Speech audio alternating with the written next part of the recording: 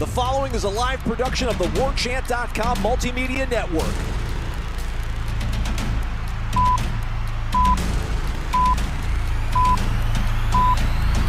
Fire up the grills and turn up the volume. Welcome to Warchant GameDay, presented by Zaxby's of Tallahassee. He is off, one man to beat, cuts it back. He landed on somebody.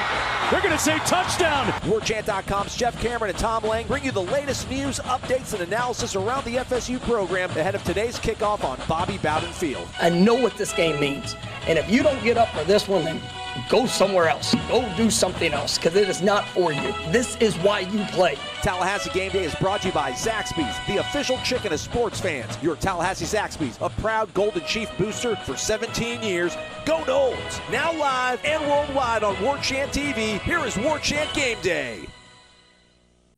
It is game day, folks. Come on in. Let's do this thing. It's finally time. Welcome in. Warchant Game Day, Tallahassee Game Day, Game Day period, brought to you by our dear friends at Zaxby's. Right off the top, let me tell you, pregame, postgame, no game at all. Anytime is the right time for Zaxby's platters. Just as long as you're hungry, feed your team with a choice of traditional or buffalo fingers. Of course, you always got boneless or traditional wings as well. If you're having trouble deciding, get the best of both worlds with the sampler platter, and don't forget that world-famous sauce. Satisfy your chicken craving with Zaxby's platters. Order online or in the app. Your Tallahassee Zaxby's, a proud Golden Chief booster for now 17 years. That's right.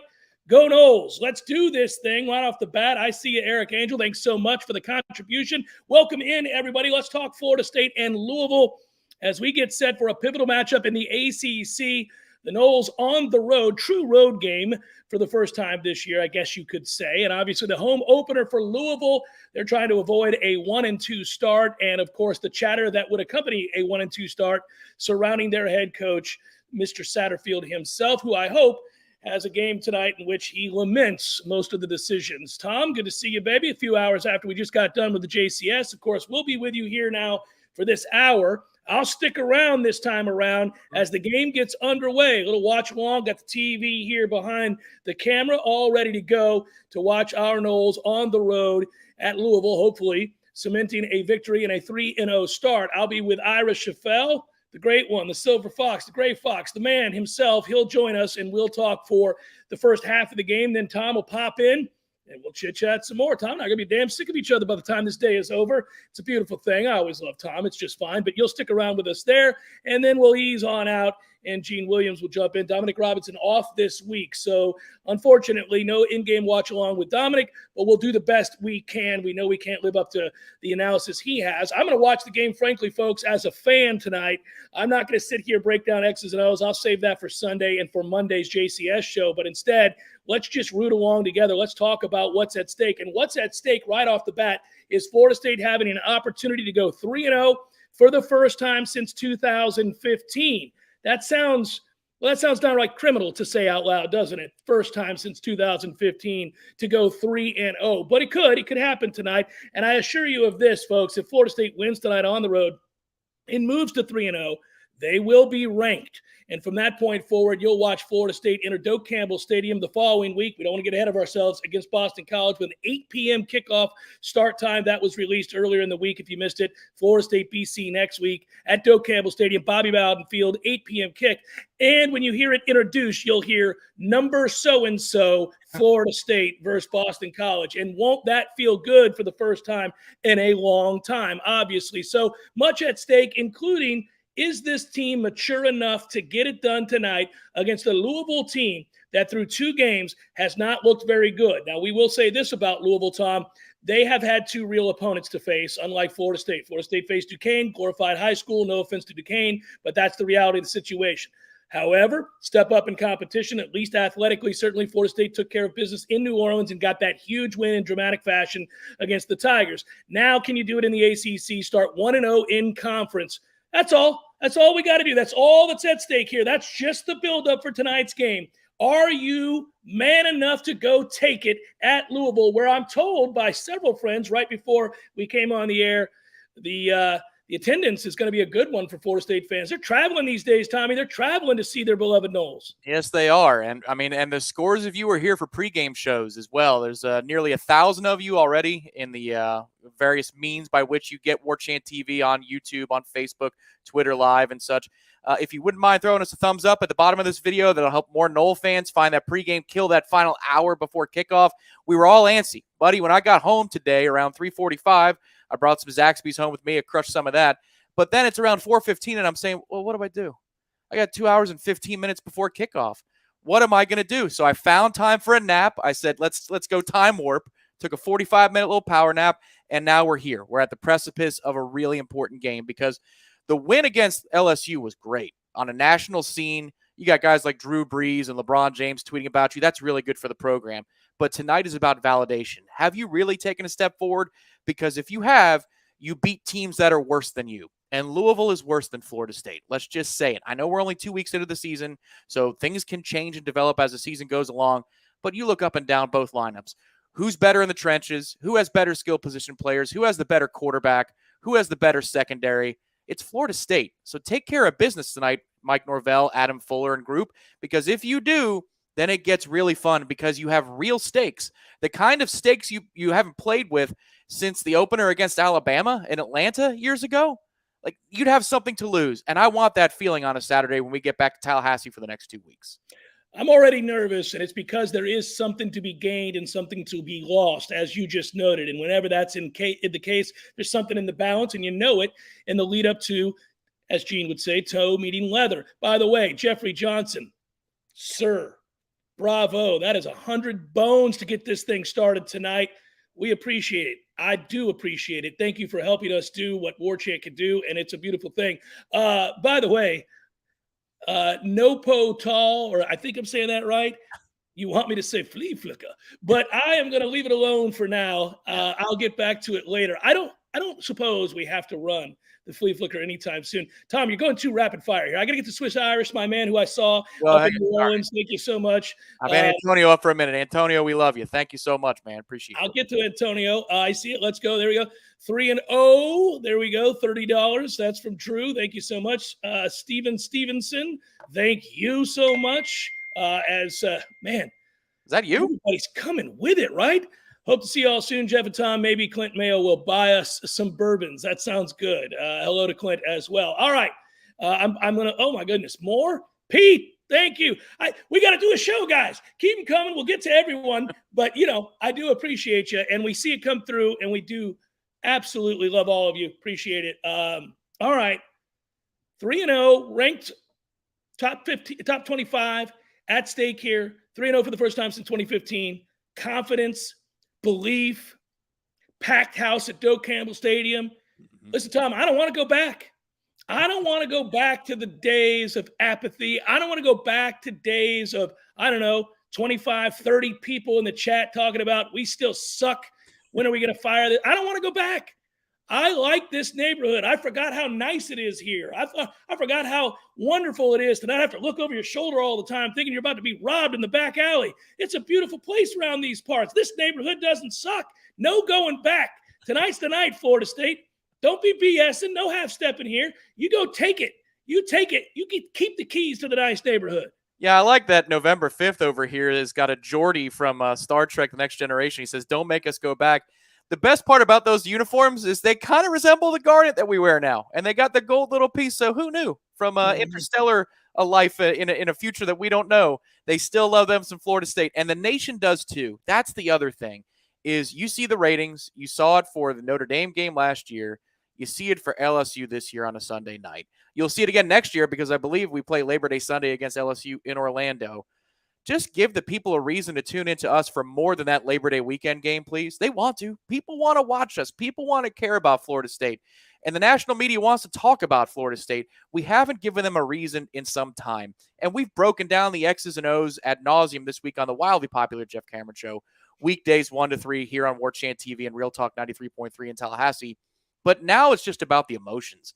I'm ready to go tonight. Louisville, defensively, they've got a lot of weaknesses. They can play it one way or the other, and we'll see which way they choose to play. Is it aggressive or is it lay back? But what FSU has to do, because I believe they're going to move the ball between the 20s no matter how Louisville lines it up, is you can't come away with zeros in the red zone. That's the key tonight. I think if you have as much trouble finishing when your goal to go tonight as you did in New Orleans against LSU, you're probably not walking out of there with a victory. So that's the number one key to me. But it's all right now about that emotion, because we want to know that we're closer to arriving back to a place that we recognize. We've been in this unrecognizable territory for the better part of 6 years, worse so than my time when I was a student in the lost decade. I thought that's as bad as it gets as a Florida State fan. I was wrong. To undergrads who are seniors right now, fifth-year seniors at that, I'm sorry. You guys don't know what it's like to be in this town when there's real energy. I hope in your final year on campus, we win this game tonight so you can get a taste of Doak on a Saturday night against Boston College next week. And then if we handle business in that game, when Wake comes to town, you can feel it yet again, because it's been a minute. For those 22-year-olds, they just don't understand. Let's make them understand this year. I often forget that, and it's something that is truly unique and special about college towns, but especially college towns that feature programs that are part of the hierarchy of big-time college football. And Florida State has been that in my lifetime. They were that when I was a student. They were that period throughout the 90s, obviously, when I broke into the media game and became, career-oriented. This is what I wanted to do. And, in those days, Tom, I talked a lot about our on-site broadcasts like the ones we do now at Indigo for home games, and what a wonderful setting that is, right? What a backdrop we have when we do the show from Indigo. And I always think that you can feel it in the air. There's a buzz, there's an electricity, there's a feeling, a sense of togetherness of a community.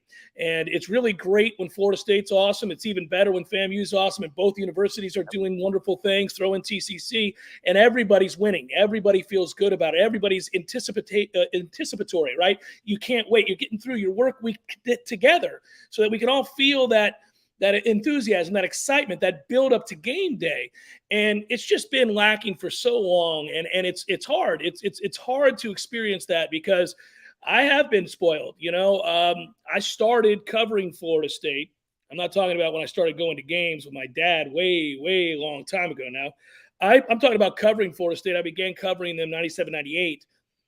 And those were good times, man. And you really did think it was going to last forever. And not long after that, obviously, we saw a downfall. The lost decade began. And then Jimbo brings it back to prominence, and Florida State wins another national championship. You and I are together out there at the Rose Bowl back-to-back years. Just an amazing experience.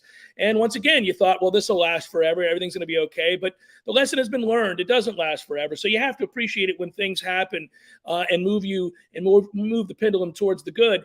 And here's the thing. I think tonight with a win, you'll start to feel that nervous energy again that we're referencing, because you'll realize, oh, happy days are here again. And maybe Florida State, now they're not national championship caliber, but when you have a sense that things are moving in the right direction, you can withstand seasons to that end, right? You're moving that way. You know that this is the buildup to greatness. You know that 8 wins becomes 10 wins, becomes 12 wins, becomes an opportunity to win a national title. I want this to be that year. We don't want to wait another year. I think fans are obviously very patient given the circumstances Florida State found themselves in, but patience only lasts so long, and folks began to get fidgety. And I think a loss here tonight, we fall back into the, I guess we're not ready yet. That may or may not be true, but that'll be the feeling. If Florida State falls tonight, you'll have to wait a while, because you'll probably turn around and win next week at home against Boston College. Then you'll be 3-1, but folks will still feel a little bit downtrodden because of the result tonight if it doesn't go our way. And then they'll be building themselves back up to the Wake Forest game. I don't want to do that. I don't want to fits and starts. I don't want that. Can we go ahead, take care of business tonight, win on the road, go to 3-0, and be able to say most assertively, Florida State is a good football team. Maybe not great, but a good football team. Yeah, I'd say too, Ryan, that's a good point. When's the last time in week 3 the fan base was actually still hopeful? It was probably 2016, because we hadn't played Louisville yet. But then once that game kicked off at noon in this building that we're going to play in tonight, it only took about 15 minutes of real time to realize there was a problem afoot. And I got to give you credit, buddy, because you had called that on Monday of game week. For those that don't tune into the JCS, you were dialed in that there were some problems underneath the surface and the facade of FSU football way back then. And Louisville could have hung 100 on us if they wanted to. They pulled off the gas a little bit in the second half, which was an interesting move by a Petrino. You don't really see that very often. But since then, too, you've had a pretty good feel for how FSU is going to fare, specifically in the Louisville game. It's a weird one. You think it might be a rivalry game or something like that where the finger is on the pulse. But Louisville is always the week where I shut up and I say, how do you feel? Because, you're batting 1,000, it feels like, over the last 6-7 years. And you actually, spoiler alert, feel pretty good about this game, which makes me feel a lot better. I feel good. I don't feel the same certainty, though, that I felt, unfortunately, about that fateful day when we got blown out by Louisville. I didn't see a path towards victory for Florida State that day. I think Florida State wins. I'm picking Florida State to win the game. I have all week long, but I don't have the same degree of certainty that I had back when I made that prediction. And that's not me being soft or afraid to step forward and give an opinion.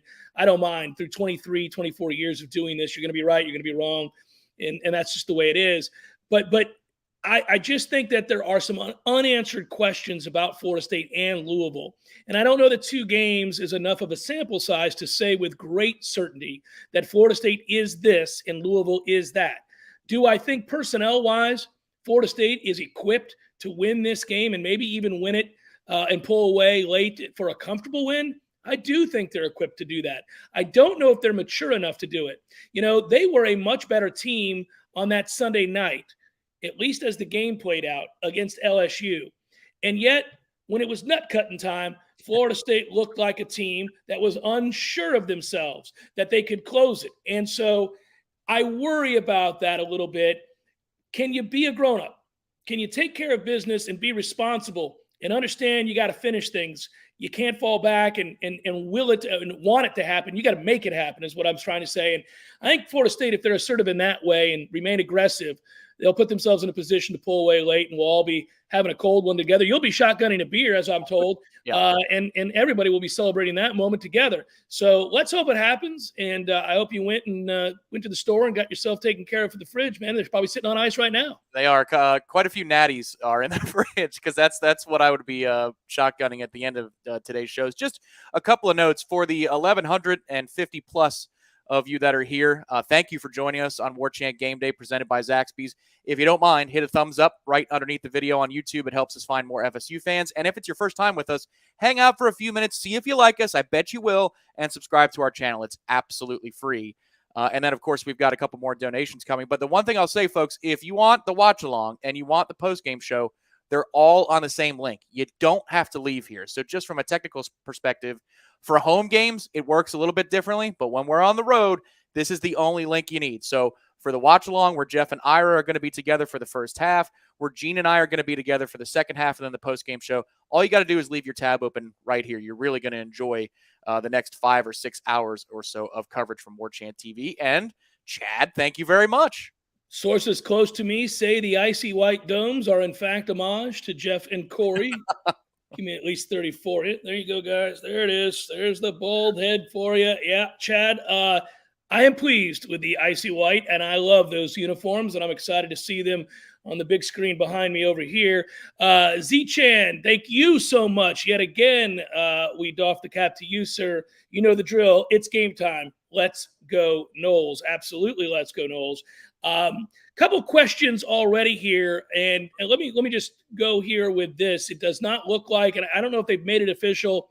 I'm not overly concerned about getting in trouble here, but I do not believe that Fabian Lovett's going to give it a go here, Tom.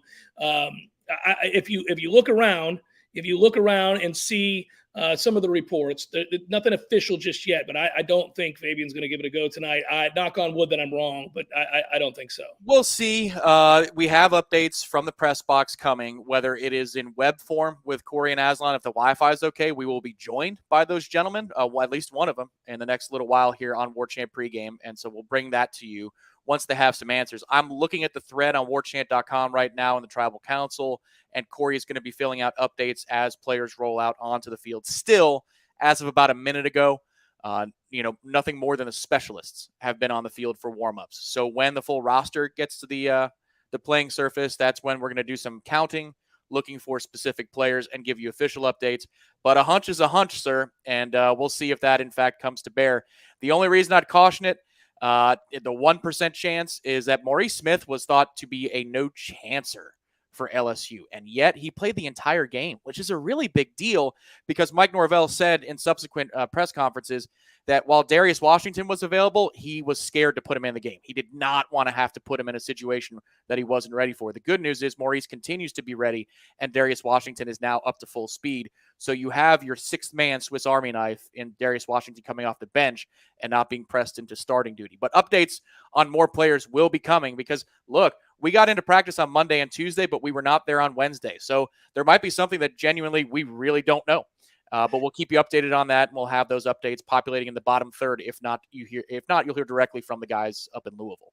Well, and we go into this, and you're right. That will be an official at that point if Corey is able or Aswan is able to confirm that he is not out there. Then so be it. We will know officially.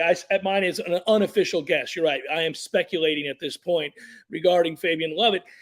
That is problematic, by the way. He is our best defensive player. He is an elite defensive lineman in this conference. I think he's an all-ACC player for sure. He's the kind of guy that can wreck a game plan. And remember, they have a new starter at center, does Louisville. So I was really looking forward to that. If that doesn't happen, I'll just say this. Florida State's deep at the position. Could be a night for Big Coop to have himself a day. Let's hope that is the case. Florida State has bodies there. You were very, very impressed all camp long with Joshua Farmer. Yes. He's another guy who could have himself a big day. Added responsibility to some of these guys if, capital I, capital F, Fabian Lovett is not playing.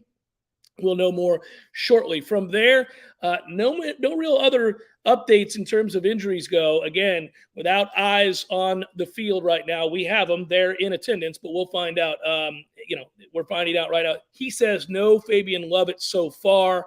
Half the team is out on the field for the Noles currently, but not a lot of the linemen are out there. The quarterbacks, the running backs, and the wide receivers are there. So that's what we've got so far.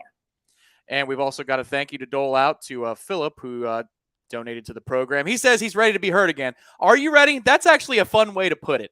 Are you putting your hopes and your desires and your feelings and your aspirations for Florida State out there again that you can be genuinely hurt by a loss tonight? Or are you still on the defensive a little bit? I'm watching them warm up right now on the screen. They've just cut to it. And a little countdown to kickoff makes me nervous on the big screen, Tommy. Makes me nervous. I just saw it while we were talking. I'm watching our guys go through warm-ups wearing sweatshirts. I'm like, oh, looking good, boys. Looking good. Just seeing the garnet and the gold, just seeing these guys in warm-ups have me pumped up tonight. That's my answer. That's my answer to what was just posited right there. I am ready to be hurt because I've seen camp. I saw the spring. I saw the fall. I watched how much better they looked.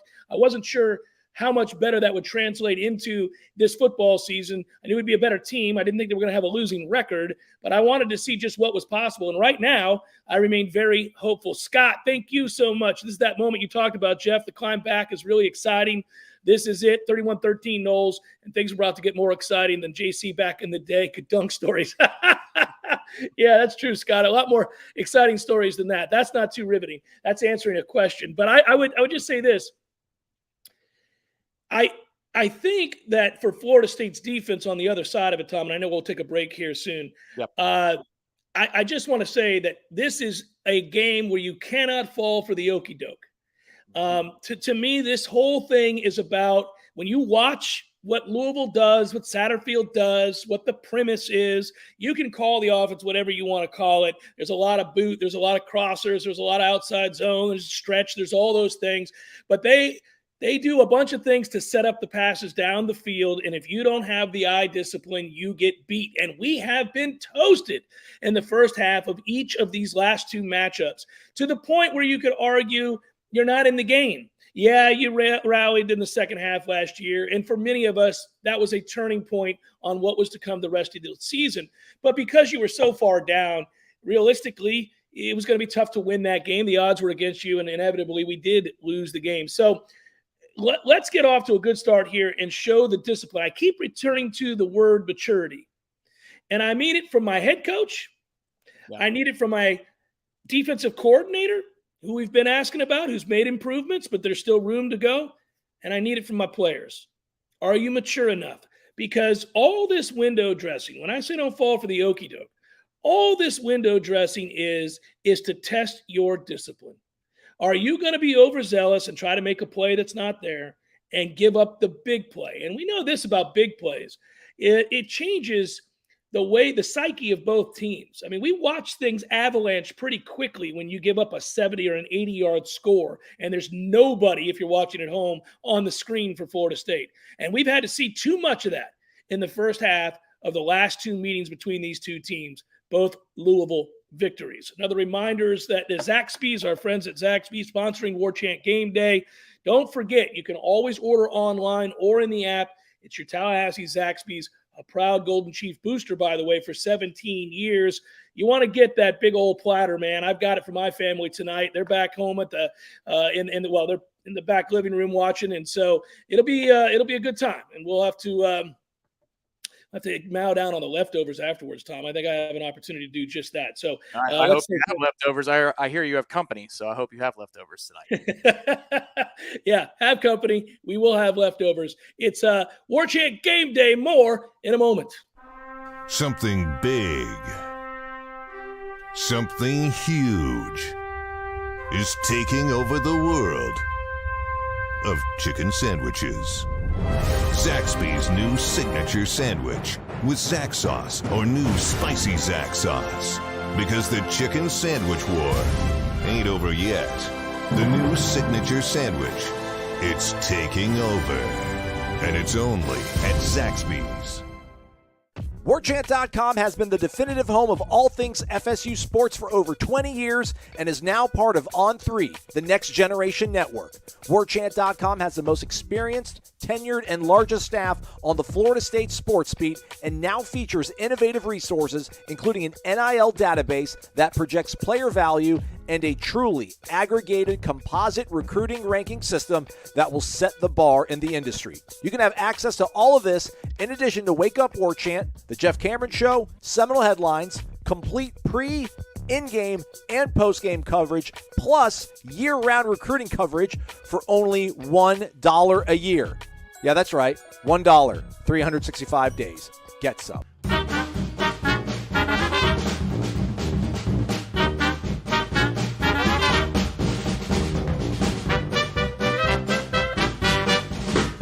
There are no words to describe the perfect pairing of Zaxby's hand-breaded fingers and our 12 delectable sauces. But there is a sound, and that sound is The Zaxby's Chicken Finger Plate with endless sauce abilities. Only at Zaxby's.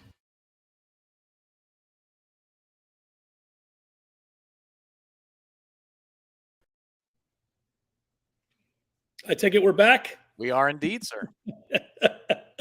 Good to be back. Warchant Game Day right now, brought to you by Zaxby's. If you didn't know that, then you're not paying attention to the 5 minutes of Zaxby's commercials in between segments. Well worth it, sir. Yeah. No, man. Briley, don't get nervous, baby. This is what happens when you matter. And we want to matter. Yeah. We want to matter. We want to matter again. I miss the days of feeling the nerves and the anticipation surrounding big games because, again, when you have something to lose, it means you're a program of significance. So, you know, when we're sitting there at 2-2 or 3-5, you're nervous because you'd like to win, but really doesn't mean anything. Florida State at that point isn't doing anything of note. Right now, you got a chance to get to 3-0, and you want to believe we already care. You're probably invested because they made you proud against LSU. And you're here right now watching us. So I know you want to believe and you want to buy in and you want to celebrate a win tonight. And I think the guys will be obviously sky high to play this game. They've had plenty of time to rest up for it. And let's not forget about another factor here. Not only has Louisville pasted Florida State the last 2 times they've faced them, but Florida State has also been on the wrong end of several cheap shots from Louisville. And one of them, obviously, unfortunately, heartbreakingly so, cost Dennis Briggs his season last year. And it was ugly, and it was intentional. And I don't care how that is phrased or framed by their head coach. It was a cheap shot, and we all saw it. We all know it. Anybody who's played the game can watch that play and say, I know what he was doing. And I would think, now listen, fans get much more excited about pregame chatter, about stuff online that players might say than players actually do about to play the game. But players do take note of their teammates being hurt intentionally by an opposing team. And they do take note when it's the same team more than once.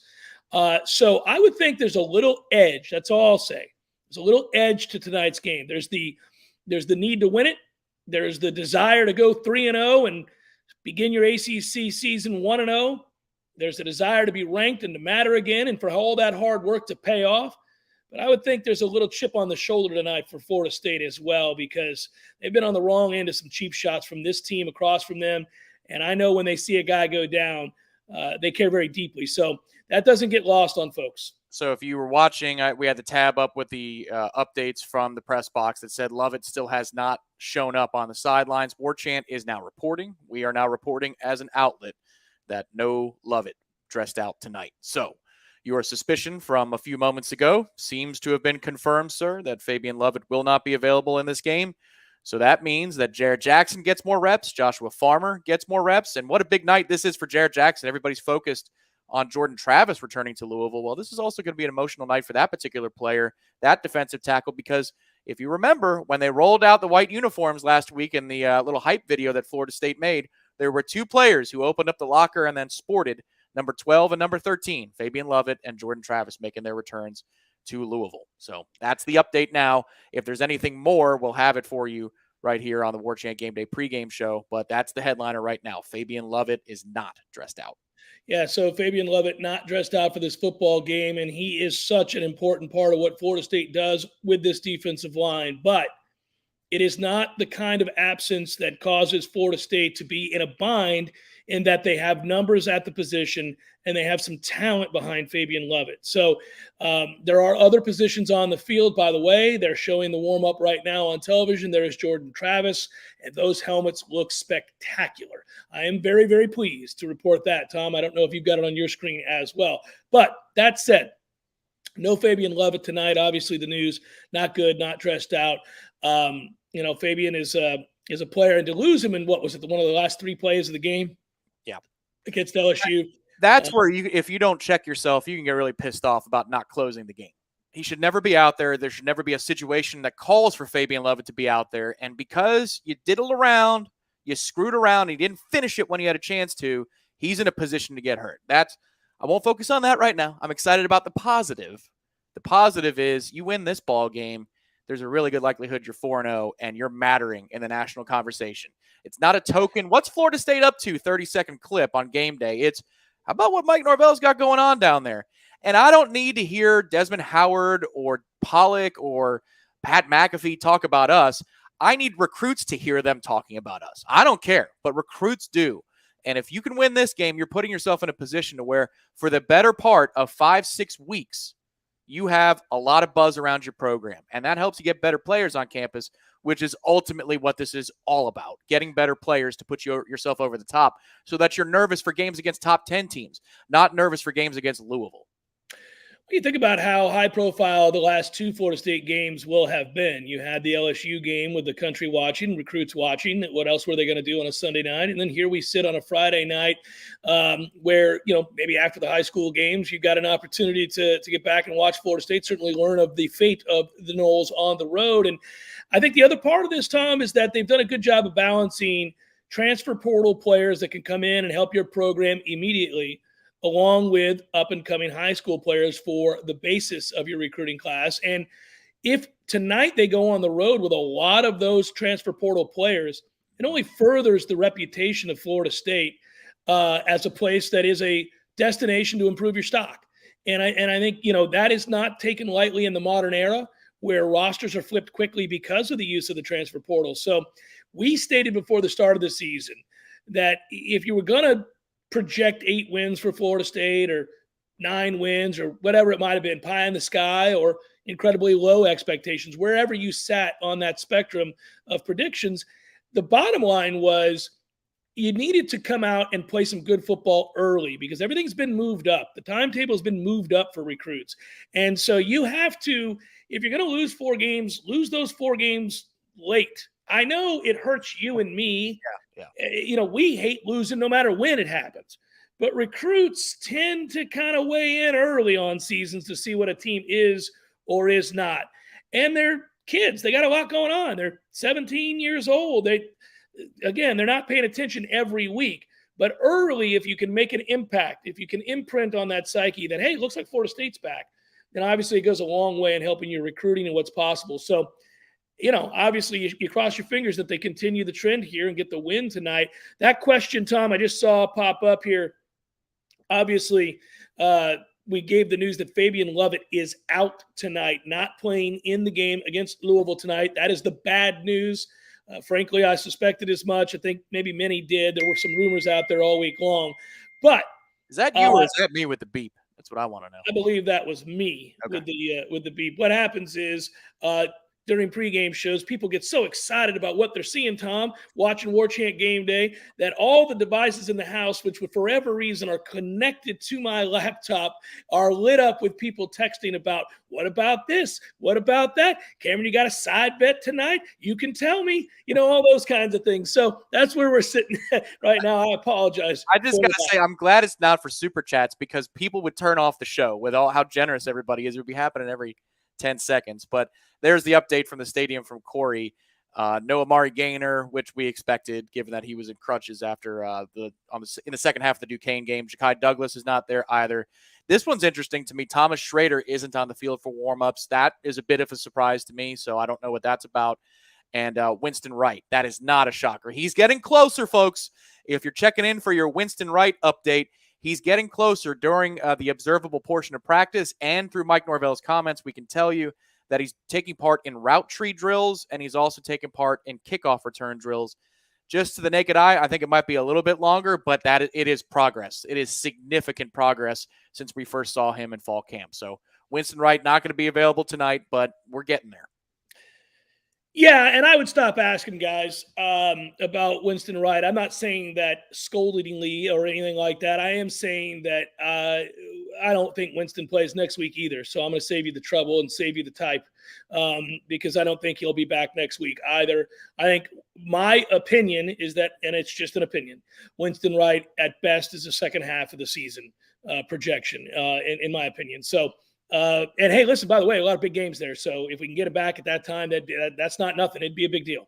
So Sean, to answer your question, what's going on, Sean? Why have we not heard about Ja'Kai? He was seen to sling on Pittman's channel, but we haven't heard anything. Look, man, it's almost like privileged information. Unless Mike speaks about it, we can't talk about it. So derive what you will from an obvious video source that tells you that somebody is in trouble physically. But until Mike comments on the matter explicitly, we have to say, I'm sure you did see him in a sling on Pittman's channel, but we can't talk about it. So there's not a lot we can. It's that our hands are tied on that one. I will say this: when we go down the path of talking about injuries and talking about where the team's at, and we all get incredibly disappointed to find out that one of your best players in the form of Fabian Lovett is not playing tonight. But in truth, I think Florida State's pretty healthy when you think about where the injuries have occurred, to which segment groups, and the depth in those areas. There are some places where if you lost a guy, you would be very, very concerned. And most notably, I'd tell you, I don't even want to say it and put it out in the ether, but there's a couple positions that if Florida State lost a guy, I would have grave concerns. I love what Fabian Lovett is as a player. I love the what for he plays with. I love what he means to this team, and I love his talent. So there's a lot of things about him that you're going to desperately miss. That being said, I think that you're pretty good behind him. You're all right behind him. There's some guys that they're not as dynamic, but they're good football players. And I believe tonight they'll hold it down against the Louisville rushing attack. Now, this game is, we're going to talk about the game itself. It's an easy game to break down. And I don't mean that as I know what's going to happen. I mean that as, Tom, I just think they're going to throw the kitchen sink at Florida State. It's a desperate Louisville team, and I think that you got to turn to your best player. You think players, not plays, when you're desperate. And in my opinion, and really you should think players, not plays in general, especially when it's crunch time. And I would say right from the jump tonight, it's crunch time for Louisville. They can't afford to go 1-2. They can't afford to start 0-2 in the ACC. They can't afford to lose their home opener. So to me, again, it's about Malik. He's your best player. They're going to utilize him in a lot of ways. They already do per the offense. If they just run their offense and stop trying to make him a drop back passer, if they get him out of the pocket with these boots and rollouts and the things that they do, all the misdirection stuff, they get those stretch plays going, run those crossers, he pulls it back, throws it down the football field for big plays. They've been doing that for last 2 years. We've seen him. We know exactly what the offense is. Yep. They're going to do that tonight, and they're going to see if Florida State's disciplined enough, and then they're going to run him. If Florida State is disciplined enough to shut it down in the passing game, they're going to run him. So the hope is you hit him hard, you hit him often, you hit him early, and maybe it's to the echo of the whistle. Yeah, well, I think that would only be retribution. That's not Malik's problem, but he might have to answer for somebody else's problem or the coaching staff's problem, because there's no doubt anytime you turn on a Louisville game, there's stuff after the whistle, or there's a backside crackback that's helmet to helmet, or there's just something where you go, that's what you're about. And if it happens game after game after game, that's a trend. And that's something that has to be answered for. But in any regard, you look at that offense and Malik's numbers in the last couple of years compared to the way he's starting this year. They miss the receivers. They just don't have the playmakers on the outside. So do us a favor if you're one of Florida State's corners, because if Adam Fuller runs the same scheme that he ran against LSU, you're going to be on islands. Don't turn those kids loose. Don't give them a reason to believe in a way that they don't believe right now.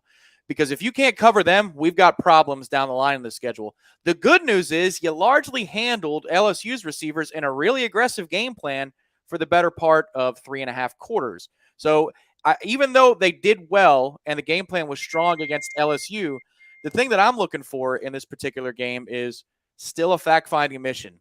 Are we average at corner? Are we below average? Are we above average?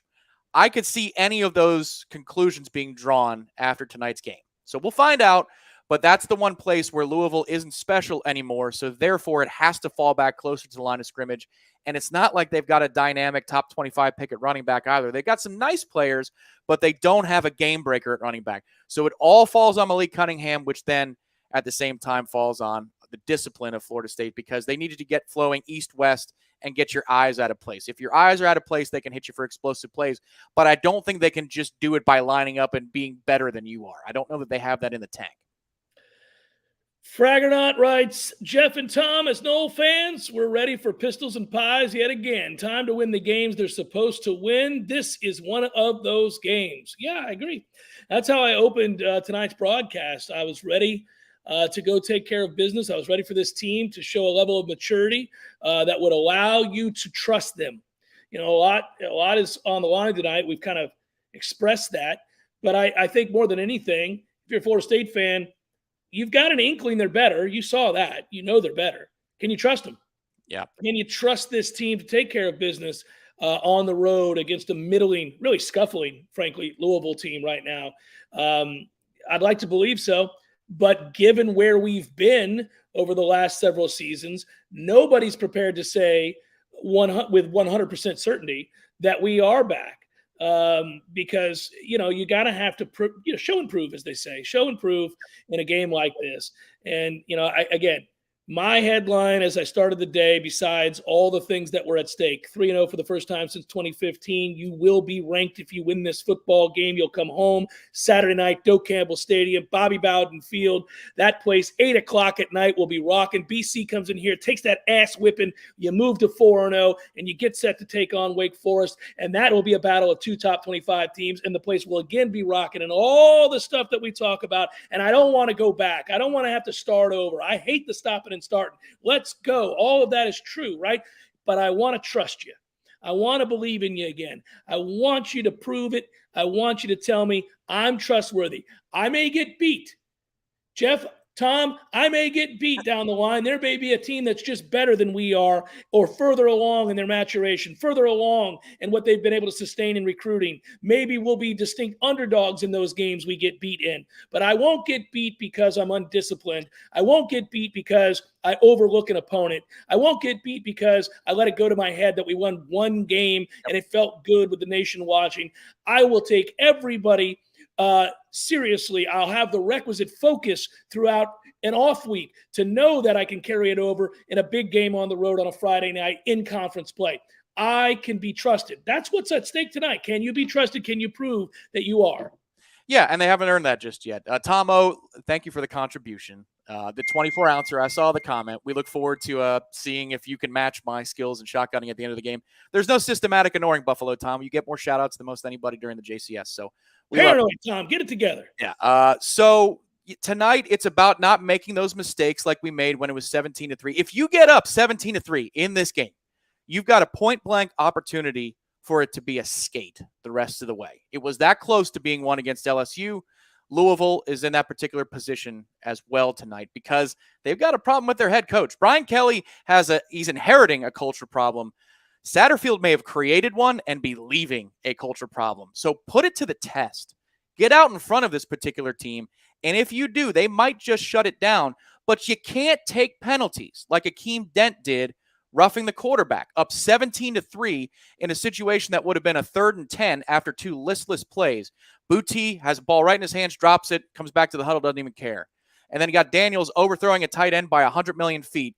And that's what happens. 15 yards on that play. Then Jamie Robinson has his hands in the wrong place when it's going to be an incomplete pass anyway.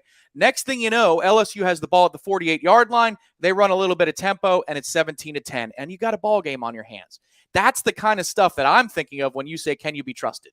Can you be trusted to close out a game? That's the next lesson.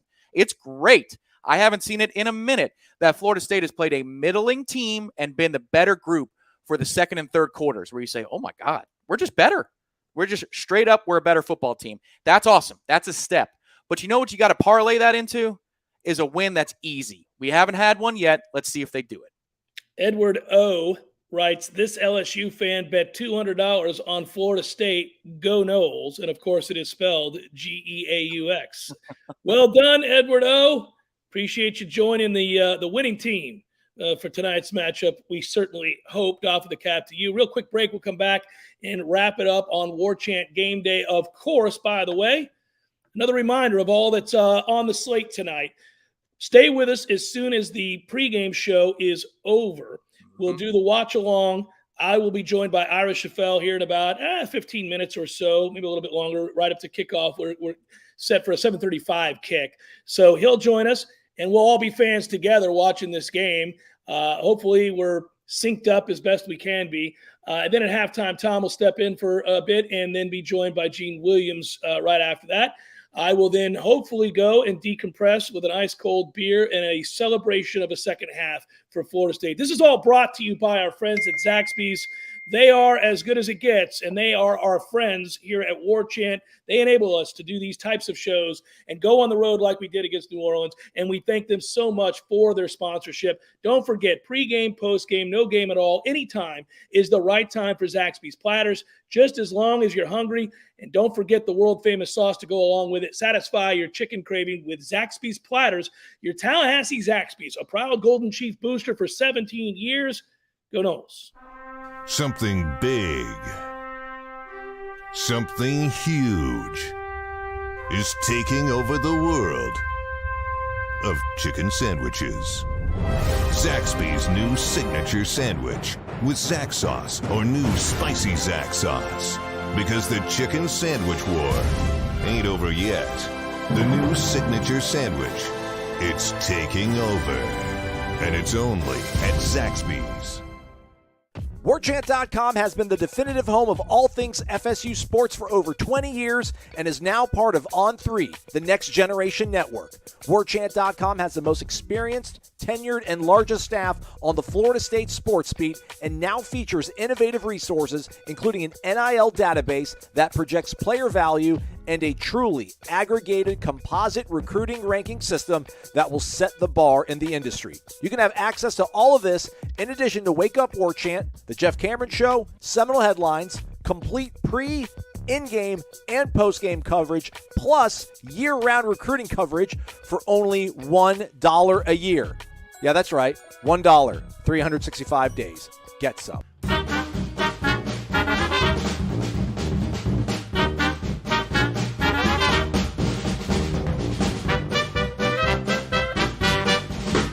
There are no words to describe the perfect pairing of Zaxby's hand-breaded fingers and our 12 delectable sauces. But there is a sound, and that sound is The Zaxby's Chicken Finger Plate with endless sauce abilities. Only at Zaxby's.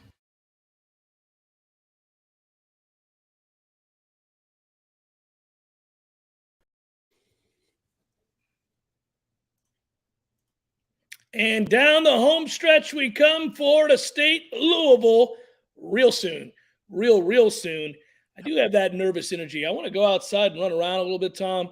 Probably have to end this at about 7:28 before Ira comes in. I got to get some jumping jacks, some push-ups, perhaps grab the kettlebell, get to work here. I need to get a little something going here before this thing starts and work out the nervous energy. I also got Pirates Mets on off to the side over here, just so you know. I'm going to watch the Buccos take down the Mets tonight. So, there's just a lot going on. I certainly hope not on TV too. I won't focus on that. The hard part, just a very, very small deviation about playing a bunch of scrubs is you can never be happy with a win. That's what you're supposed to do.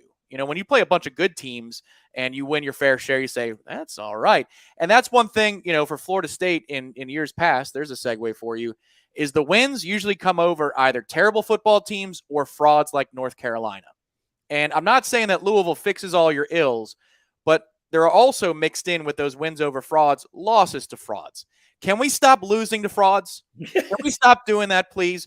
Because if that's true, that Florida State will, you're going to win not only tonight, but your next game. But it all starts with tonight. This is a huge domino to fall. We all said before the season started that we would take 2-1 and run with it. Well, I agree. If you promised me that it was like deal or no deal before the season started, I probably would take 2-1 and I wouldn't risk it. But now we're here. You're 2-0 with a chance to be 3-0 hosting Boston College at 8 p.m. on a Saturday night at Doak, where the fan base is going to be fully engaged in September for the first time in 7 years. This is all at your fingertips. It's within your control. If Louisville had receivers like they did last year, I'd be nervous for different reasons, because I would say there's a really good chance we just don't win this football game. They've got too many weapons, and this is going to be a score fest, and I don't know who's going to get the most stops. But you just look at the tail of the tape, and I know it doesn't work out like that all the time in college football. See last weekend, but you look at the tail of the tape, and for the first time in several years, it's Florida State and Louisville, and you feel better about the Florida State side in the two deep, top to bottom. Yeah, I just think you got to be smart. I think, you can play with a great deal of intensity and emotion, but you can't cross the line. And I talked about how tough of an act it is, high wire act it is, because on the one hand, football's a game of physical intimidation and machismo, and there's an awful lot of aggression, and you have to play with all those things in order to be good. And when you're angry and you're intense because you're playing a team that's cheap shotted you each of the last 2 years, then there is a tendency to maybe take unnecessary risks to exact revenge. So it's a tough task, but I think it can certainly be done, and mature teams do that. And there's that word again. I continue to come back to it. Pick your points, pick your battles, pick your moments. Come in here focused, execute the game plan, get yourself in a position where, Tom, I liken it to baseball games when two teams have a nasty history. The time to perhaps make an effort to exact revenge is when it's 7-1 in the eighth and nobody's on and 2 outs. Right. Oops, that one got away from me. Sorry about that. So, that's what I'm hoping happens tonight, where you're watching a game and maybe we're in a position collectively as a fan base, and the Noles are up 30-6 with 5 minutes to play. And, ooh, that was a little late. What a shame. God, he seems a little shaken up. That's definitely a penalty. We earned that one, guys. Maybe that happens. One of my favorite parts, and maybe it does, and maybe you're rooting for it. I don't know. I can't tell if you're rooting for it or not, but maybe you are. One of my favorite parts is when we're good, you get things like we've gotten in the last half an hour, which is Ingvar is in here from Russia. He's been a member of the chat for a long time. A gentleman named S.A. or a lady named S.A. from Australia. We've had Noles logging in from Okinawa. My buddy Tyler's in Venice. When we're good enough, it doesn't matter where you are on this planet. You're going to make sure that for the 12 Saturdays, or in this case, a Friday night, you're going to find a way to watch your Noles. And I don't think that was the case last year, just a guess. I don't think it was the way the year before or the year before. It's nice to see people caring about the Noles and hopefully being rewarded for it. I'm a Nole, Jeff. You are too. We love the program. We love the city of Tallahassee. We want to see it do well. When the Noles win, the city of Tallahassee does well. But just on a level for people who have been broken, their spirit has been broken the last 5 years. Not like this tonight, guys. Not like this. Finish in the red zone. Don't turn the ball over. Don't take stupid penalties. Special teams, just be average to above average. Don't be abysmal. All of these little things are the recipes for FSU losing tonight. I don't think it has anything to do with the trenches. I think it's got to do with those other situations. So please allow people's faith to be restored a little bit more this night because it's been so long. Yeah, and Tom, I will say this, and I'm not being in any way a defeatist.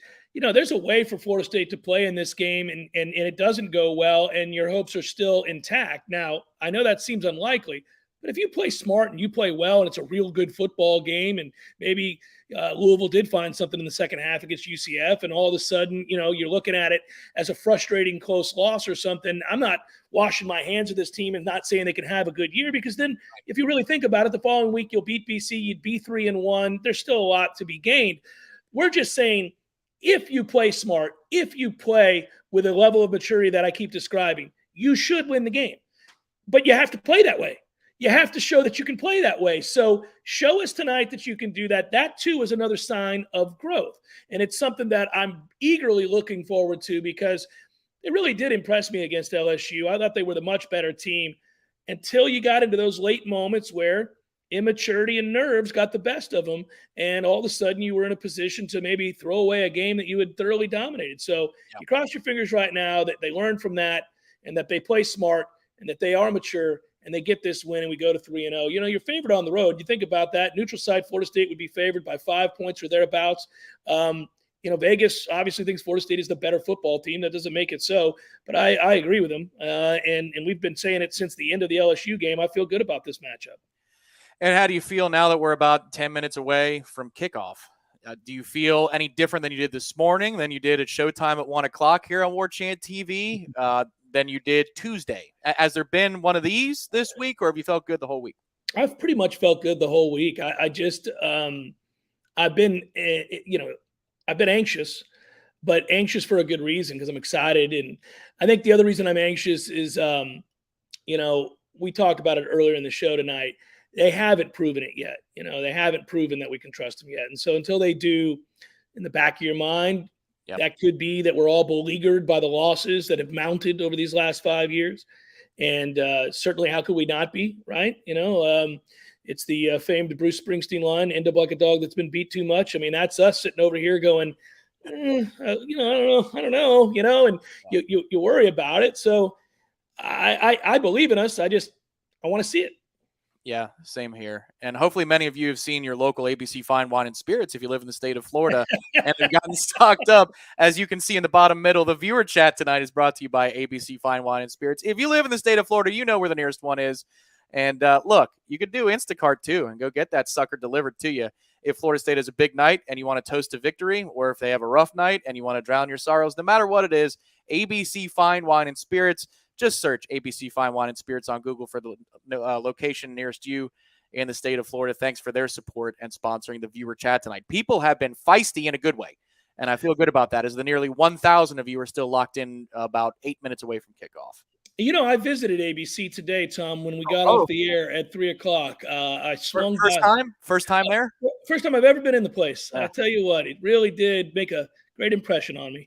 I walked in and Ashley behind the counter said, "Good to see you again, Jeff." And I walked over. I kid, kind of. But anyhow, I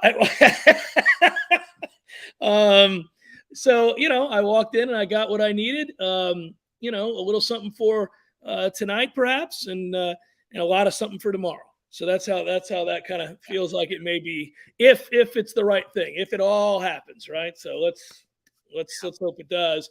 I know in the interim, here we are. They're showing Florida State is 7 minutes and 34 seconds away from kicking it off. And I see Jordan Travis in those sweet all-white unis stretching right now on my TV screen. They're showing plays for which Florida State was able to execute consistently well against LSU. And every time they show one of those plays, I'm reminded of the command that Jordan Travis showed in that game against LSU, and how he seemed to have an answer for every look that LSU gave him. And let's hope tonight, I think he's going to see Louisville bring a lot of pressure, because I think they have to.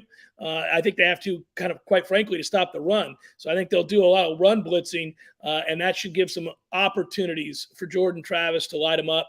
And I also think they'll get Jordan Travis out of the pocket and utilize his legs tonight in a way they didn't in the last game, because they didn't have to. But I think they will tonight. Yeah, to me, again, just this box score could read a lot of different ways tonight, and it's all based upon what Louisville wants Jordan Travis to do with the football. He's smart enough to handle the situations behind the line of scrimmage when it's a read or a give. Was he perfect in that regard against LSU? No, but he was pretty good. And then if it's they want to stop the run and force in the pass, I mean, he proved against LSU that he's capable of doing really good things. Professional-esque quarterback things. I didn't say NFL. I said professional-esque things, in the pocket. So if he does that again tonight, and he shows that ability again tonight, it's a pick your poison for Louisville. We'll see. But the one thing that Louisville has not faced with any consistency through 2 games is somebody who can throw the pitch and catches when Louisville is run blitzing. Schrader was better at it than Plumlee was. It's interesting. Yeah. That's very interesting. He's developing, by the way, Tom. That's going to be a problem. He is, but neither are as good as Jordan Travis showed to be against LSU. So whatever it is that Louisville does, we have an answer for. It's just about making sure that you stay away from turnovers. And if Florida State does that, and then they punch it in the red zone, those are the 2 keys for me. I am interested about the corners as well. That's something that I'm less concerned about as the week goes along, but I'm still concerned about. Does that make sense? Yeah, no, I've been concerned from the start of the season, Tom. I like our safeties an awful lot. I feel we're much improved at linebacker. I've talked a lot about our defensive front. So the corners are something that I've left off that list of praise, and so we shall see. Maybe it'll happen. There's about to be a changing of the guard here on Warchant GameDay for the in-game show. Our own Ira Schafel is here. So we're going to do something very professional and do a live on-air mic check with Ira, see if the sound comes in. What's up, sir? How are you? Check. 1 2 1 2 check. It sounds good. I think it's pulling off of your laptop, but it's clear enough versus your headset. No, it should be on these earbuds. Doesn't sound like it. I like how casual this is, guys. I'm going to go get a beer while you figure this out. All right. Well, while Jeff is rummaging.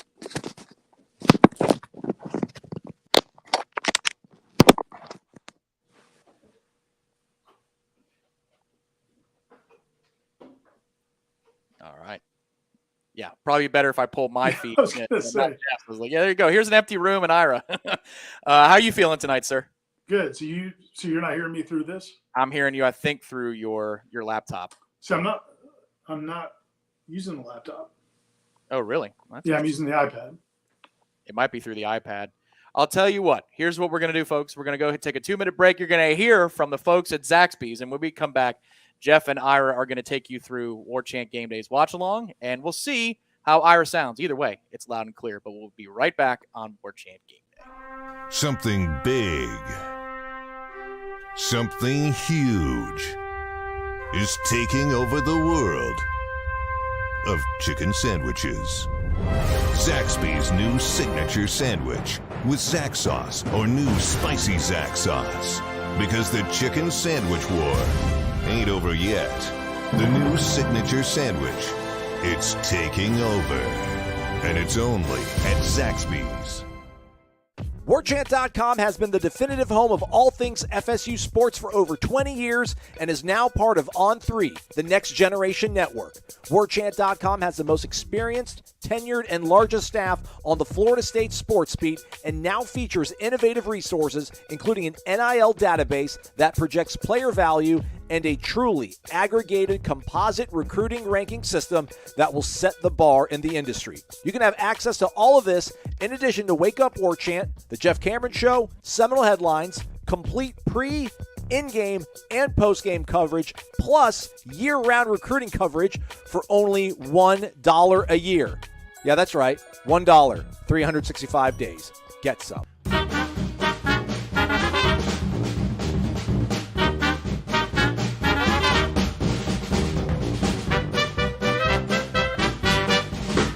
There are no words to describe the perfect pairing of Zaxby's hand-breaded fingers and our 12 delectable sauces. But there is a sound, and that sound is The Zaxby's Chicken Finger Plate with endless sauce abilities. Only at Zaxby's.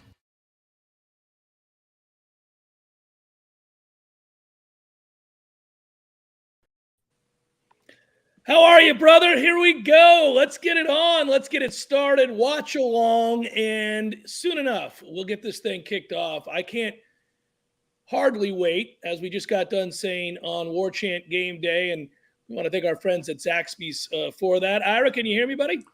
I can hear you, man. Can you hear me okay? I can. You're good to go. We're all good. So let's find out where you and I are at in the syncing of the televisions. I know that is always a thing. And I want to find out if I need to make sure not to blow it for you or you for me after big plays. If one of us is a half a second or a second ahead, that's the hardest part with this thing. I know that. So what are you seeing on your TV right now? I'm getting the end of the Farmers Insurance commercial, switching to a different commercial now. Looks like okay, I'm at the end of the commercial. Farmers commercial. I think you are a tad ahead of me. I'm still seeing the end of that Farmers commercial right now. Yeah, I'm probably 10 seconds ahead of you, something like that. Son of a. So hopefully so I'll ruin it for everybody. I'll chill. I won't. Well, you can always just pause your TV for 10 seconds and hit start again, and we go from there. So yeah, or because I can't speed mine up. No, I hear you. I'll just wait for you to react. How about that, buddy? Hey, so we talked on Monday, buddy, you and I, and before this thing gets started, where's your head at right now before we get going? Same thing, man. I've thought all week. I mean, I really just think that I think Florida State's offense is going to play well. I don't love Louisville's defense, but I do think Louisville's offense. I've seen Louisville's offense against Adam Fuller's defense the last couple of years, so I have that etched in my mind, and so I assume that Malik Cunningham at home is going to make plays, and they're going to hit some explosives, and that's why I picked, I think, 31-27 Florida State, but I still think Florida State's offense is going to play well. Not having Fabian Lovett isn't great, but I also think they're okay there. I mean, I like Josh Farmer. I like, Jared Jackson, Malcolm Ray. They've got some depth at that position. So I don't think it's the end of the world. How about you? Yeah, I still feel pretty good. I took Florida State all week long. I haven't come off that prediction, Ira. I do think that Florida State's the better team, but I think we're very similar, and I think we probably echo a lot of the thoughts and sentiments of Florida State fans who, when they see the Cardinal on the 50 there, and they see Mike Norvell looking out onto the field with that intense stare, I think they've seen too many horror shows and moments for Florida State where this hasn't gone well, in particular for what you said, which is Satterfield's offense against Adam Fuller. He's really had his way. I think it's a big night for Adam, who's made a lot of progress here. But they can't go out and be terrible tonight and expect that the confidence in him will still be there. So we're underway now, guys. You can watch along with us. Florida State on kickoff coverage. They get him down at the 22 or thereabouts. And with a penalty on top of it, and the kick stayed inbounds. So I think we're playing with house money already. Yeah, we are. I'm already excited about the fact that was in the field of play. I want to see you're ahead of me. Tell me the good news. That's holding. All right. I like it. Here we go. So minus field position for Louisville right off the bat. And, guys, you probably know, some of you folks that dive into the advanced numbers, the analytics, you know that field position's a big damn deal when it comes to trying to score 7 points. And to adversely affect yourself right off the bat with a hold at home and take away any kind of field position is a great start for Florida State. And, by the way, that's a special teams plus for the Noles to begin the night. And it's kind of emblematic of what this Louisville team has been. They've been really undisciplined the first couple of weeks. They've had a lot of penalties. And so it's not shocking that they would come out right out of the gates with a penalty on special teams.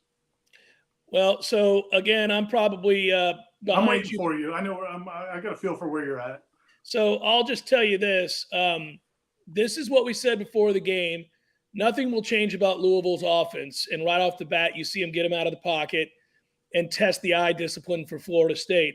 They run all that stretch in those boots, Ira, over and over again. And, we've watched that happen time and again. Yeah, Kalen DeLoach comes free there and puts a little pressure on him, but then, Malik is not accurate with the throw. And again, that's kind of what you're hoping for if you're Florida State. You don't want to get him to get into a rhythm. They come back and run it on second down and get some positive yards, but really that's, the key for Florida State is getting him to feel uncomfortable so he doesn't get into a rhythm, I think.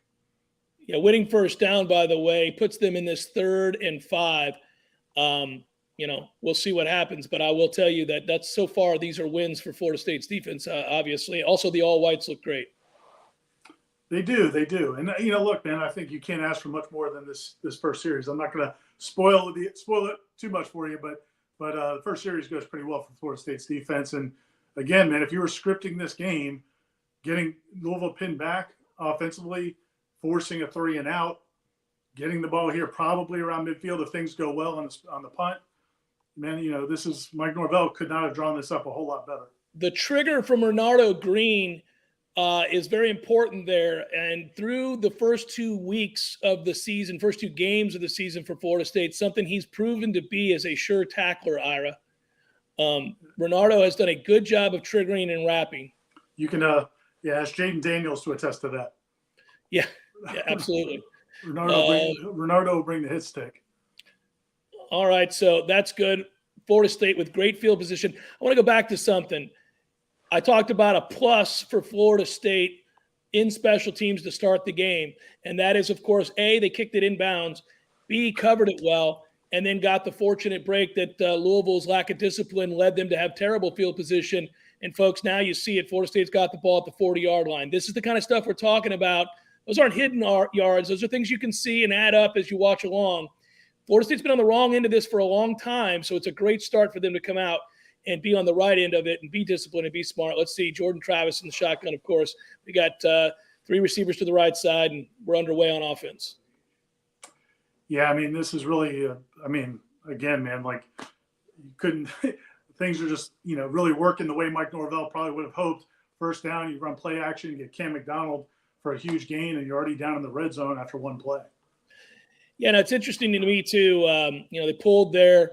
And Louisville bites on that run. I'm sure all week long they were told that Florida State's going to want to come in and play bully ball. And they pull it in there on the play action, like you said, and get the big play. Yeah, I'm curious to see, man, how Louisville handles this whole week. They are 1-1, but they kind of feel like a team that's heading down. You talked about it on your show and on pregame that the vibe at Louisville has not been very positive for Scott Satterfield. So if you talk about what you're hoping for in this game for Florida State is to get a lead to kind of put some game pressure on Louisville and see how much they really want to be there. Well, and it's a chance. It's well defended, by the way. That's a great play by 22. He closed quick, by the way. Yeah. And that's also a good read because I think that play is there. And Emmanuel missed a block, but that's no big deal. We'll find out what happens here on 3rd down. Florida State with an opportunity, hopefully going to convert here. It's 3rd and long. And remember, against LSU, 3rd down was a money down for the Noles. That was another big step forward for this offense and for Jordan Travis. Yeah, Louisville's going to bring pressure here on 3rd down, and it looks like it's almost going to get home, but this is where you see Jordan and his elusiveness is so impressive and calmness because he scrambles out of the pressure, rolling to his left, and still makes a throw. And now you're, 1st and goal, which is just a nice pass to Johnny Wilson, a nice catch. It was pretty contested. Frustration for Louisville there. They do everything right. Yeah. They get Florida State in 3rd and long, and that's just Jordan Travis being Jordan Travis. And it's amazing. That is a good catch, Johnny Wilson. There you go, baby. It is amazing to that's a catch for sure. To just watch the difference in Jordan Travis, though. Again, you remember it. I would have liked to have seen us ready to snap here as I get somebody off late. I'm going to wait to see your reaction. I'm hiding. You're seeing my poker face right now, buddy. That's a touchdown, kids. Yeah. And look who it is. Yeah. Oh, I guess I got to give my man credit.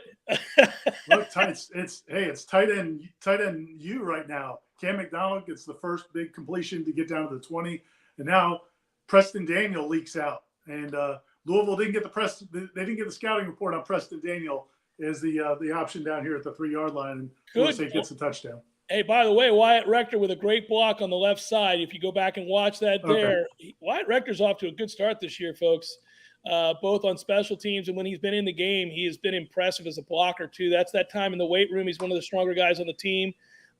So here we go. Florida State can't get off to a better start than that, guys. They dominate on defense. They win field position. They get the ball at the 40. That's a made extra point down the heart. Everything you could ask for. Jordan Travis's athleticism. This is the start we were begging to see. Florida State looks well prepared. Florida State off to a 7-0 lead. So, Ira, we're 5 minutes into the game, and if I had told you this is how it was going to start, a 3 and out for Louisville and an easy drive for Florida State, I think we would have done shots on Seminole headlines. Yeah, we would have broke out the Don Julio. Look, man, and Jordan with the little jump pass. I don't even know if he needed to do the jump, but it was just a little flare. And they show him on the sideline, and he's got that big smile. And man, this is this is more than the result. More than even the result. I think what you wanted to see in this game is that this team continues to play with the same confidence and determination that you saw, and I don't even know if professionalism is the word, the efficiency that they played with for most of that LSU game. You wondered if they could sustain that because, again, man, they've had all summer to focus on that LSU game. Yes, they had to play Duquesne. They knew they had that tune-up, but I really know, they've been locked in on that LSU game, and they had time to prepare for it, and they felt good about the whole situation. They had got a tune-up, and LSU hadn't. So they went in that game so confident. And then, if they can stack together another game where they look that way, especially on offense, I think it's a big deal, man. It says a lot to, about where this season could be heading. So for us, I talk about for Florida State being mature. I said it all through the pregame show. I said it all through the week. People are probably tired of hearing me saying it. So when you get out to a start like this, now you want to see, are you as focused? Are you as locked in, possession for possession as we move ahead? Can you put yourself in a position, and I know it's really early in this game, but are you in a position to get Louisville to start to think about quitting? It's 7-0. The answer is not yes right now. But if you get a big stop here, Ira, and go back down the field and score again, given the chatter around that program, given the status of one Mr. Satterfield, given the confidence we see building within this Florida State offense and these players, you could be on the precipice of a fun night. And are you mature enough to take advantage of it? Now we'll see. Obviously it starts with the defense here and starts with another opportunity on special teams to cover well, keep the ball in bounds, and go from there. I'm flying high right now. I'm giddy. The fan in me wants to run around and get crazy. Jonathan, I see you there, baby. Our ass in the jackpot now. That's from Jonathan. Thank you so much. But the thing is, and to your point, man, because of the way Louisville's offense operates, it's not a 14-play drive necessarily offense where, they're just gonna, if you've got them, if it's not working, it's just not going to work. I mean, they can hit big plays. I mean, it's designed to trick you with the eye candy and hit some big plays. And so the discipline, to your point, man, it's going to be really big here. You'd love to get a 3-and-out, but at least just don't give up a cheapie. Make them drive the length of the field. Hey, by the way, really quickly, the LSU game, not only pre-snap, but really throughout the game when Jordan scrambled, eyes being downfield, and he illustrated again on that scramble. He's just such a different kid, man. He's a quarterback now. He really is. He's a quarterback with unique ability. That's a great kick. We're 2 for 2. But I mean, I'm just telling you that to see him when you watch these replays, Ira, his eyes are never down at his feet. They're never at the man in front of him. It is always down the field, and it's just so impressive to see his growth. Yeah, and he talked about it, some this week, and I wrote about it. People can read the feature at Warchant.com. I just wrote a feature about Jordan and kind of his development. And, one of the things he talked about was just how much, how much film study he's done, how much work he's done in preparation in terms of trying to really get the entire offense. And he's in his 3rd year in this system now. So now when he scrambles, he knows where guys are going to be. It's not just scrambling to avoid pressure. He now knows, okay, I'm going to buy this time, and this is going to develop, and I'll have a chance. So we'll see. Does Louisville run tempo here, Ira? I'm behind. I thought they would if they had success on first down. Doesn't look like it, I guess, because I'm seeing the 3rd replay of this simple out, and we had a slip there, by the way. They get this next play off with about 18 seconds. Okay. So not tempo, but yeah, not grinding it out either. Big coup with the tackle there. Need to get another 3rd and medium here and hope that Florida State can force him off the spot and that he misses with that throw. We've got 2nd and 5 and an injury on the field for Louisville. That's an offensive lineman, and that would be bad news for them. We'll see. I hope that young man's okay, obviously. Couldn't see what happened. I don't know if you've already seen the replay, but yeah, and with I'm sorry, no, I didn't see what happened, but I was just texting with Tom. He mentioned that seeing Jarian Jones out there makes you wonder if Amarian Cooper's not doing well. He was in pregame warmups. Duke Cooper, who is FSU's probably best corner, all things being equal, has been banged up early this season. He has been practicing some. They expect him to possibly be able to go today. He did play he played against LSU. He did not play in the opener. If Jarian Jones is out there, and I haven't seen the whole field, so I haven't noticed that it's definitely Amarian not out there, but Tom just texted me and said that it looks like Amarian is not out there. So that's another blow, man. You're without your best defensive player in Fabian Lovett, and you're probably without your best corner in Duke Cooper. So again, man, this is where they feel like they have some depth at those positions, but they're going to have to prove it. So what ends up happening if Florida State doesn't have somebody step up tonight at corner, given what we're describing as a possibility, then you get nervous because it turns into a shootout. And you have a quarterback that has lit us up, and I get nervous about that, of course. Now, I feel very good about our situation on offense, but, yeah, we'll have to monitor that very, very closely. Obviously, Jarian Jones doesn't exactly inspire confidence. That's how you're going to phrase it. That's how I'm going to phrase it. I'm going to turn the light on in here, Ira. Hold on. The weird thing about Jarian Jones, and I'll talk about Jarian here real quick. The interesting thing about Jarian Jones to me is there are a lot of football players that former FSU football players that have a lot of confidence in Jarian Jones. I mean, I remember talking to Leroy Smith. Leroy Smith came to a practice in the summer or the spring or preseason and told me he thinks Jarian Jones has a lot of ability. T-Buck was at a practice in the spring when he came, and they honored him as the honorary captain for the spring game. He really likes Jarian Jones. And we see him at times at practice make plays. But, man, Saturdays or Friday nights and Sundays have just not been kind to him. And I don't know. I mean, like I said, people that played the position really think he can play. But I understand where you're coming from, and I understand. Well, no, I've never said it wasn't. Like, for me, it's not a matter of athleticism or technique even. He hasn't made a lot of plays on the ball when he's had opportunities here, and we'll see. I mean, he may have a very good chance tonight, and this is where he can put that ability that those veteran players that you're talking about that speak highly of him see. I mean, here's your chance. I mean, you're going to play probably quite a bit tonight, so we'll find out. I'm rooting for the young man. Yeah, Jonathan Cook says he needs an interception from Jones to change his mind. Yeah, man, I think that's where it is, man. He's been here. This is his third season. So at Florida State, after transferring to Mississippi State, people need to see it on the field. Yeah, it's Jarian Jones and Renardo Green at corner. Looks like the other DBs are there. Kevin Noles is at nickel. Yep. Jamie Robinson, and I'm assuming Akeem is there at safety.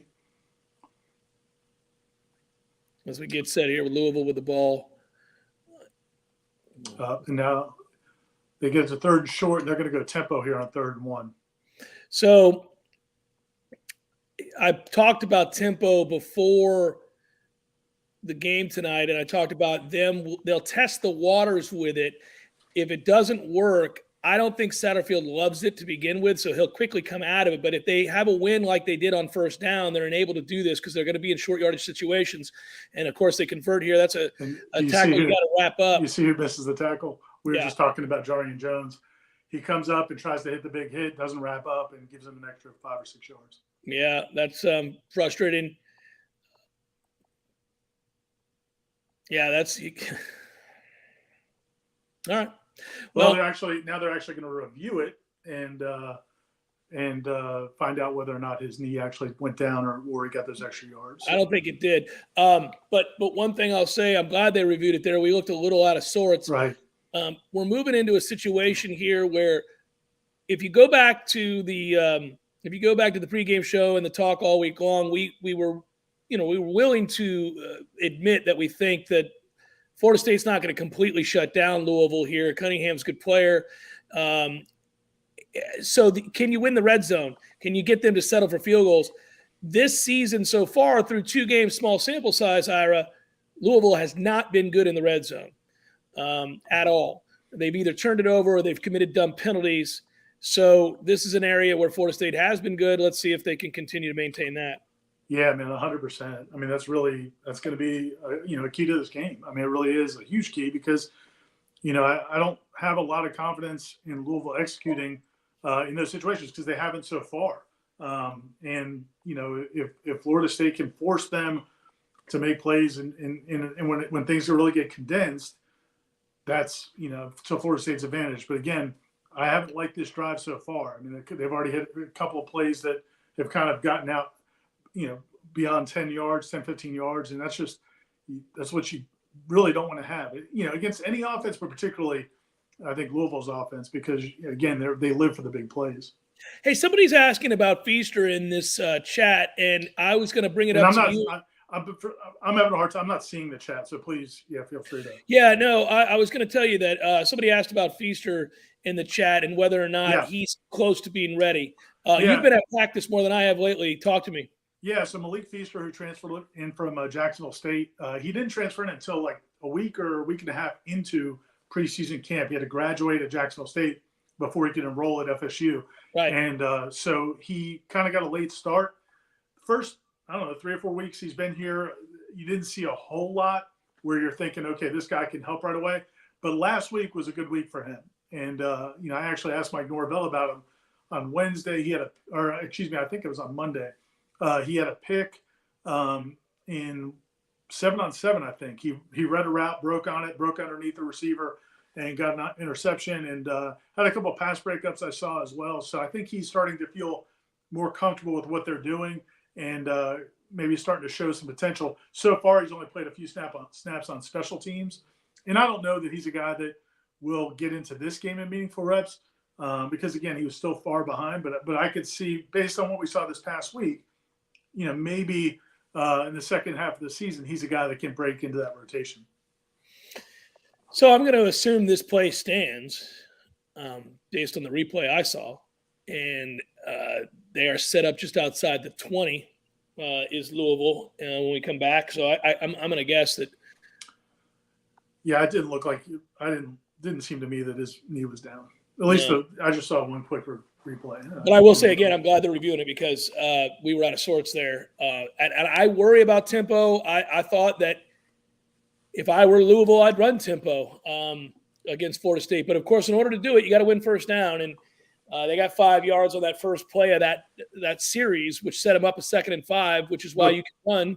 But actually, before that, they had that 20-yard pass. I mean, now they've run 4 plays in this drive, and you had a 20-yard pass and a 14-yard run. And again, man, like you just can't have runs over 10 yards. You can't have passes over 15 yards. Let's see. Does that knee hit? No, it doesn't. No, the play's going to stand. They're going to have it out just outside the 30. All right, boys. Let's go. It's not a good defensive series.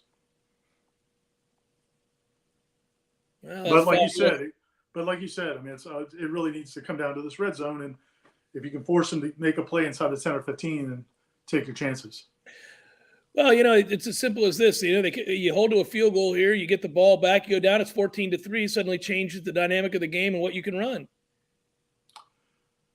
And things are going to continue here to not go well.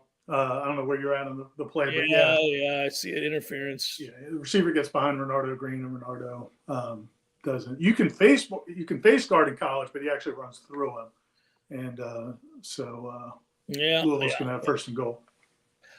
All the rollout stuff every effing year. I mean, this is what they do. Well, yeah, I mean, because what happens a lot of times is the corners, they just get lured by the eye candy and they want to come up and play the run game, and all of a sudden somebody's running right by them and covers. Well, it's not first and goal. I'm sorry. It's just outside the 10. Thankfully, it's not the NFL. It'd be on the 1. Yeah, right. In no world do you run and jump with all your might into their face. And the frustrating thing there, again, Renardo Green is, man, yes, he's a new starting corner, but this is his 4th year of college football. There you go. Wrap up. There we go. All right. Second down. Yeah, it is. Second down. Let's go. Hold to a field goal here. You'll feel fine. Boy, man, this is not good. Got Tatum Bethune is down. That's going to be a stinger. Let's just hope that that's a stinger. That can't be separated. Just hope that's a stinger. Squeeze his hand, squeeze his forearm, and I'll feel better. Can we do a prayer circle? Can we do a? Let's see. He's trying to.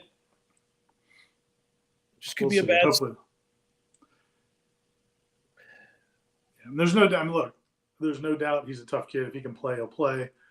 It looks like watching.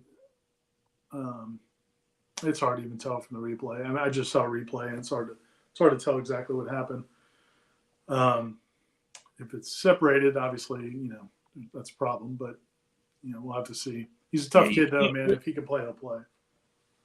Yeah, you really can't see what it is. Yeah. Oh, he's okay. Come on now, bro. There we go. You can shake that thing. Shake it. Got to shoot him up with Toradol. He's going to the injury tent. Yeah, well, that's a given. Yep. They'll end up probably going to the tunnel to see if there's anything separated. Looks like DJ Lundy comes in and yeah. All right, man. This is going to be a game.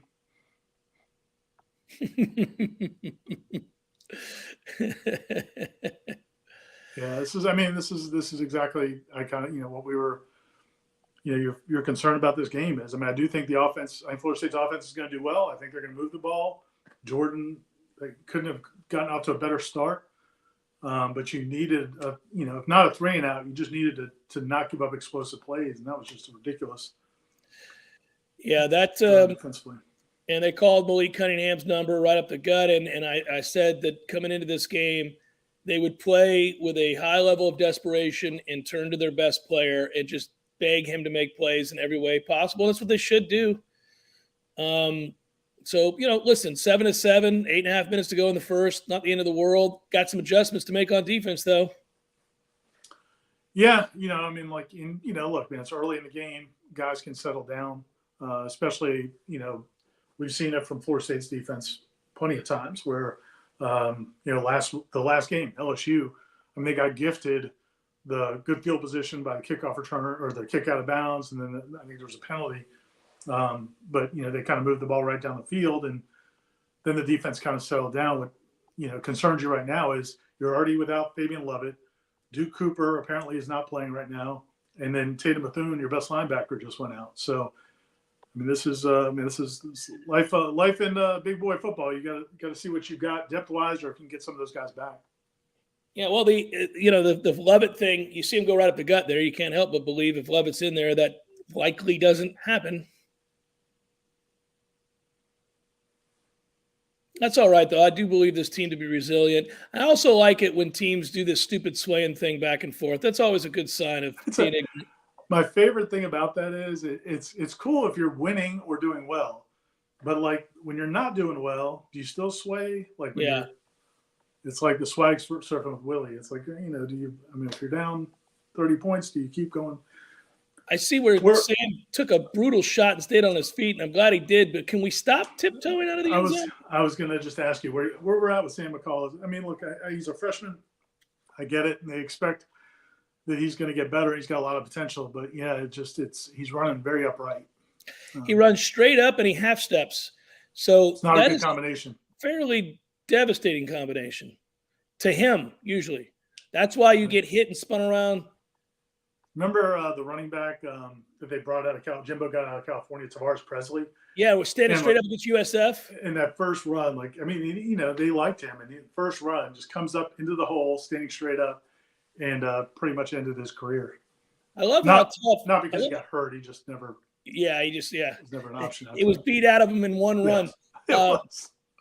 But that's all that California in him. I'll tell you this.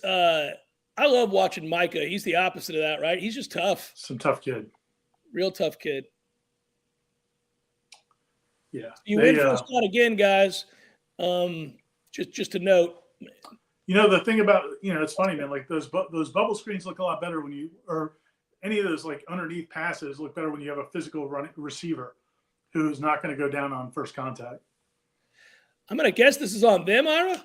I thought so too, buddy, but you're going to guess wrong. I think they called on Trey Benson. I saw him mouth number 3. So maybe he leans forward. I don't know. I haven't seen the replay. I haven't seen a replay. So it's going to be 2nd and 8 instead of 2nd and 3. You go from 2nd and 3 to 2nd and 8. So suddenly you lose the yardage, the win on first down, and you're behind the chains now. Doesn't mean you can't overcome it, but of course they're not going to show us a replay to know whether or not it was a good call. I need Trey to wake up. He did not have a good game against LSU. Jordan Travis doesn't care about your 5-yard penalty, though, Jeff. Well, that's good to hear. Let's look at a seed down the seam. Johnny Wilson again. This is going to be there. Louisville doesn't trust their corners here. That's off, and that's a good route, Johnny. Good throw, a little behind him, but all right.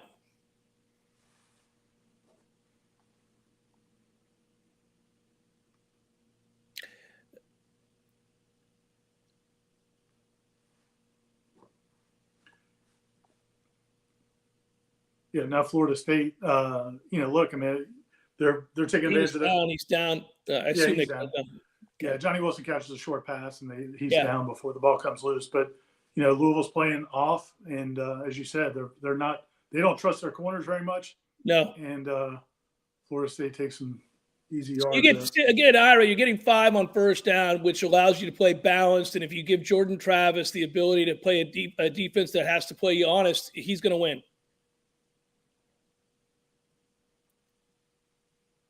I don't love the play call. Yeah, I didn't either. I don't often bitch about play calling. I don't understand why we're going to get cute. Well, they go and then around to Darian Williamson, who's a guy that they want to get the ball. Darian Williamson's had a couple of good weeks of practice, a really good week of practice last week. He's for people that don't remember, Darian Williamson came in with Marquiston Douglas, two guys from Tennessee. They were under recruited. Norvell got them at the end of the signing period when he first got here. And Darian Williamson's an impressive dude, and he's been banged up in preseason, but he was able to come back the last couple weeks of practice and has had some really good moments. So I wonder if maybe they're just trying to get him a touch. And then now Jordan Travis gets another first down on 3rd and long. The keeping your eyes downfield. Think how long he had to throw here, guys. So they're scared to death of his legs. Offensive line blocks it up well. Jordan shows the patience to keep his eyes downfield. A lot of pressure there. Another play to the outside. It's a catch for just a minimal gain to Cam McDonald. But again, it's a winning play against pressure. Get you 2nd and 6. Here's what they need to make something happen on 2nd down. They've had a couple of negative plays the last couple 2nd downs.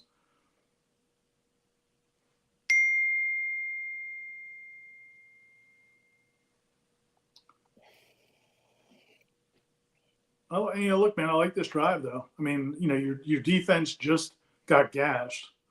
You go straight down the field and score. Your defense doesn't answer. They let Louisville go down the answer.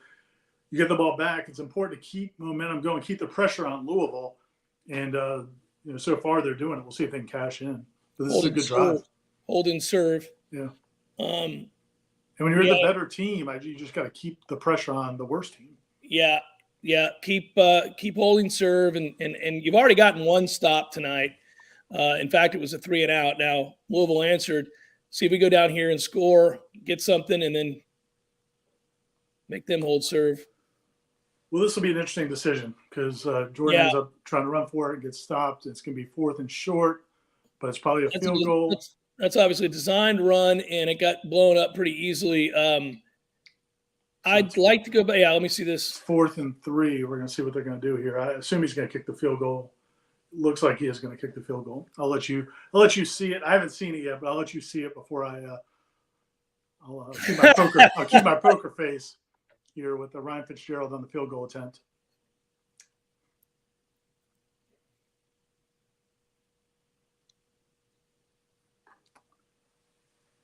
I'm trying to keep my poker face, Jeff. So he missed it. And I don't know what to say. I mean, this is – yeah, that's a problem. It's not even close.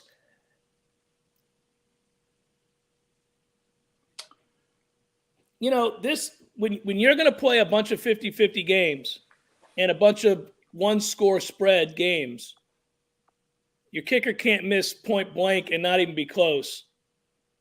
It was a good drive. You should have had points there. You should be up 10-7. And my man. Well, what you do now is you just, you are breathing life into the Louisville team that is not as good as you and is at home. And you want to, keep their spirits down. But when you have a nice drive and don't cash in, now they feel better and they know they just went down the field under defense. So, I mean, this is a dangerous spot here for FSU's defense. Yeah, I still really love where our offense is at in this first quarter. Sure. We're going to get lots of opportunities to score. But yeah, man, you don't want to be playing in the high 30s, and that's where this game is heading right now. If they don't, at some point get a stop defensively, and Louisville comes out first play and gets a 20-yard completion. 25-yard completion. I blocked it up well there too. I think, we'll see if he dials up pressure. He's not going to want to. That's a good throw. Back shoulder.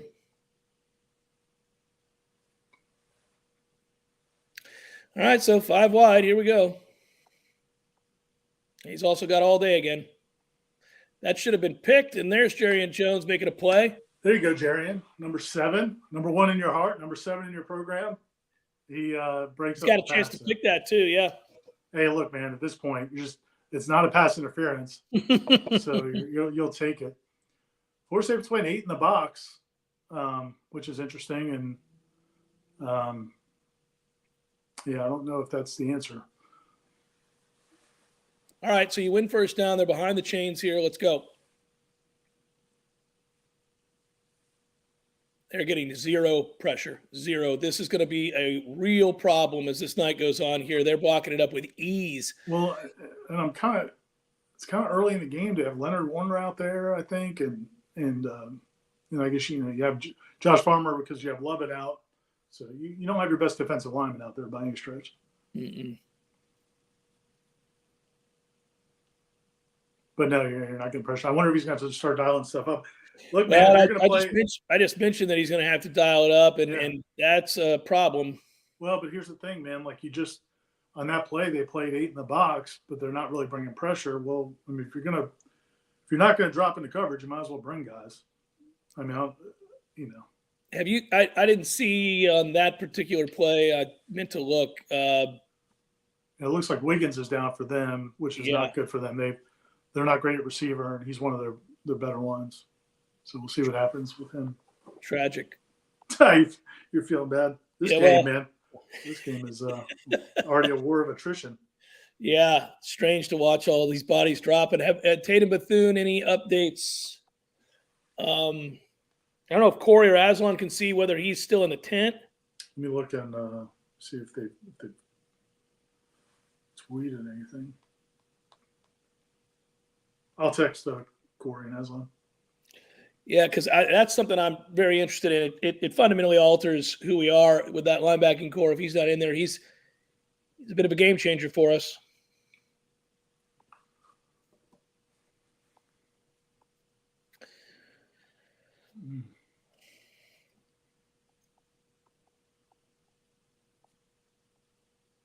Yeah, and that's all right. Here we go, and this isn't. I don't think it's a bad call defensively, but Florida State takes a bad angle. Kalen DeLoach takes too sharp of an angle and lets Malik Cunningham get outside and break a nice run. Those are the legs. And then Malik got up and bitched about Jared's hit. It almost would have been worth it for Jared on that play to give a little extra something. Yeah, man. This is going to be if you can get any action on the second half over, you might want to do that because I have a feeling this game's going to – because you can see Malik is feeling good about himself right now. Well, he's feeling very good because he's got all damn day. Yeah.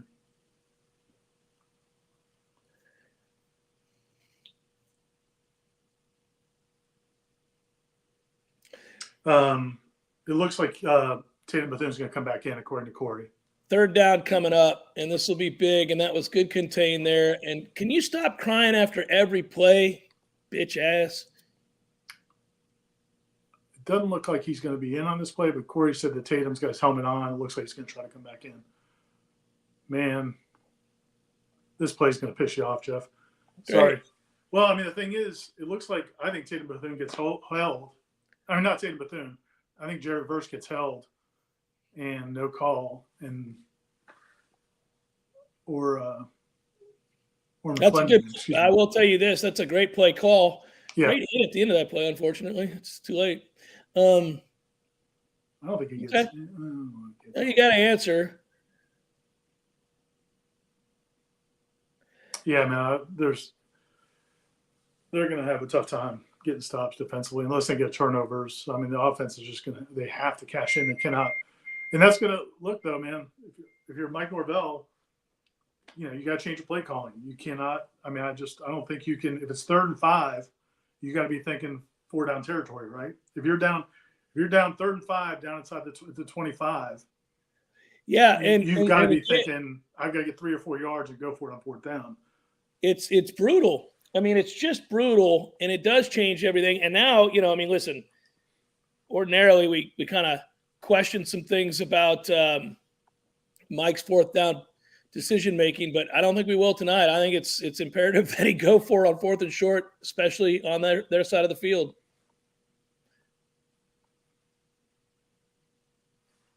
Well, yeah, that's So do we get this to 14 all and then just prepare ourselves for a 38-35 affair here?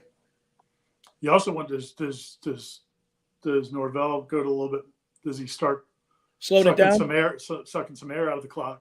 Yeah. Just to kind of get, keep Malik out of a rhythm. If you score here in 4 plays and he gets the ball back, I don't know if that's a good thing. I mean, scoring would be great. I get it. But, I mean, I think if you could control the ball here a little bit, that might help your defense out, man. That defense just looks like they're lost right now. They're going to get it at the 25 on the touchback. The defense has been lost every time they've played Louisville in a first half. They've gotten absolutely destroyed. So, I get it for the folks in the chat and for the fans of FSU that are going to have harsh criticism for Adam Fuller. I don't know how you couldn't. He has just been abused by Satterfield in these matchups, especially in the first half. And it looks like it's happening again. And that's very frustrating.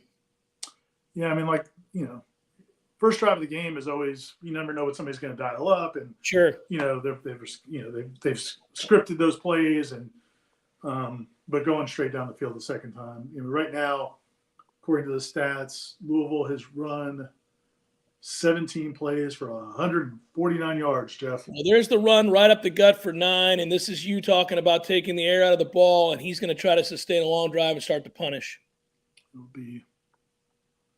It should be there, especially as soft as they're playing on the corners. Right? Oh, we're running tempo. No, okay. This drive will not be the sucking the air out of the clock.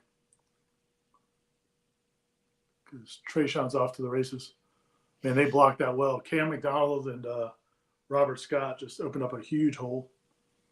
Does Trayshawn look like he's running at full speed? He was kind of jogging there. I don't know if he's tired or what. What are we doing here, Trayshawn? I love you here. This is really well blocked, but damn, man, we got to run. Yeah. If that's so feeling, it's a touchdown. That is. What is he doing? You're going to like this, Jeff Cameron. You're going to like this. You're going to like this play. Okay. Well, let me just say, I already like. Get up there, baby. He's in. That's big for Malik McLean right there. That's huge because we haven't heard from him. Man, that's perfect. A great throw by Jordan Travis. So I just want to point out that is a whole bunch of get you fucking. It really is. It really is. Because that is big boy football, balls to the wall. Right. Okay. It's exactly the opposite of what I thought they should do. Because look, I'm like, man, Mike, you might want to protect your defense here, Mike.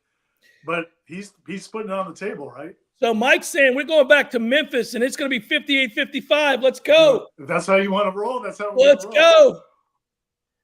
Man, I'll tell you what. I mean, yeah, and that still, I know you're bothered by that Trayshawn Ward run. I don't know if something happened to him on that play, if he pulled something, but yeah, Tofield or Trey Benson score on that run easily. But it didn't matter. Yeah, but see, again, this is the guts, this is the maturity, this is the toughness they didn't have in the past. Obviously, Jordan makes all the difference in his belief, but they also block it up, man. Those two runs back to back are just get it. Yeah, it was demoralizing. If you're on Louisville's defensive front right now, I mean those were man's runs. I mean they just opened. Jordan Travis is 11 for 11. It's not bad.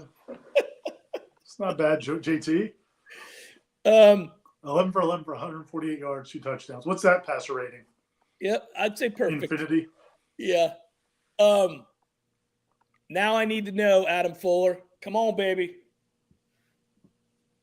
You got a team on the road against a desperate Louisville team that's pulling out all the stops, making plays on offense, but you answer right back, and you've missed a field goal, or else you'd have 17 right now. And I need a defense to get a stop.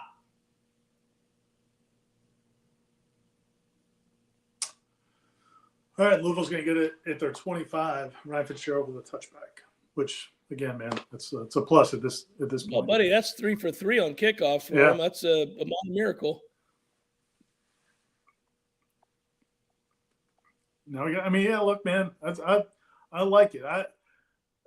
Me personally, I might have protected my defense a little bit, but look, man, he's got all the confidence in the world in this offense and Jordan Travis, and he wants to let Scott Satterfield know that. And he's a play caller, and he has a game plan, and he's like, "Look, Adam, let's get your shit together, buddy. I'm calling plays out here. Let's go." And Tatum Bethune's coming back in the game, so that's a good sign. That's a big deal. Update courtesy of our man Aslan on location.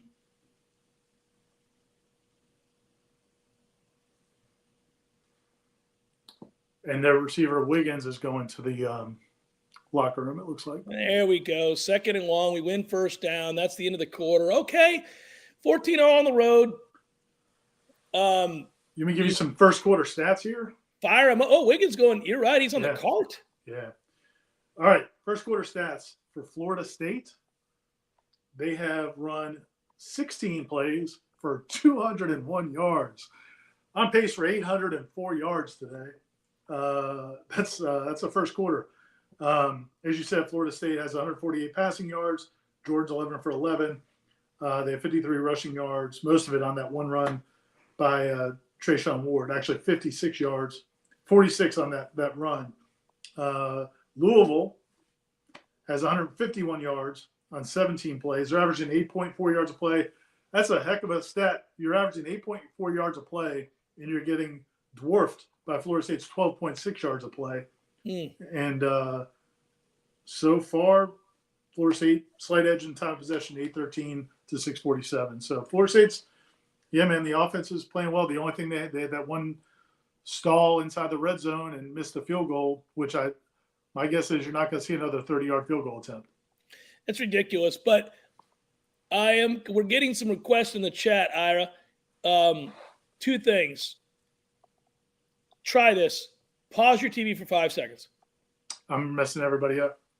Yeah. I can't say this TV. This TV doesn't pause. You're faster than everybody's TV. I'm sorry. I will. You're going to see the best poker face you've ever seen. I won't do it anymore. Well, I can't pause it.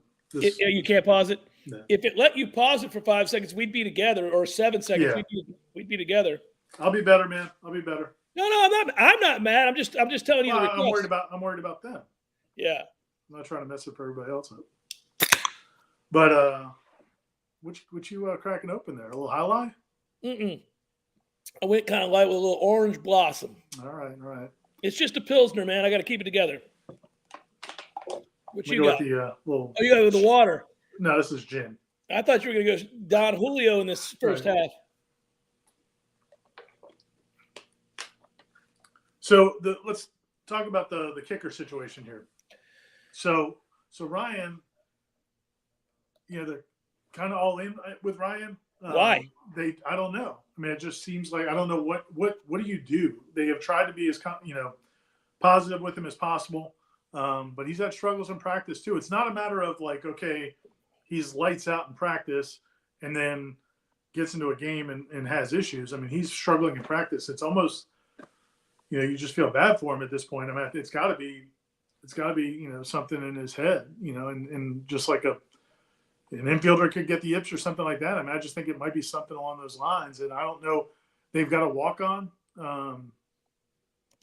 So maybe you give that guy a chance. I don't know. I mean, but the walk on can't be worse. I just think it's at this point, man, I just think you take your chances. If it's any situation where it's 3rd and 5, 3rd and 6, I think you're playing 4 downs just about anywhere, because I just don't know what kick. I don't know what kick you'd feel good about at this point. And so, I mean, I hate it for Ryan because he's a great kid. I think he's trying. There's something going on there.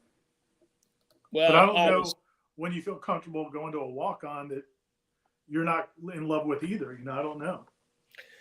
Well, if you believe that Ryan is completely devoid of confidence, and there is evidence that suggests that is the case, you're going to have to do that, man. You're going to absolutely have to make the switch if you think the other kid has any ability at all. Yeah, it's a tough situation. It's weird, Ira, and we're all rooting for that kicker, but the thing is, when he came out there for that attempt, I'm willing to bet that the vast majority of Florida State fans suspected that was not going to be made. Well, and more importantly, I think, you wonder about his teammates and himself, and that's the yeah. Finally get some pressure. It's 3rd and long now, and one thing there that had to have been great coverage because he still had time. They're not. Yeah, he had all day. He had all day.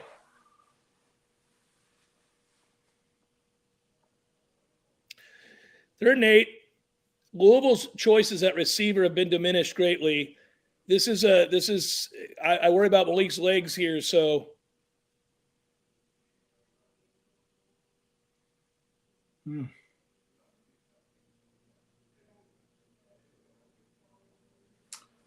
That's a good play. Yeah, I mean, Tatum comes free on this blitz. He kind of runs almost like a twist. He comes free, but Malik Cunningham just stares it down and makes the throw. That's impressive, man. Again, that kid's played a lot of football. You have a linebacker running right into your face, and you stick it for the first down, and it's a nice play by Malik Cunningham.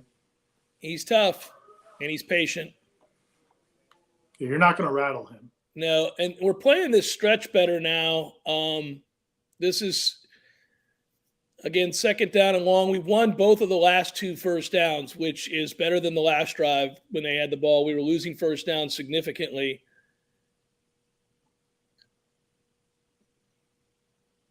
Oh, they did run tempo. He is going to try it. Yeah. They're just real passive when they play. I guess that's a zone, just real passive. The safeties see him running free into that vacated space, and it seems like Akeem's they're slow to react, it seems like to me. I mean, it's easier for me to say, but. Well, that's been the case whenever we run zone. We just don't run it well. There's a good hit, but again, big yardage on first down. See if they stay with this tempo. Wonder if some of these guys will start taking chances. He jumped something here. Oh, he's furious.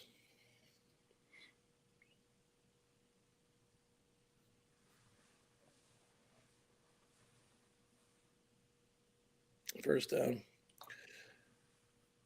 Man, they're going, rotating. And now I wonder if something's up with I need to look at the defensive end grouping. I don't know if McClendon's hurt because now they got Warner and Patrick Payton out there. Yeah. I'm surprised they'd have Payton out there this early in the game. We're just getting gashed up the gut here, man. I miss Fabian bad, but when they're winded and now they're running tempo and you're just watching and they're just getting gashed. It's a great push in the center of the line. It's a missed tackle in the hole. I couldn't see who missed it. Was that Lundy? Tatum. I don't know if he's – you wonder if he's healthy. Yeah. Get ready to have to score 48 tonight, boys. Yeah, man. I mean, this is Mike's down for it. We saw what he did last time. So don't blink. We'll see who blinks. Get to halftime and make some adjustments, but I don't know. I don't know what adjustments are coming here. Here's the thing: like Louisville has been, more error prone, so you'd like to see maybe some of those start showing up. Maybe get to force a turnover. I just don't think there's going to be the real frustration that you feel right now as a Florida State. They're going to call a face mask here. Yeah. The real frustration you're going to feel as a Florida State fan right now is if you watched both the first two games of Louisville play, they looked awful. That's a phantom call. He doesn't get the face mask, I don't think. I'm sorry, what was the last thing you were saying? No, I'm watching the replay right now, like you said. No, not a face mask, not a face mask. Neither of these are face masks, you dumbasses. Anyhow, you're frustrated because you've watched Louisville play each of the last two games. They're often struggled mightily. Couldn't get out of their own way. Yeah, they couldn't get out of their own way.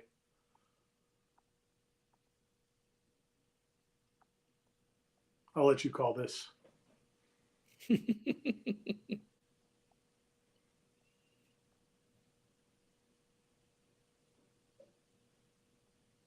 There you go. Look how fast Deloach closed here. Yeah, Kelly can close.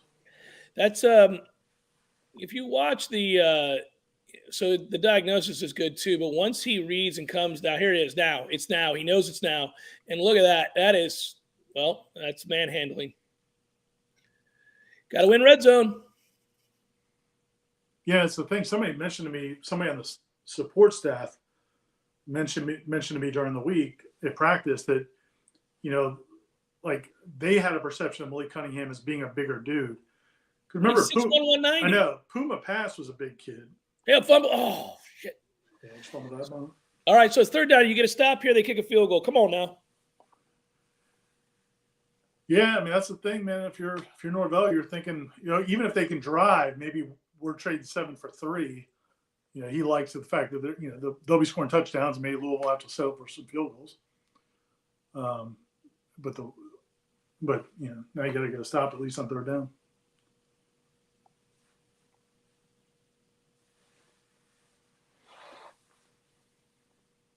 It's my poker face, Jeff. Maybe a little turnover action here. Maybe a little turnover action. A little turnover action here. I'm hoping for. Oh, there, go! How about go? Get you some of that. Woo! Called that shit. A little turnover action. There it is. So McClendon catches the fumble. I don't know who forced it. There it is. Spoke it into being, Ira. You did. You sure did. Oh, I like when you stand up because we all get a view of your pelvic thrust. You get a little crotch on the watch along.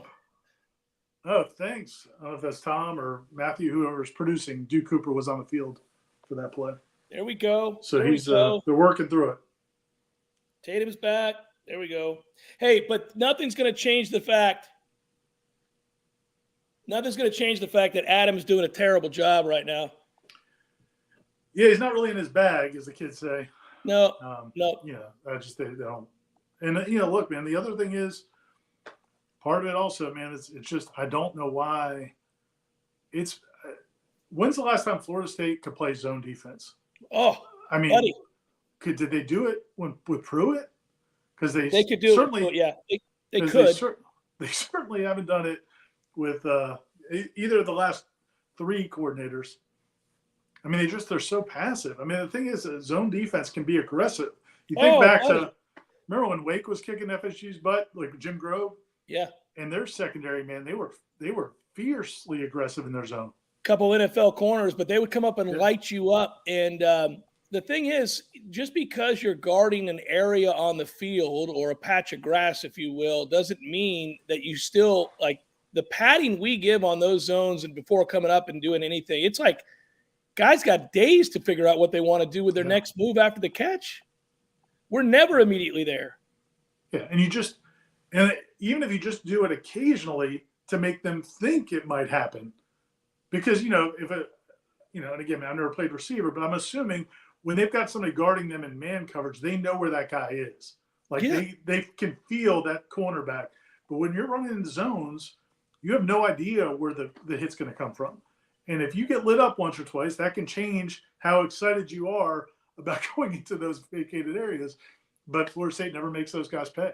If they're running zone against you as a receiver against FSU, you're not going to get hit.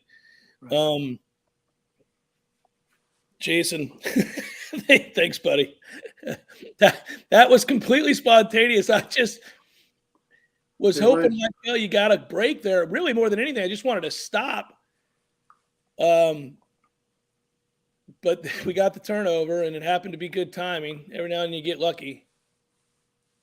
I mean, look, man, this is kind of what, Louisville's been a mistake-prone team. That's what you want to see. And that's what you were saying it just a few minutes ago, that the frustrating thing about this is even if the defense isn't playing well, Louisville's offense hasn't gotten out of its own way in its first two games. And here they are just executing anything they want.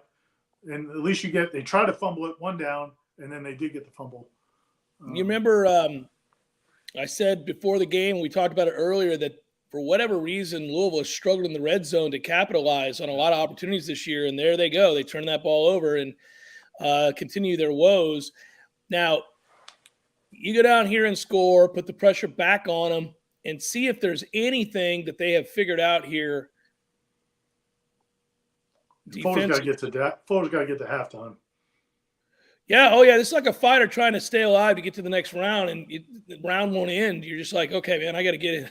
I got to get into the corner.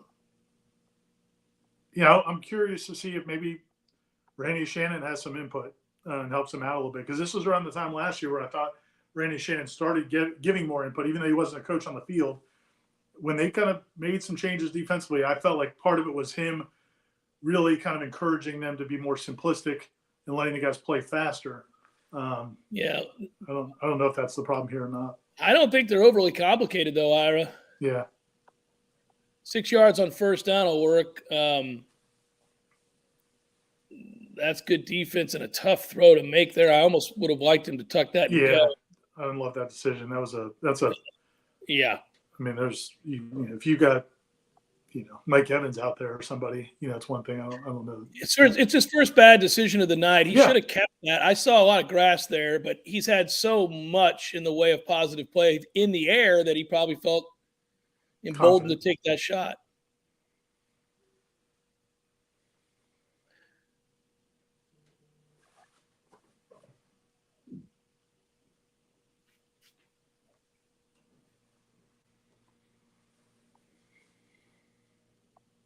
God, dog it. False start. Well, I mean, again, third and very manageable becomes third and long. A year ago, this would have been death. Oh, yeah. That is, again, a sign of Jordan's growth and the additions at receiver. Oh, boy. Oh, jeez, Ira. Sorry. Try and work on the poker face. Just tell me it's not a pick six. It's not a pick six.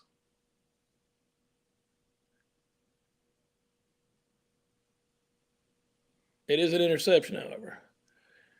Did that bounce off his hands? I think it hit his hand when he wasn't looking. Cam McDonald never looked around. So it hit his back of his hand. That's how accurate it was. It hit his hand. He wasn't even looking. Good Christ, Cam. But the protection was terrible, too. It looked like Robert Scott just got beat off which kind of led maybe Jordan might have thrown it sooner than he expected to. Yeah, but you got to get your head around. Yeah. The second the foot goes in the ground when he cuts. Well, it's very unlucky. You traded turnovers here. They unlucky there. You'd have loved to cash that in. Golly. Yeah, this second half is going to be a thriller. What was the over-under? 50-something? Yeah. The over was the play.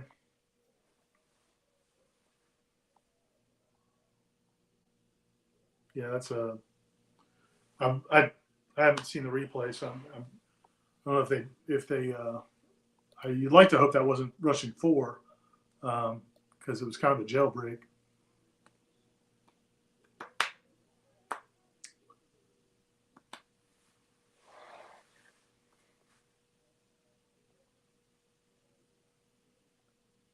Yeah, I don't know, man. I don't know what. I'm curious about the personnel. Again, they're rotating so much. Maybe he's rotating so much. Maybe it's not guys being unavailable. Maybe he's just expecting it to be a track meet, and so he's, he wants Verse and McClendon to be fresh in the 3rd or 4th quarter. But again, that's a little early. I felt like for guys like Patrick Payton and Leonard Warner to be playing a lot of reps. Yeah, I'm biting my tongue.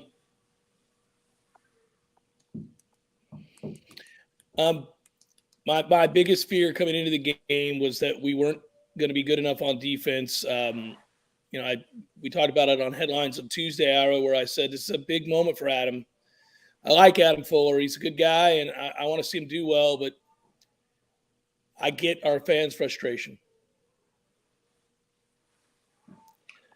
Yeah, get a stop here. Who knows? Listen, you're allowed to make adjustments. Let's see what happens. Yeah, I mean, the thing about the LSU game was, the reason it was hard to be all in, even with the way they played, even if you take away the last 3 drives, whether it was playing too soft and trying to milk clock or whatever it was, even say those didn't happen, or say they only scored on 1 of those 3 drives, I don't know if you would have come out of that game feeling definitively strong, because personnel choices. Yeah, and they got Jaden Daniels on the offense, at quarterback. They've got some limitations on their offensive line. Didn't love some of the personnel decisions that Fuller made on defense. So, even if it had been a 20-point win, I don't know if you would have come out of that game feeling great about the defense. For this to happen, it's just, they got to turn it around here. Yeah, think about it, Ira. You had McClendon acting as a spy in that game in the 4th. I mean, that's asinine. Yeah, with Cooper out there for that whole drive, part of that drive. I mean, I'll forgive to some degree Cooper, because he got caught. They were playing tempo and but first down. But does he even need to be out there to start the drive? I mean, right, there's a minute and 20 seconds left. They're going to go tempo.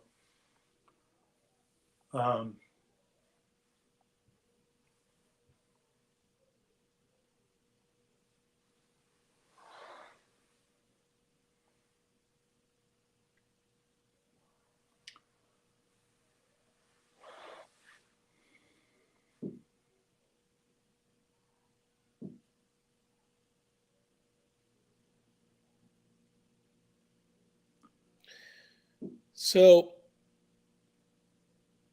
yeah. Was Jared? Yeah.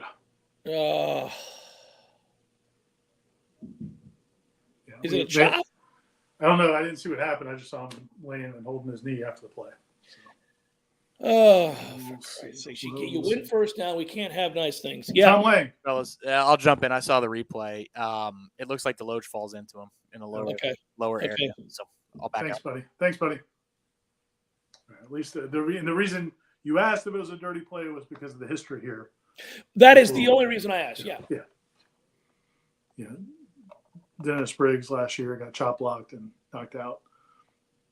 There's been a few moments with Louisville, yeah. And you got to hope here. Yeah, Louisville's had a couple of these. The hope here is, look, man, if somebody rolled into his leg, sometimes a player just kind of worries the worst. So you just hope that that's the case. But it looks like he's been down there for, they're checking out for a while. It's weird though that they're not, this ESPN's not showing him at all. Now they are showing a replay. Yeah, it's just bad luck. So frustrating, man. Very frustrating.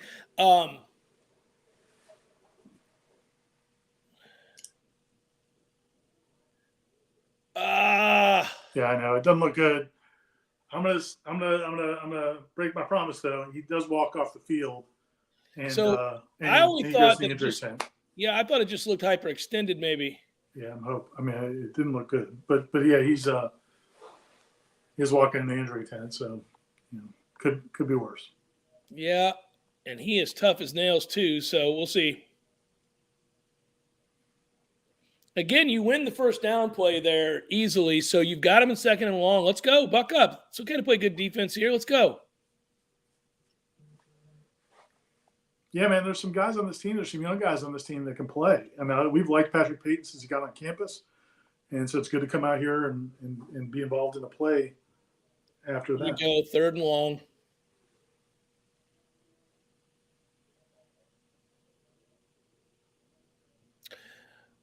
Get off the field, boys. Get off the field. Yeah, and I agree with you, Langston. I just saw the chat. I haven't been looking. But, yeah, I do think Peyton will be good. He's young. He's got to get bigger. Yeah, no, Patrick Payton's he's a nice player. He's going to be a nice player. He really is. And he's a thing I like about him, man, and this is something we can't really write about in practice reports, but he's one of those guys that is always out there practicing every day. You know, some guys aren't available every day, whatever, especially if they're not playing. He's one of those guys, man. He's got that dog in him, Jeff. He does. By the way, this is very good coverage. Turn around. Yeah, okay, you're good. That's good coverage. Everything about that is fine. Renardo Green doing a great job. Fourth down, dominated the series after a big turnover. That's nicely done. And, man, after Verse going down, that next play for those guys to step up and make that play, I think it's a big deal. I mean, that's a good sign. It's a real good sign. And because you can see if you're not mentally strong, correct. Going in the tank That's what I was going to say. Yeah. They were in plus territory after the turnover. They've got a chance to go down and take the lead, get this crowd even more in a frenzy. Instead, you get them to go 3 and out. In fact, they don't gain a positive yard this series. Good coverage on that third down play. Cross our fingers that Verse is okay. We don't know, but that was a good answer from Florida State there. There's been 2 really good and mature answers from Florida State here. You get down 14-7, you go right down the field and score in a matter of seconds. Then you turn the football over and you get an immediate stop.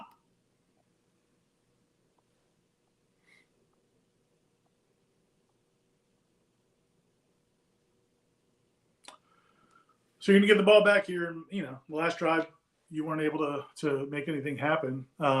That's a good punt by their. It's a great punt. Yeah, you can't really blame Micah Pittman there. There's nothing you can do about that. That's just well done. But, hey, why don't we eat all 8:38 here, go down, score, make it 21-14 going into the half, get the ball to start the second half hour. Let's go. Little 8-minute offense. Blowing them out, baby.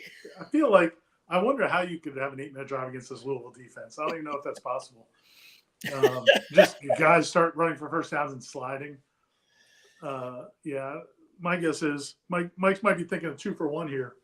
So, by the way, Cooper was back out earlier. We heard that, right? Do Cooper, yeah. All right. Yeah. And we'll see what we hear on Verse. But Tatum Bethune's been back out there playing again, so that's good. So right now, we'll see what happens with Verse. But you might have everybody that you started the game with at least. And again, they're definitely rotating a lot. I mean, which I get nervous anytime you put second or sometimes even third teamers in a game in the first half. But man, it's kind of, you have to do it, I guess, to hope you got fresh bodies in the fourth quarter, especially a game like this.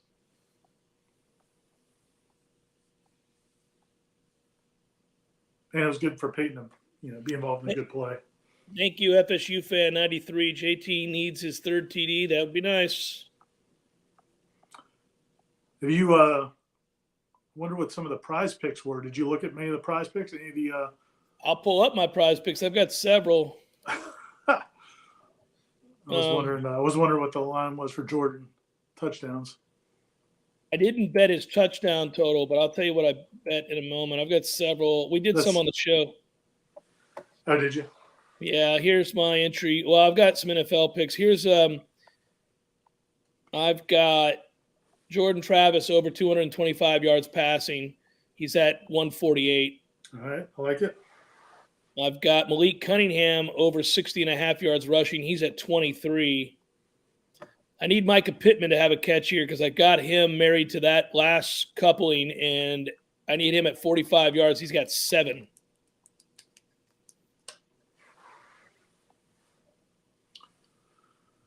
Yeah, I wonder what I wonder if that was a specific question because maybe that person has Jordan over 2 touchdown passing, but or if he just wants another score. But this big drive, you'd like to see something more from the backs. I mean, we still haven't seen Trey Benson do much. So Feely was in on the last drive.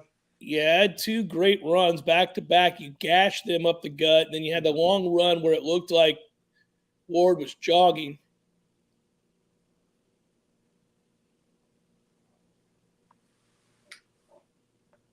So right now, Trayshawn Ward's got a long of 46, and their total rushing is 56 or 60 yards. So, okay, here we go.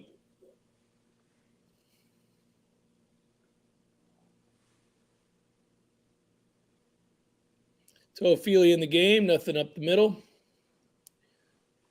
2nd and 10.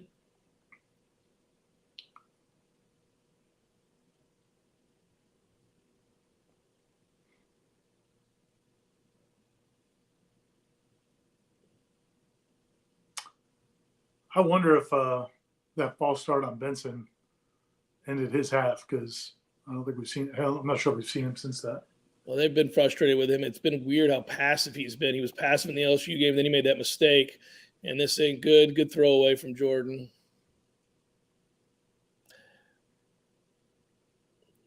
Louisville's defense making adjustments well, too, here. Are they talking smack to Jordan there? By the way, Preston Daniels' block is that of a child right there. Yeah, not what you're looking for. No.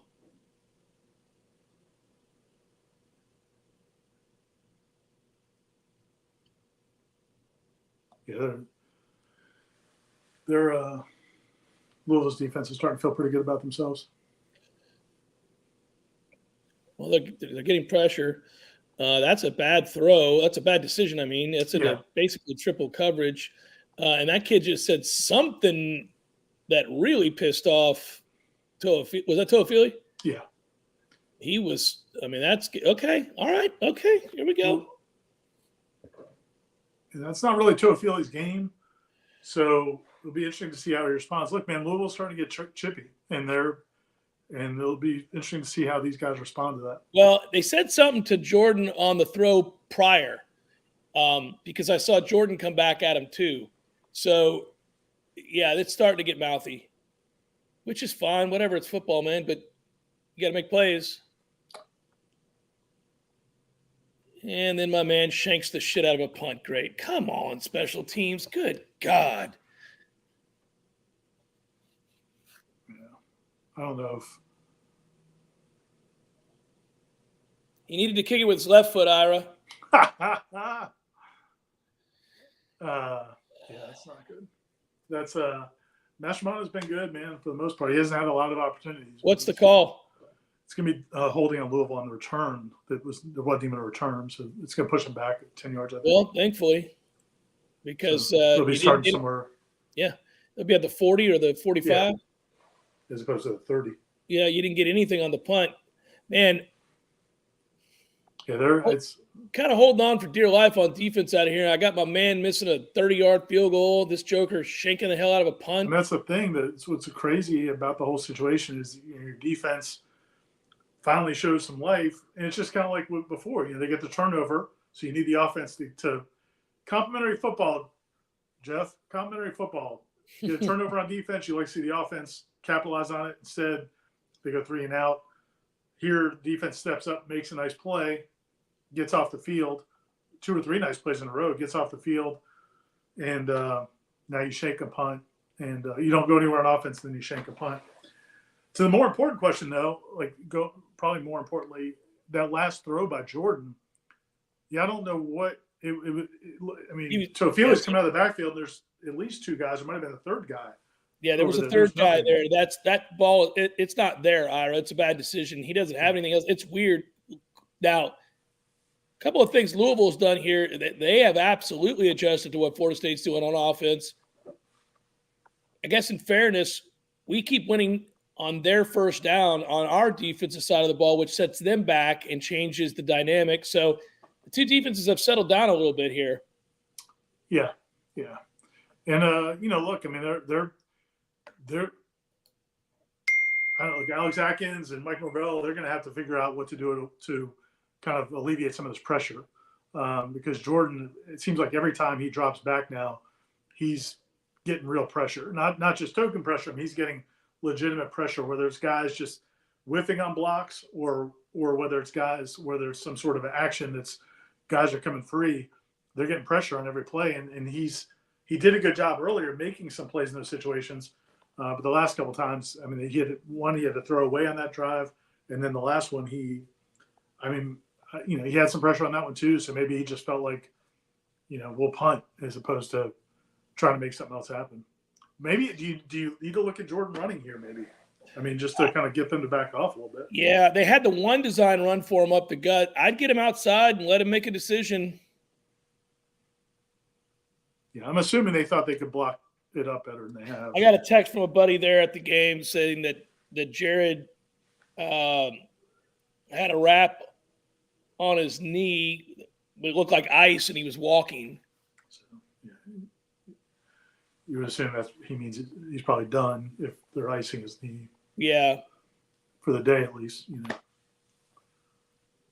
I mean, can't rule it out. Maybe something happens at halftime, but you don't usually see somebody come back after getting iced. But hopefully it's just nothing significant. Maybe it's just, something that they need to shut him down for today. For people that are wondering, I mean, just again, man, like we're not there. We're not diagnosing it. We can't speak to what it could be. But just there's normal protocols you see when guys have, if a guy gets carted out, obviously that's a huge deal. If a guy goes to the locker room and doesn't come back to the field, probably a huge deal. The guy goes to the locker room, comes back in street clothes, and there's little things you look for. Yeah, things you're looking for, the game. And being on the sideline, if he's got ice, that doesn't really tell you like anything long term. So, at the end of the day, though, Ira, I would just say this. I mean, we'll see what happens this drive, but it's 14-14 on the road. There have been a lot of weird up and down moments that will test your mettle. But, this is where we ask the question about how tough they are and how mentally tough are they. It's all right there in front of you.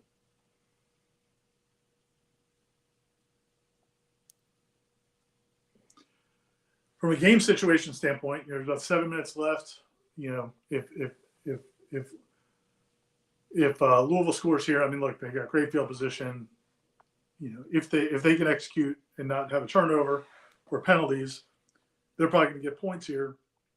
But now you get the ball back, and as you said before, you're going to have the ball there. You could possibly have the ball to end the half, and then you're going to have the ball coming out of the second half. So it's going to be real important. What's more important here is what you do after Louisville's drive. By the way, I'm going to need Robert Cooper to have a presence in this game. He is too easily blocked in this game. Are they doubling him? No, on the last play, it was a single block. I think it looked like he was a shade to the outside, and they just pushed him out of the play.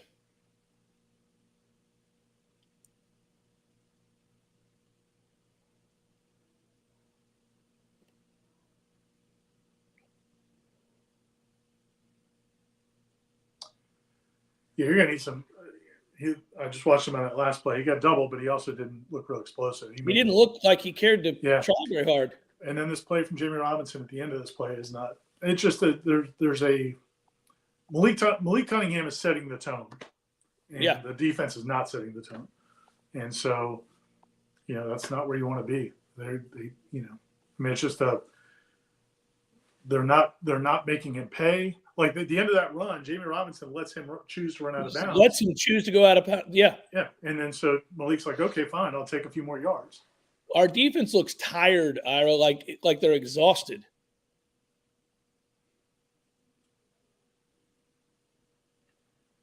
All right, so they go big here. Yeah, right up the gut. All right, well, there's that. Oh, he's down, but I don't know, man. Like we watched this. This is it should have got reviewed, and I don't think it's getting reviewed. That play should have been reviewed. I don't know how you don't review that, because I think he may have fumbled. Sorry to jump ahead of you, but no, it's okay. Louisville goes quick there. They're smart because they don't want to replay. But I think he may have fumbled. I think Renardo Green just slammed their wide receiver on the outside out of frustration on the touchdown run. I want to see this again.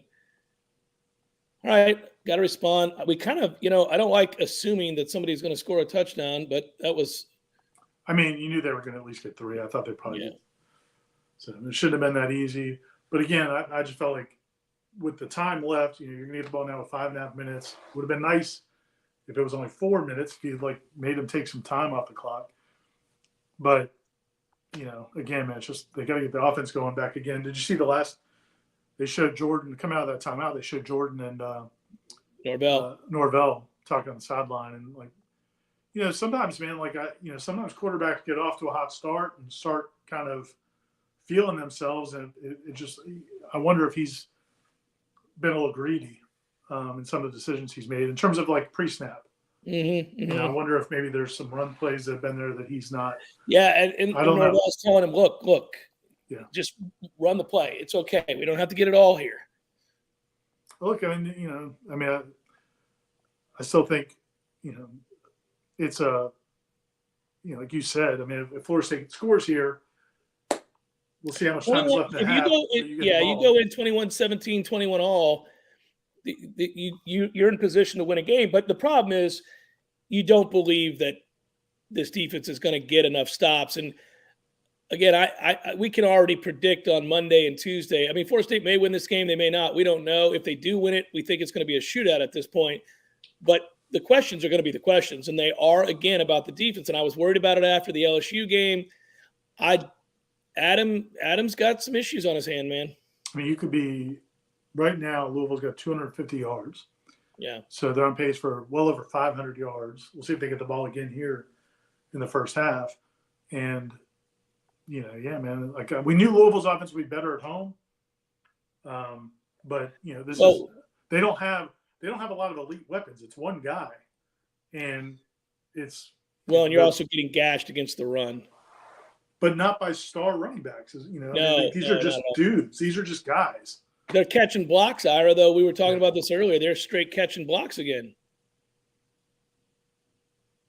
I mean, they got one running back averaging 5.8 a carry, Malik's averaging 5, and then another running back averaging 4.1.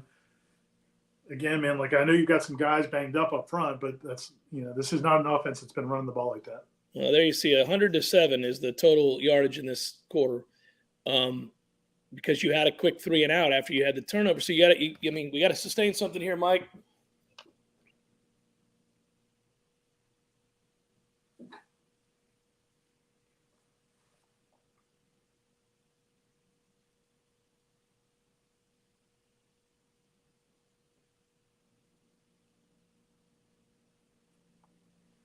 There you go. It's way to be tough. How about Toa Feely? There's some of that added. And so, I mean, based on what we're seeing right now, I mean, I'm guessing Trayshawn may have been lame on that run where he wasn't running fast. Because I don't think – have we seen Trayshawn come back since that run? We have not. So he may be out. And then I don't think we've seen Benson since the false start. So now it's the Lawrence Toafili show. So that's a missed block by Pokey, but that's a tough block, but it's a missed block, and that leads to nothing.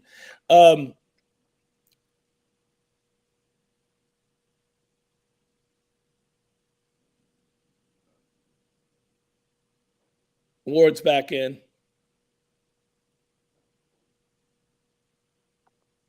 Oh, boy. Sorry.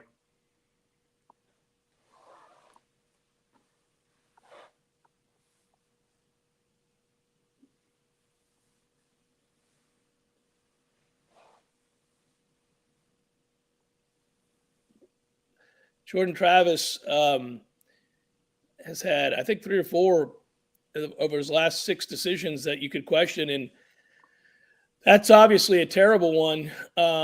This gets worse. And he's hurt. So, this whole thing has turned into a steaming pile of ass. I need to see the Looks like he slammed his knee into the ground.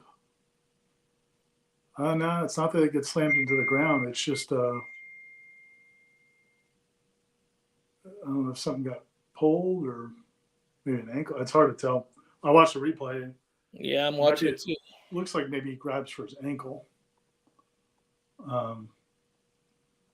His knee did hit the ground. I don't know. Yeah, he's grabbing his ankle. I don't really see but it looks like he's down before the pick. That's important. I mean, we're more concerned about his really health, important. Really important. Oh, he's down. Yeah, he's definitely down. Oh, thank goodness. that's Now good. you need. Hey, don't worry about it though. You've got a great backup. All right, Jeff Cameron. We don't need the gallows humor here on the in the first half of the live stream. They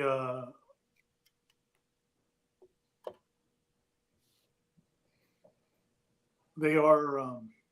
Hey, Ira. Yes. You think we see AJ Duffy? I don't, man. I think they'll go with Tate, and I would be surprised if they go with Duffy. They're now looks like they're going to review the play to give Florida State the ball back. Was that second down? Yeah. I think that was second down. Yeah. So it'll be third and long. So it'll be third and long. So you're handing off. He's walking okay. Shoot him up with Torall. Let's go. So he's going to the locker room though. But you're right. He's walking better. So maybe you can get him back for for a little bit. But yeah, I mean, I think you go to Tate. You're going to hand it off. Hopefully, Mastromono gets off a better punt, and you need the defense to. It will be interesting here, though, man. Like Norvell, he likes to show confidence in his players, man. Is there any chance he lets Tate throw one up? I would not. But do you think there's any chance? I'd punt. It's 3rd and 22. You can't be asking that kid to make a throw pass on 3rd and 22. It has to be a run, right? It's either a draw or a bomb. Yeah, I guess you could throw a bomb. But, man, he's liable to get hit and fumble. You know what I'm saying? Like, I would – Mike Norvell, I bet, is going to be aggressive here because he likes to show his guys confidence. He wants them to believe he's confident. Yeah, but third and 22 is hard to be aggressive here. Well, I mean, you just throw a bomb, like you said. You either throw the bomb or you throw a screen and hope a guy misses a tackle.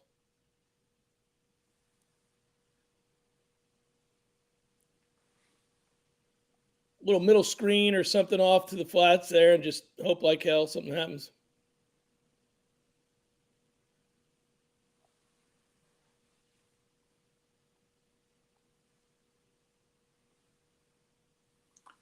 Oh, he's out of bounds.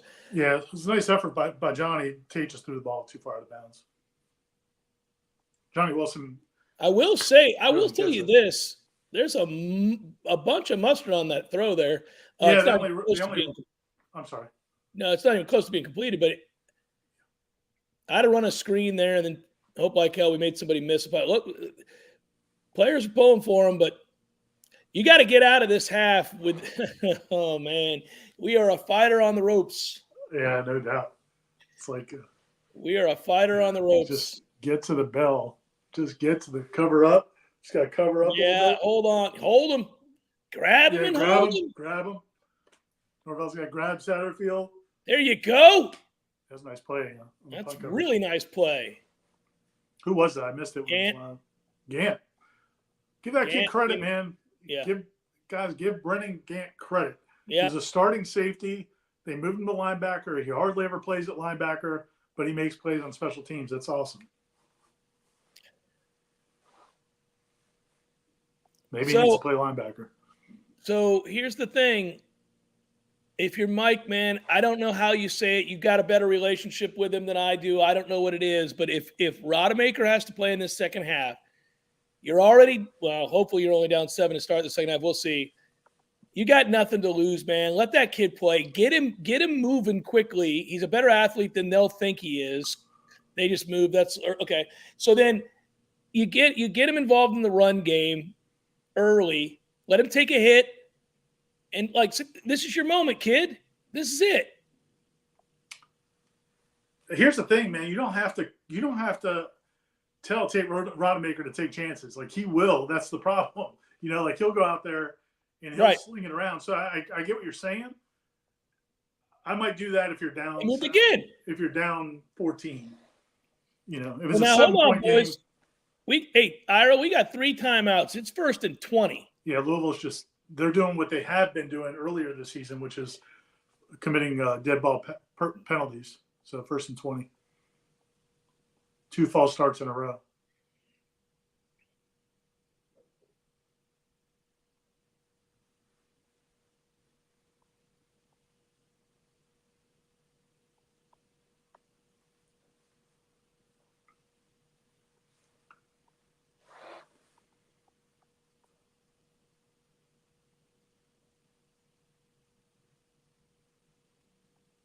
He's going to run it.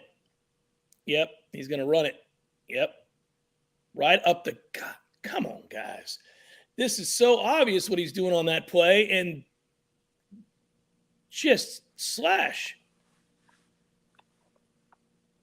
All right, let's see what happens here. You got tempo, 2nd down and 10. Get attacked. Oh, right up the gut. Yeah, they're just getting gashed. The center of our defensive line without Fabian Lovett is appalling.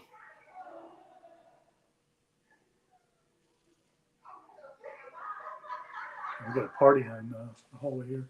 Yeah. I mean, look, you knew Fabian Lovett's your best defensive player, so having him is not good, but you'd expect a little bit more from, they got guys, man. They've got guys that they they felt good about. Josh Farmer, good opportunity for him, Jared Jackson, and just not stepping up. So a couple things here. It's 1st and 20.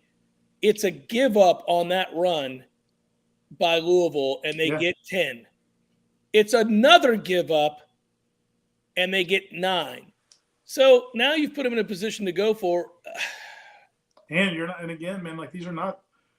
They don't have great backs. They moved early. No reason to clap, Dennis. I mean, we're just going to give up a 10-yard run up the gut. I'd be having a conversation with Malcolm Ray and Robert Cooper here.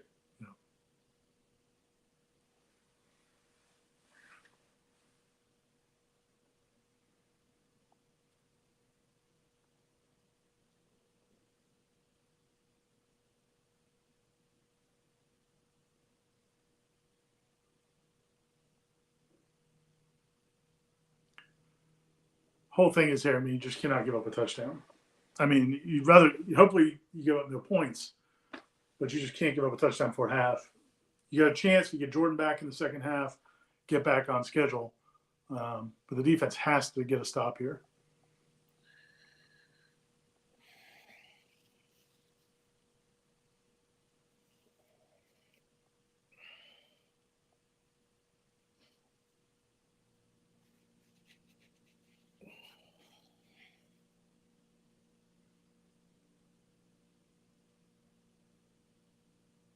Maybe a pick.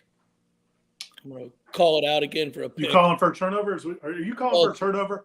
Call for a pick. Oh! Are you calling for a turnover? Dude, do we have it?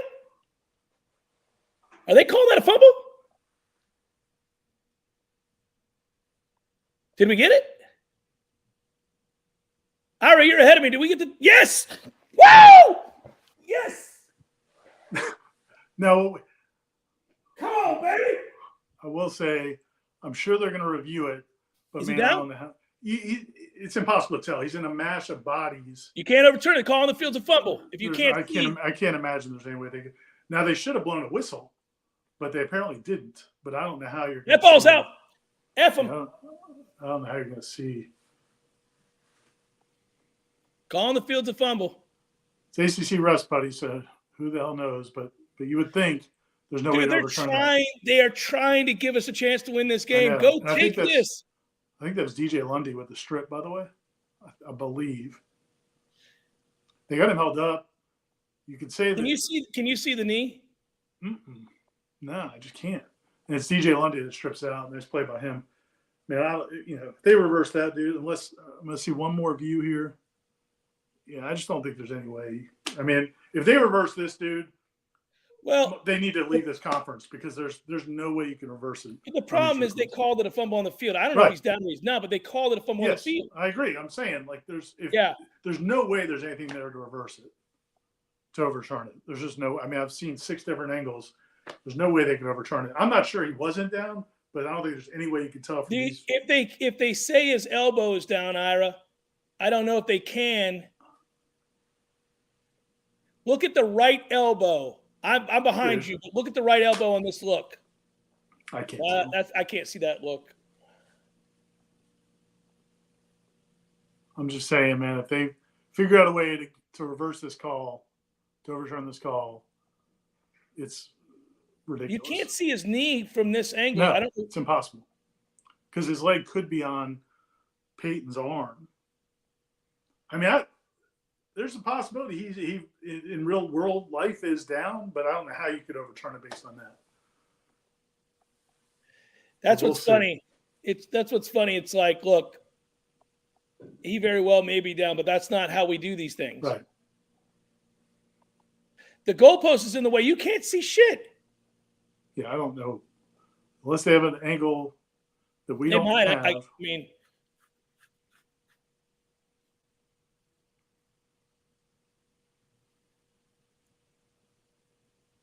I'm just telling you, man, like this would be an all-timer if you overturn this. You can't. We've watched it 10 ways to Sunday. Let's go. Let's go. You've been in this conference long enough. But, buddy, this is why I said to you the call on the field was a fumble because, like you said, immediately you knew you weren't going to get an angle. Right. That's why if he had said he was down, we were screwed.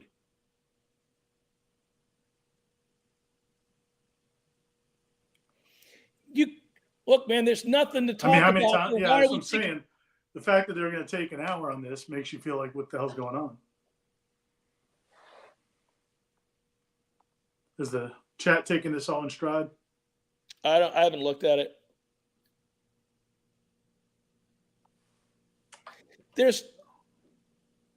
Why are we? What the? I don't know. Yeah, I don't know. We're pulling out X-ray goggles. Hey, Mike, send your offense out on the field. Send your offense on the field. Enough of this bullshit. Let's go.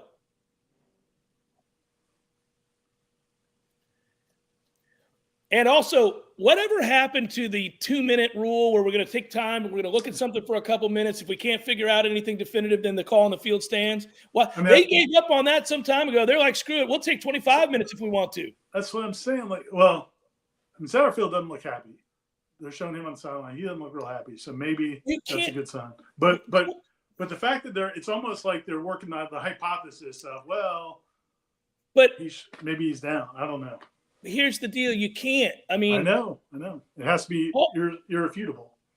Also, the rule. Yeah, Satterfield knows. He knows damn well they're on defense. Let's go, Mike. Get something going. This conference, Jesus.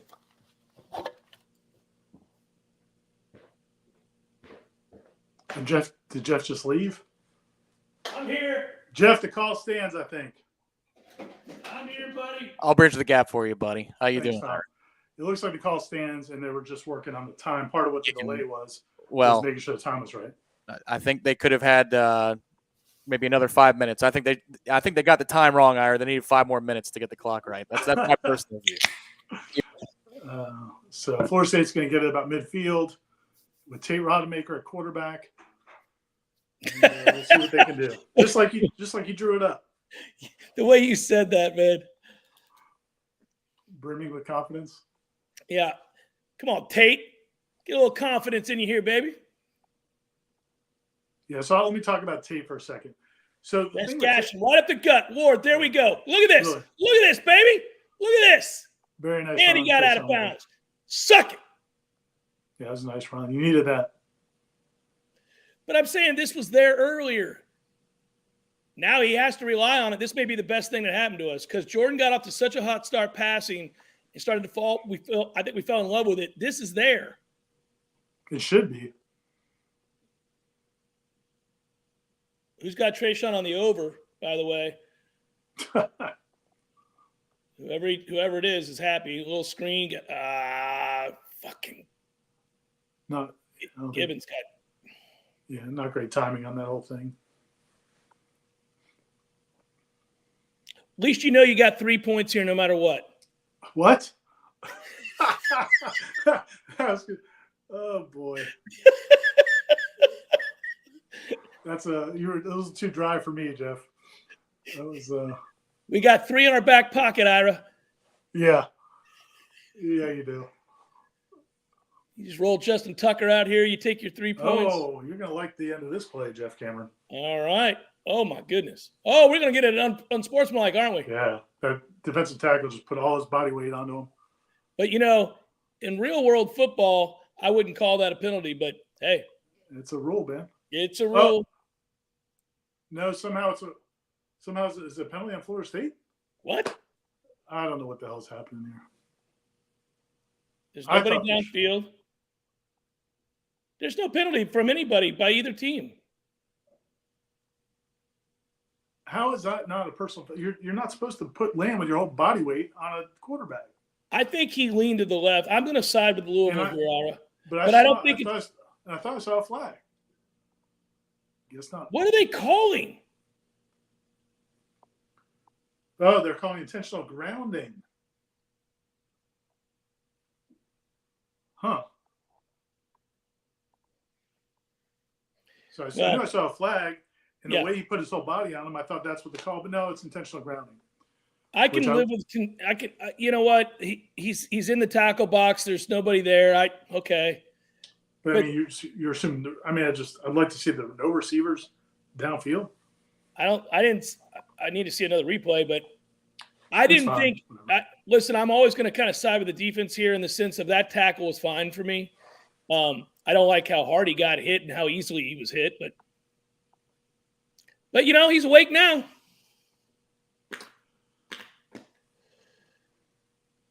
Yeah. So I was going to talk about Tate earlier. My biggest concern, and I know people think Tate gets nervous. I honestly think what happens with him sometimes is he doesn't take care of the ball because it's almost like he's cavalier with it. So that's what if Tate comes in the game, my biggest concern is a turnover. Not because he's afraid, but just I think sometimes he's a little cavalier. Fairly certain Louisville will be ready for the draw or the screen here, but I'm not letting Tate throw it down the field here.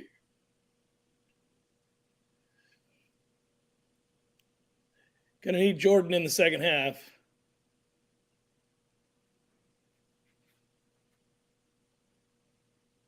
Could Mastromano kick field goals? This is a fun sport, man. Think about like all the different things that you thought coming into this game, and then now like how things play out. It's crazy. I mean, just Jordan's out versus out. I mean, we'll see. Maybe they come back for the second half, but right now, Yeah, you've had a series of really silly situations play out here. The bottom line is you're only down 7. Yeah, man, you're hanging around. And if you can get those guys back healthy. Yeah, man. Oh, I'm frustrated.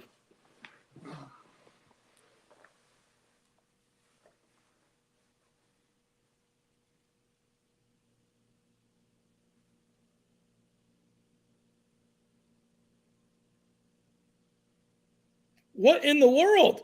Yeah, man. That's my concern with him. Is he's just We're done here. We're done here. That's it. All right, I'm done.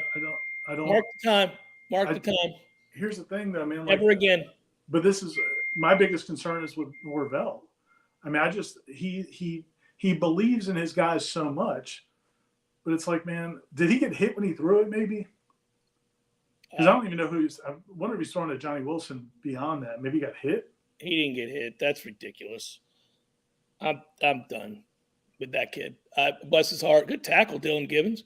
But again, like that's where I look at the big picture, and I don't know why Mike Norvell in this situation. Now you're going to give them possibly a chance to score here.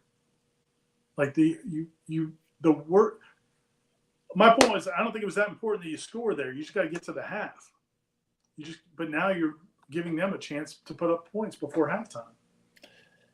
I mean, right? Yeah, I'm more concerned about that than Tate Rodemaker. Well, I do think we probably can't play Tate anymore, though, Ira. Well, I'm fine with that. Whatever it is, it is. But I'm just saying, you're trying to win this game right now tonight. Yeah. You're down at their 25. I'm running a screen or a draw. Yeah, man. That's it. And I love the fact that he loves his players and wants them to be confident. And he wants them to know he's confident in them. But man, you just can't turn the ball over there. And it looks like it may work out. About is Louisville's giving you a million chances with the ball here. A million. Oh, well, there's another fumble. Did we get it? No, there's not a fumble. It's just a stop. I think No. We did have the ball. Look at this again. He gripped. They pulled it out after he was down. Oh, okay. He's definitely down. Sorry to be ahead No, of I'm just saying it looked like a fumble. I was like, okay. Yeah. Finally got pressure. That's again, a good sign. man, like it's 3rd and 7, 22 seconds left. You're going to play soft. They're going to there's a good chance they're going to play a 15, 20-yard pass. Maybe have another chance to complete a pass to get in field goal range. That's what I hated about that 3rd down pass. I mean, Yeah, well, that's why I was yelling screen or draw. Yeah. Let's go.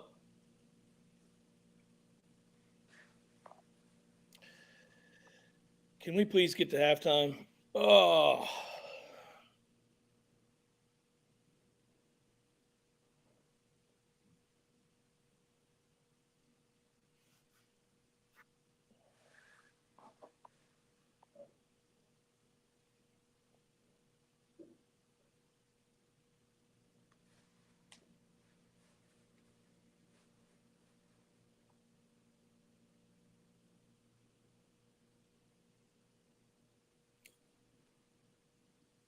There you go. Defense gets a stop, man. Well, that's the 3rd time the defense has come up big for us. I know the defense isn't good, but they have given a couple of opportunities here. Just get in the dog locker room. Any chance I'm going to look up and see you celebrating a punt return to the house? No, but at least I'm not yelling at the screen of why Micah Pittman's even trying to break a tackle there inside his 10-yard line. Yeah. But he goes down. Man, all things considered, if you can get a halftime. Right? I'll take it. We're in this was not great. This was less than ideal. So you have to hope like hell Jordan Travis is healthy for the second half, which probably not, given our luck tonight. I feel like there's a chance. Look, man, if he came back in that Florida game last year, I think he'll come back in this. The only problem I worry about is the ankle. If he can't put pressure on the ankle, a lot of tape. A lot of tape. And you have Mackenzie Milton out here again. Pull 1 foot out here. Can Tate do the just victory take formation? A knee. Just take a knee. He is going to take a knee. Can execute that is what I'm asking. Just take a damn knee. Yeah, and sprint to the locker room. Try not to trip. Yes. We're just holding on. I'm gonna run the ball when I come out in the second half, and I'm gonna challenge my offensive line. It's man's game, bitch. We're gonna run the ball. We're gonna keep their offense off the field. Let's go. Good evening. Tom Lang, save us, Tom. Oh, I don't know. Maybe I can be some good luck, but I don't know that I could be a fairy godmother in terms of fixing injuries. Jared Verse to the locker room, Jordan Travis to the locker room. If you could list 2 players not named Fabian Lovett who's not playing tonight that you don't need to get hurt, would those be the first 2 guys you would talk about in Jordan and Verse? Well, yeah, I'd start with Jordan, and then I'd start with Jordan, then Fabian Lovett, then Jared Verse, all 3 out. Yeah. So a couple of things. I've got a feed and then I've got a replay feed. So I'm consuming this double time as the game's going on. On the 3rd and 3, where Jordan has a run to the left in the red zone, this is before the missed kick, it's his choice. Trayshawn is out in the flat, and there are 3 blockers in front of him. Throw the ball. It's going to be blocked up, and you're going to have a play there. So that was frustrating. There's a couple of plays in zone. We are running more zone tonight than I've seen before. And there might be a reason for that. I'll say it in a second. But there's a play where Kevin Noles gets beat on a corner route, and it looks like something you saw from the Charles Kelly days or the Willie Taggart days, where he's turned around and he's pointing to the safety to cover the guy that gets behind him. He's like, you take him. Can you help me out here? Right, and dude's wide open. My man's wide open. The one thing, guys, I'd say, and going to practice this week, I didn't expect for Duke Cooper to be on the field for only a play or two. That's bad news. Jerry Jones started this game from the get-go, and then Duke came in the red zone, and that makes me wonder, just pure speculation, because we did not know that this was coming. There's some things that we know are coming, like Bless Harris. Maybe they don't think he can run in the open field, and so they only want him in a compressed area of the field. That's the best theory I can give you right now, because they rotated Greedy Vance in for Jerry Jones. They didn't even put Duke Cooper in when Greedy Vance has been in. So there's a total mess, and it's bad defense, too, until they had some good drives towards the end. But they look completely clueless for a few of those drives to start the game. So not a whole lot working for us right now. Let me just talk about Cooper real quick, and then Jeff, you can talk about some of the big picture stuff. But so if you just look at the facts we know about Duke Cooper, he got held out of the season opener, then played against LSU, but didn't seem to be 100%, and then has practiced some, and then tonight they're holding him out. It makes me worry. Like, it makes you, and I have no idea what his injury is, but it makes you feel like maybe it's not something that's going to heal, like during a season. Right. You know, maybe it's just going to be something he has to play through, which is not ideal. Because you could make the case that, man, maybe you could rest him tonight if you can, BC, and then try to get him back. But I don't know. It may be something. Well, maybe something that's not going to get better right during the season. That's why I'm wondering. Maybe that's why they're running more stuff that looks like zone to me. Right. Again, on the fly, it's hard to know for sure. But I mean, there are some plays where they get roasted in man, and then there are some where it just looks like they don't know the responsibility in zone, which is the umpteenth year. I heard you bring it up, Ira. When's the last time they run zone in this damn program? We've been talking about this for too long, about the zone. At some point, you have to be able to teach it. It hasn't happened. It's infinitely frustrating. I didn't ask this in the first half, but I thought it a couple of times, and then either the next play happened or I wasn't real sure because I couldn't rewind it, and I wanted to go back and look. This is stuff I would do on Sunday. But, Tom, since you had the ability to look a little closer, where's Deuce Spann in this offense? Yeah, great question. I haven't even seen him. Ira, have you seen Deuce Spann? I didn't ask you. Where's he been? No, and especially the fact that Darian Williamson ran that. You would assume that would have been Deuce Spann's, right? Yeah. That's it. And you said that, and we got 2 plays in later, and I meant to go back to it, and I never did. And I do think they're trying to get Darian Williamson involved, but not at the expense of Deuce Spann. So, look, man, we cover practice this week because it was a short week. We covered practice Monday and Tuesday, so this could answer, the Marion Cooper question, and also could answer Deuce Spann question. We're not out there Wednesday. We weren't out there Wednesday, which could be a physical practice. Thursday should have been a walkthrough. Not a walkthrough, but not an intense practice. So, things could have happened on Wednesday. I don't know. I can't say for sure Deuce isn't out there, but yeah, you would have thought he would have got that play that Williamson got. Mike's got to be frustrated with his defensive coordinator. He's got to be frustrated with his bad luck, but you don't have time to wallow in that. I wonder what they adjust to. And then I think offensively, obviously the entire half's going to be dictated on whether or not Jordan Travis is going to play. Yeah. That would be the thing to be watching either the boards or, Corey or Adam's Twitter feed is he running out of the tunnel or not? Yeah. So about 5 to 10 minutes from now, I think that's going to be the thing. And it was 100% intentional grounding, but I agree with you. There was nobody there. But I agree with you. I mean, by the letter of the law, right? in today's football, Saturdays and Sundays alike, in this case Friday, he's driven into the ground. That's crazy. That's crazy to me. It's there's a reason that rule exists. And I know Jeff, old school defensive football guy, isn't a fan. I actually think if we go back and watch it, and I hate being in this, he leaves his feet, man. You don't have any intention for that other than what you're doing. Now he may have tried to avoid it at the end. He does avoid it at the end. I think that's why he didn't get called. I don't know, man. I think if you do that leap, to me, I'm throwing the flag. Yeah, like I know what ought to be, but in the what is, I mean, I don't know. That's a tough one. Oh, also a note there, they did let another one go. Well, they did, yeah.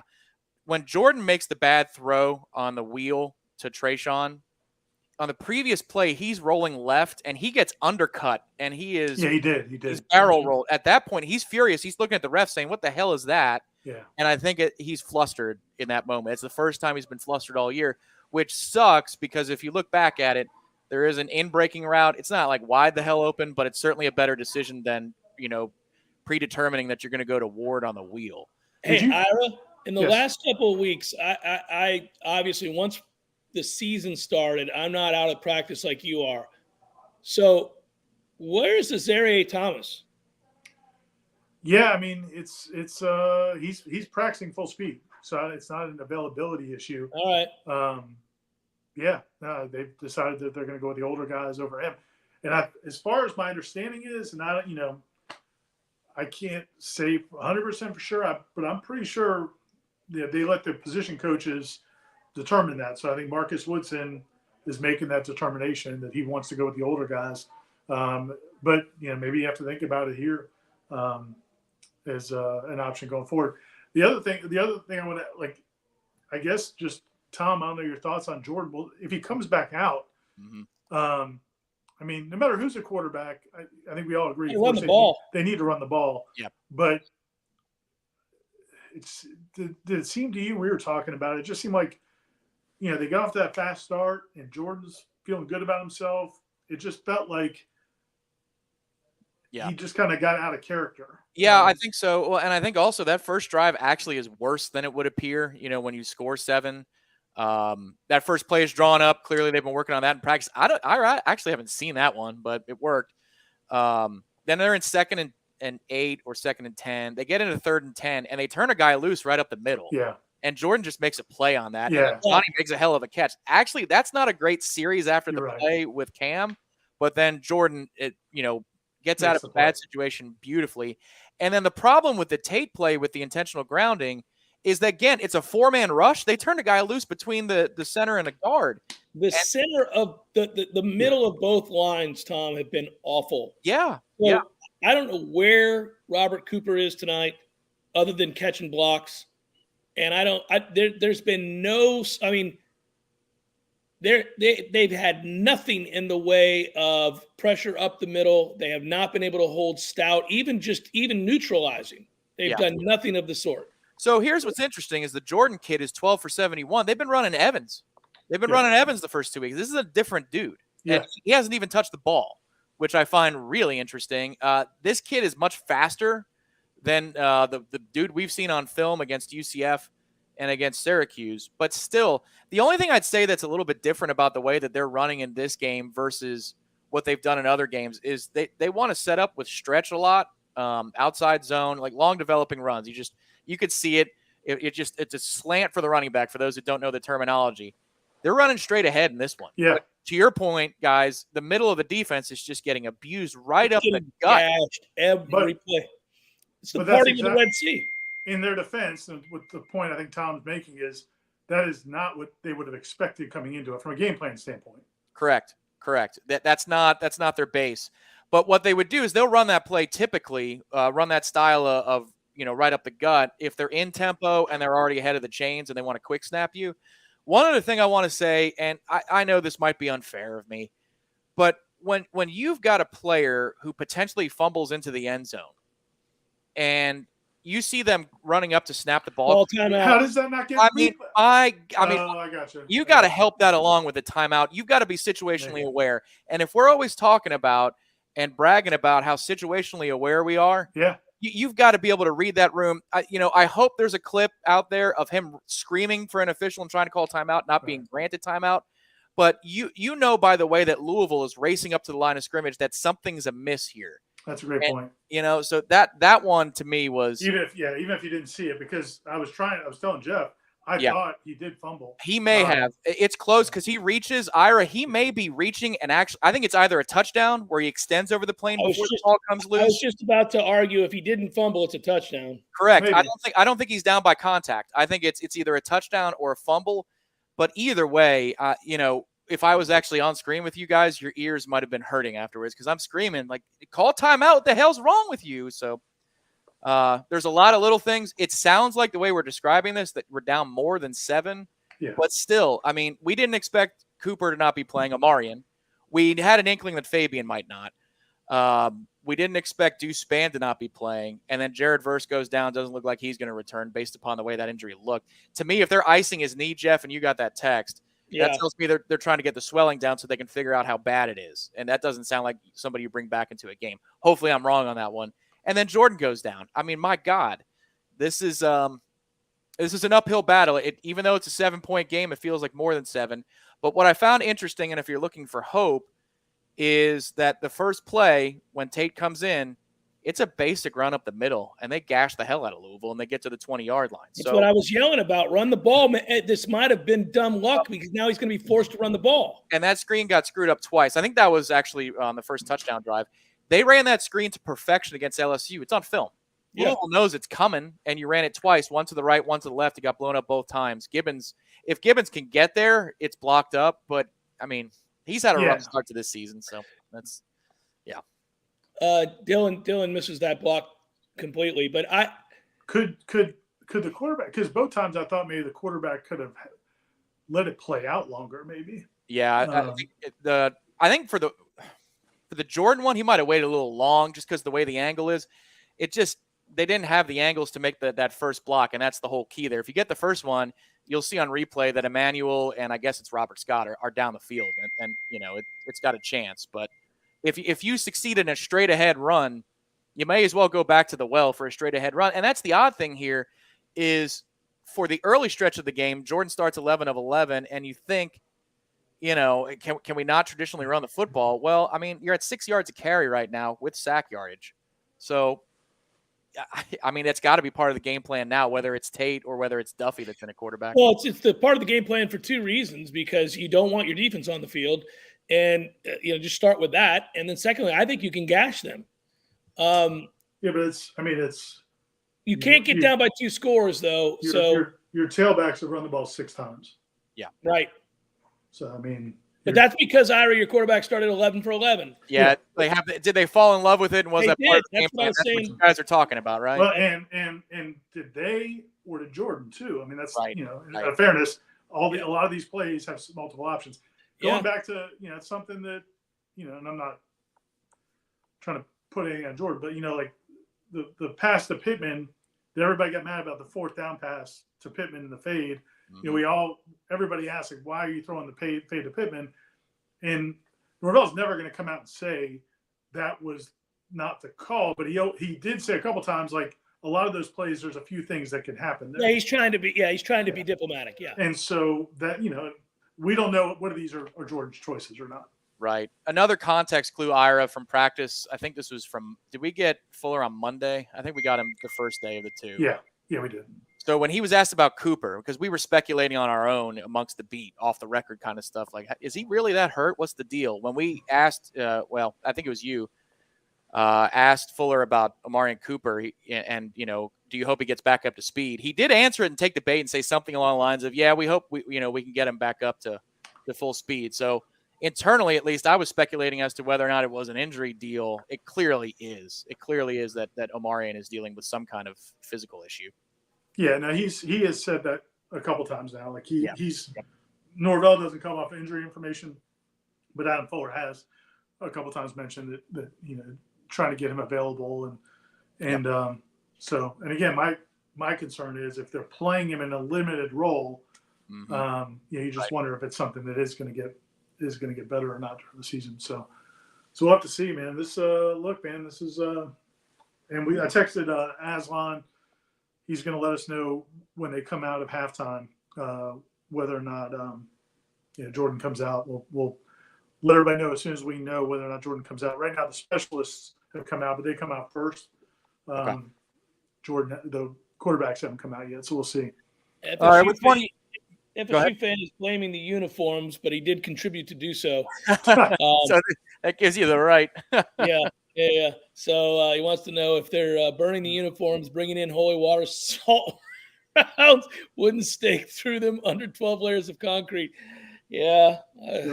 There'll be one thing I'd say for you two is that was a 2-hour first half, and you handled it like champs. I think 17 minutes of that was the review where they just said the play stands and maybe they moved the clock by 3 or 4 seconds. We're going to pay some bills here. I don't know which one. You guys can fight over who gets to hang out with me until Gene comes back because Gene Williams will be in for the second half tonight. If you guys want to hang, you're more than welcome to, but we've got to pay some bills for Zaxby's. So let's go pay some bills for Zaxby's. It's been fun, Ira. All right, man. All right, gentlemen. I will fully cover the screen, so if you need to leave, go for it. Hey, thanks, everybody. Thanks, folks. Pre-game, post-game, or no game at all, anytime is the right time for Zaxby's platters, just as long as you're hungry. Feed your team with your choice of traditional or buffalo fingers, or boneless or traditional wings. If you're having trouble deciding, get the best of both worlds with a sampler platter. And don't forget that world-famous sauce. Satisfy your chicken craving with Zaxby's platters. Order online or in the app. Your Tallahassee Zaxby's, a proud Golden Chief booster for 17 years. Go Noles. More from Zaxby's and more about us at Warchant.com. For the next couple of minutes, we'll be right back on Zaxby's Warchant Game Day with the second half. Something big, something huge is taking over the world of chicken sandwiches.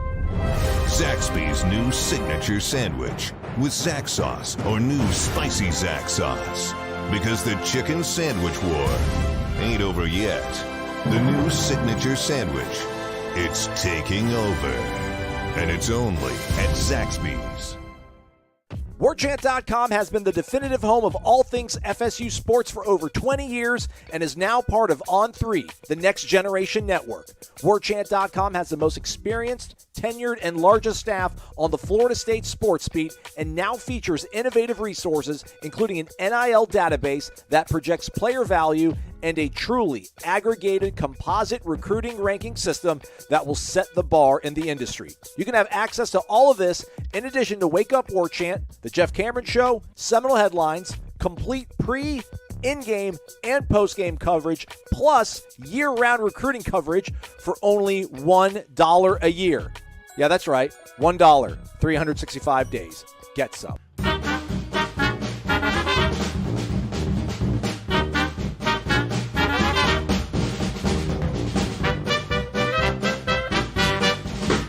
There are no words to describe the perfect pairing of Zaxby's hand-breaded fingers and our 12 delectable sauces. But there is a sound, and that sound is The Zaxby's Chicken Finger Plate with endless sauce abilities. Only at Zaxby's.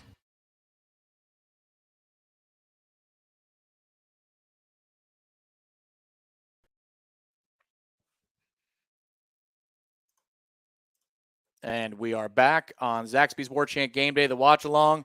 My name is Tom Lang. I will be joined by Gene Williams in a bit for the second half, hanging out with me. Both the guys can hang out if they want. Here's Jeff. I know he was Mr. Obligated to hang out with me because he doesn't spend enough time with me weekdays from 1 to 3 on JCS. Ira, thanks, man. I appreciate it. I see you in the green room. He's going to be doing, Warchant.com things for the second half. We got some stats up here. Sir, this feels like an uphill battle in the second half. I don't know. I mean, short of if you can't establish the run, I don't know what you can do here. Jordan was off to a great start, and then it's just your injury luck sucked, but the defense sucked before the injury luck kicked in. So that's also worth pointing out. It's a combination of a couple of things. Yeah, I got a buddy at the game. He just texted me that Jordan is not out there warming up right now. So my guess is that Jordan is not going to be playing the second half. That's not official by any stretch. Yeah. But that's what I'm getting from my buddy who's sitting on the 40. Yep, I just got that from Aslan as well, who's in the press box. So this is frustrating. It's a combination of a lot of things that frustrate us. For starters, you begin this game without Fabian Lovett, who is a dominant disruptor in the middle. And that's really difficult to stomach right off the bat because he gets hurt on one of the last 3 plays of the LSU game. Yep. Then you get into a situation where very quickly you realize Duke Cooper's not right and that he's barely playing, if at all. Then you realize the Verse injury means he's probably not coming back out tonight. And, really quickly you begin to start doing the math, and Florida State's already had 3 offensive linemen get hurt this year. Right. It is very, very aggravating. And that's not something you can help. That's football, and sometimes you're snake bit. But the other part of this, quite frankly, is that Adam Fuller's defense wasn't playing well to begin with. So, yep. I said all week long this was a test for Adam Fuller. I thought the whole thing was going to be on Adam because I thought the offense would be okay. Now, listen, Jordan goes down to injury. We'll see. The offense has got to be better in the second half because they started out okay, and then you saw it start to wane. But I'm still more frustrated with the defense. Louisville's been lifeless so far. They have been. A couple things. No Jordan on the sidelines, and the sideline reporter says Jordan is definitely done for the game. We don't have the audio up because we're doing a watch-along here. And also, Tom, we recognize you, buddy. I want to make sure that we recognize you. And Jared Verse is in street clothes. So my suspicion about them trying to get the swelling down with the ice appears to be true. So Florida State now starts in the third quarter. For those doing a watch-along later because you're either a Gator or a Cane fan or you just like watching on demand while we squirm in our seats. 14:40 on the clock for me, 14:39. Where are you, Jeff? I'll sync up with you. 14:53. I just watched the first run up the middle. Okay. So you tell me when it gets to 14:33, we're going to sync up, brother. Okay. Well, I'm at 14:41, so I'm way behind you. Give me 35, 34, 33, and I'll hit play. 35, 34, 33. Go. Right. We are now synced. So Tate's in the shotgun. Yep.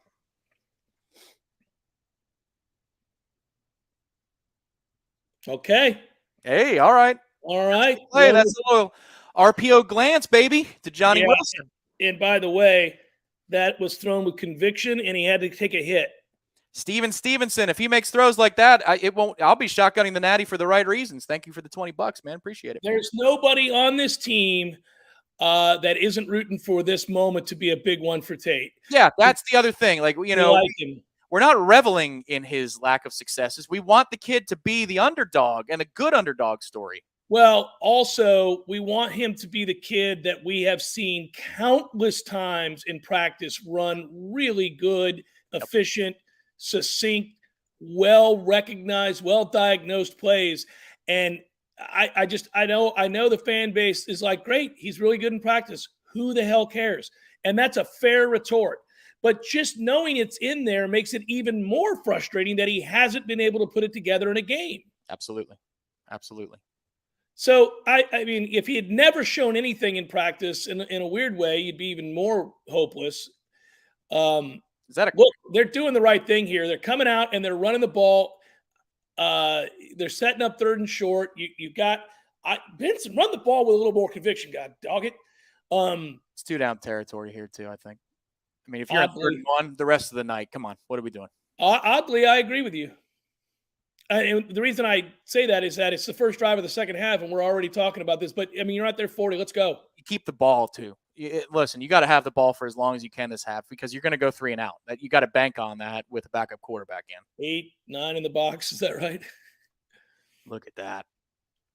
That's amazing. That's a good run. That was patient at a time where patience is a virtue because you just want to get across the sticks. So I'll tell you, this is 1, 2, 3, 4, 5, 9. Good job by 53 there. Yeah. Because, Emmanuel has a free release to the second level. Good job, Maurice. I'm a little concerned about Dylan. I got to be honest, man. So far this season, it's not having a good year so far. Last year. In the box again. Yeah, I got 9. Here comes 9. Here comes 9. They're walking him up. And he hit him. He hit him again. Oh, all right. There you go. A little pokey. All right, Tate. What'd they tell him at half? Stop being a bitch?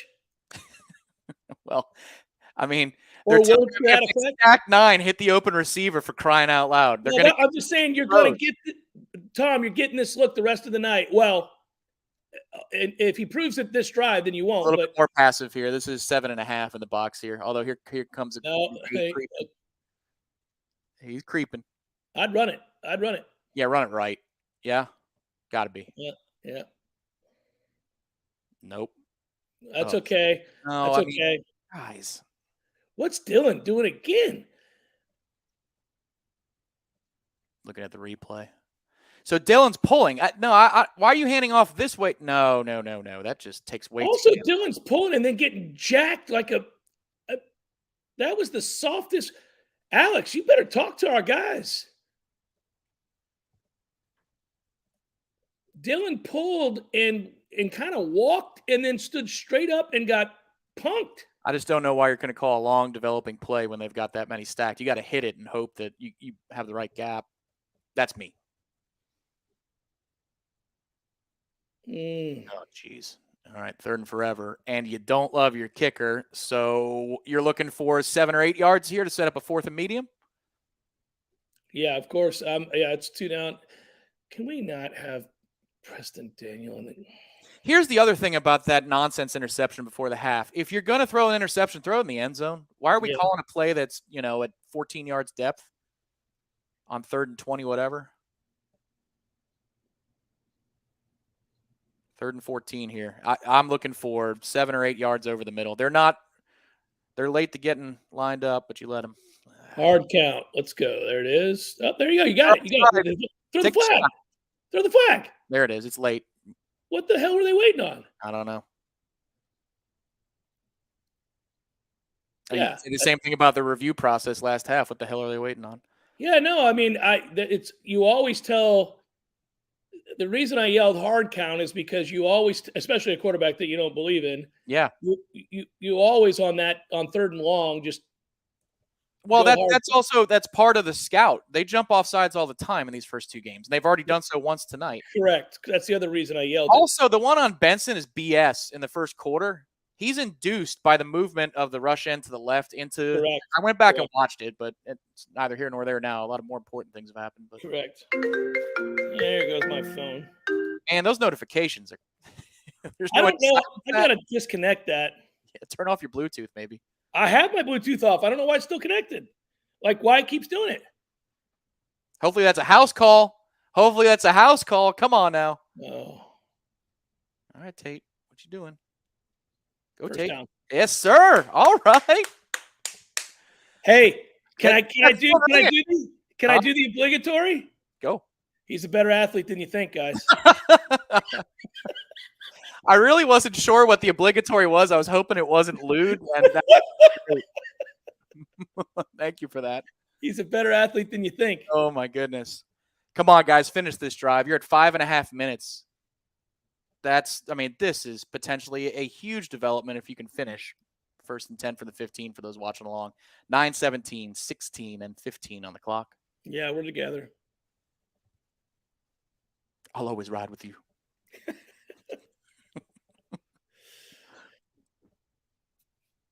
And timeout? Is that Mike calling a timeout? Delay of game. Delay of game. That's on Tate.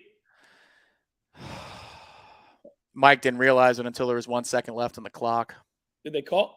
They called it a delay. Mike tried to get over there for a timeout. He was too late. I don't think they called the penalty. They gave him the timeout? I don't know. I think they All gave right, him chat, you're ahead of us. I'll take a look at the chat here. Come on, spoilers. Let us know. Did they give him the timeout or not? Oh, there's so many of you. My goodness. To the 854. No, timeout. Timeout. They did, yeah. Thank you, John, and JR. Yeah. And YouTube Algo and Kevin. No, I thought we got it too because Mike wasn't furious. To the 862 of you right now watching Warchant GameDay, please hit the like button under the video and subscribe to our channel. It's absolutely free.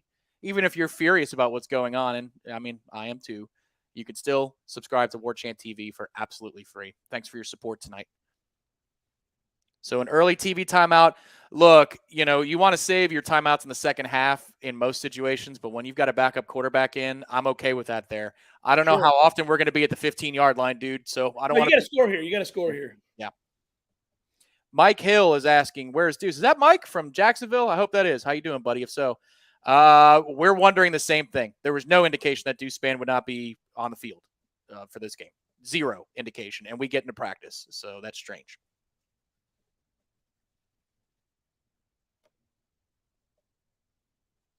Yeah, good point, Regis. Best thing that could have happened is running the clock, no doubt. But you got to punch it in. Otherwise, you've done Louisville a favor by running a lot of time off the clock and coming up empty-handed. So this has to be a finish here.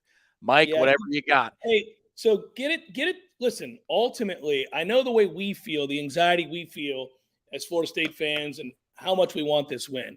But think about it for a second. If this gets to 21-all and there's 7 minutes left in the third, and you got a backup quarterback, Florida State's had 47 injuries, the pressure is still on Louisville here. Yeah. I don't know that it means anything because our defense, and I'm not real sure about our coordinator right now, may not be able to get the stops. But, man, they're a mistake away from this thing starting to get really tense. And I mean, the problem I'm having right now is how serious is that injury that Jordan's wearing a baseball hat, and I looked like it was a crutch under his left arm. I couldn't tell for sure when they cut to the sideline. But now you forward it to the Wake game. I mean, looking at this defensive effort, I mean, you got to win this one, dude. You got to win it tonight and here. You've still got a good chance against BC, but I mean, if you're looking at the long term. Jared may be out long-term. Jordan may be out long-term. You got to get it right here, right now. Oh, there are a ton of issues, but, I mean, when you're dealing with issues and you're trying to buy time, if you find a way to steal something here, and, again, BC's a mess up front. You ought to be able to find a way to win at home next week. So if you can somehow steal this, good God, you might accidentally be 4-0. Now you got to stumble to 3 or 4 more wins, and you have the season you wanted. Right. It's good plays from Tate. Notice a couple of those throws are the three-quarter arm angle. Yeah. See, listen, we watch this kid all the time light it up. He has ability. He's a big athlete. He obviously up to this point has had no confidence to speak of. Let him score here. Let something good happen to this kid here.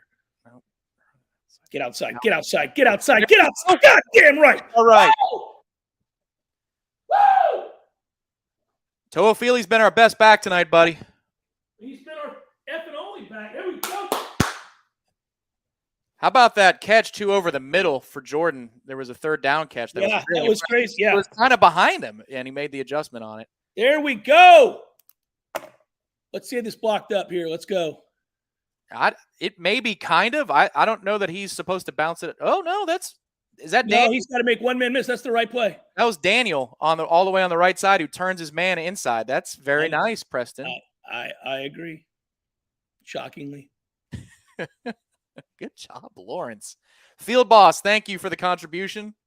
The reason I said that that Ward hasn't been is that something's wrong with Ward. That long run, the long run he had. Yeah, that didn't look right. He was jogging. Yeah. I know he doesn't have world-class speed, but, man, he was jogging. I don't know if he's 100%. Add him to the list.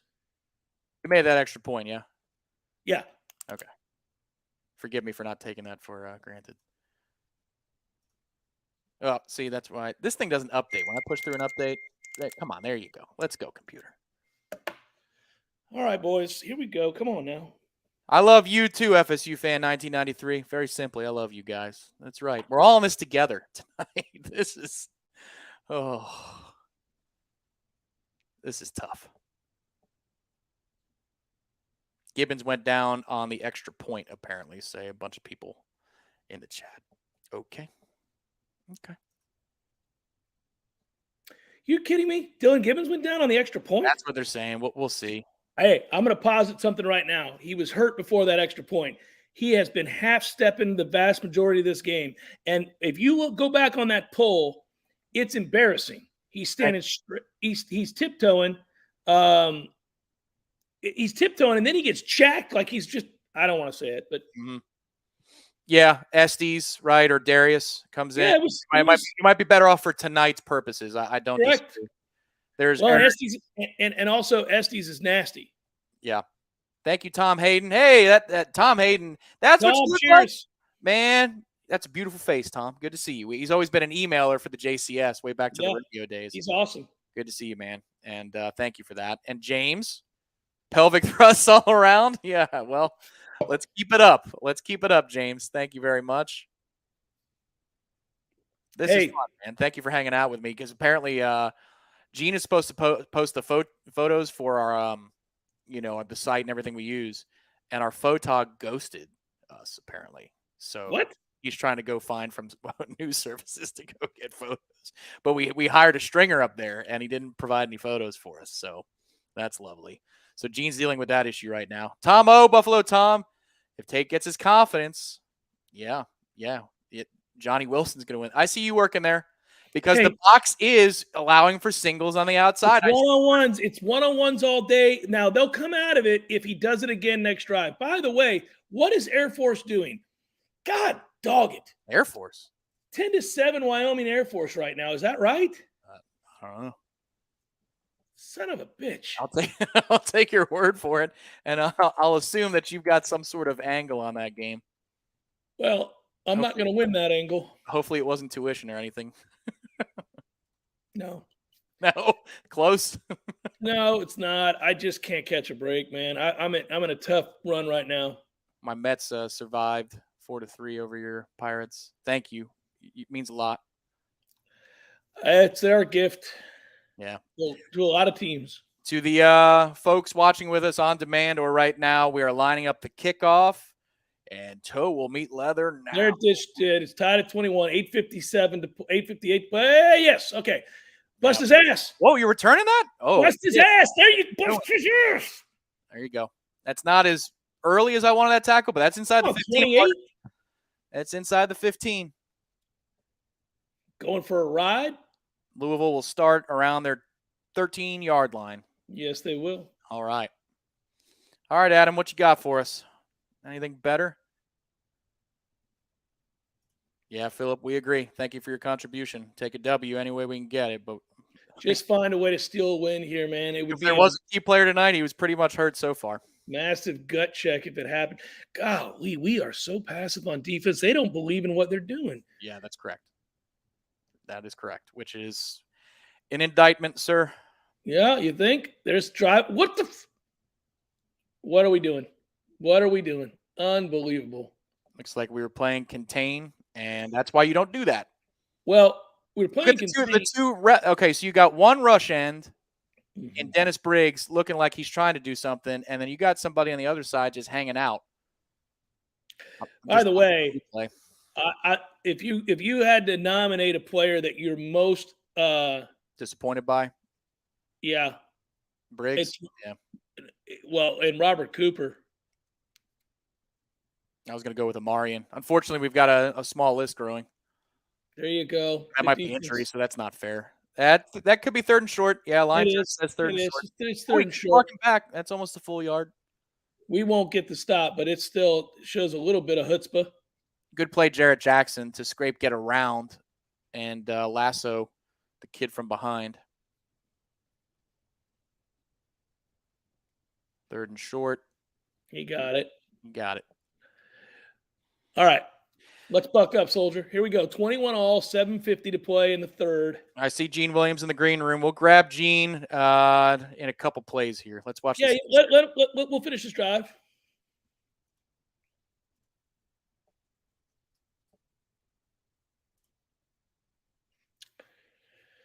Got 5 wide. No pressure all day. Somebody's bound to be open, surely. Nope. There you go. Got a tackle. Fuck. Sorry. Gene smiling. Well, I agree. I mean, you've got him 2 or 3 times, and it should be at worst 2nd and 8. And I was just about to say, when he jumps, I was taught to always catch and drive. Yeah. I mean, he's giving you a chance to break his ribs, and you need to take that opportunity. Third and short. There, finish. There you go. Oh, my God. It's the first time we've had consecutive short yardage plays on – well, they got a first down on the third down, but the 2 of the last 3 short yardage plays, the middle has stopped up again. That's the first time all night. That's Ray and Farmer in the middle as I'm looking at the replay. So those are your 2 anchors up the middle are Malcolm Ray and Josh Farmer. Farmer's been a stud in camp. The thing is, if they were running more – well, they're going quick here, so I'll shut up. Well, we're stacked. Let's go. Let's go, boys. Get a stop. Make a play. Come on, guys. Briggs and McClendon are your 2 ends here. He wants to run. Got it. There you go. Right. That's there you go. Kalen DeLoach, just the way to cover somebody. So I was going to say, the funny thing is, if they ran more stretch, I feel like he's all over this. They tried to pick him. That's behind him, too. Well, they wanted to pick him, and they missed the pick. Yeah. I was just saying that's a bad throw, too. Yeah, he diagnosed it. Now go down and take the lead with Tate Rodemaker, and let's start bowing our back here, boys. Let's go. So let's be honest. This is I'm not going to say anything until I see the end of this play. This son of a bitch with these punts. That's crazy good. That's a great punt. At least Micah caught it. I'll just say this, though. Now you hold the ball for the rest of the third quarter, go up 28-21. This place is silent. Tate Rodemaker's growing in confidence. That's a filthy punt, dude. That hurts. It's a filthy punt. That hurts. We're going to run the ball, though. Yeah. All right, you done? You want a break? No, I'll talk with Gene. We're good. All right. We got a 3-man crew here. What's up, Gene? How's it you going? guys had good mojo. I don't know if you know, Jeff, the last time I came on with D-Rob and then things started to go south in the LSU game and they wanted me to F out of there. So they're doing surprisingly well with Tate Rodemaker right now. So I don't know. We'll see how this drive goes. I may have to bow out if they So screw let me up. just tell you, it's funny. I don't – Tom gave me the advice not to look at the chat too much because you can get distracted. Yep. So just now when you were coming up, I looked down and just took a glance at the chat. And they want me to stay, Gene. You may be right, but you can stay with us right here. We'll see how this drive goes. We'll play it. If they do well in this drive. Gene, you need Jeff, the fact that Tate Rodemaker did a scoring drive with you. Come on, man. I told we were with a group before I left. They go when Jordan went out, and I go, FSU's never going to score again the rest of the season. I didn't think they could score again. Hey, he looked. Yeah, get out of here. Gene, he looked great. Well, let's not go that far. He looked okay. Dude, if he throws a pick here, Gene. I still have that first half interception he threw, and that's still seared into my mind. If he throws a pick here, Gene's not even getting to say goodbye. I'm out. Straight booted. Yeah. Hey, listen, he's not going to throw a pick here. We're going to run the god dog ball, and then it's going to be the start of the fourth quarter, and Florida State's going to be up 28-21. These Louisville fans are going to start freaking gripping. We're going to get a pick 6. Yeah. We may blow their ass out, guys. Oh my God, Jeff. What have you done? No, that is what was this? I overheard you guys. What was the step? What did you say? He had 6 tailback carries in the first half. That's it? Yep. Yeah.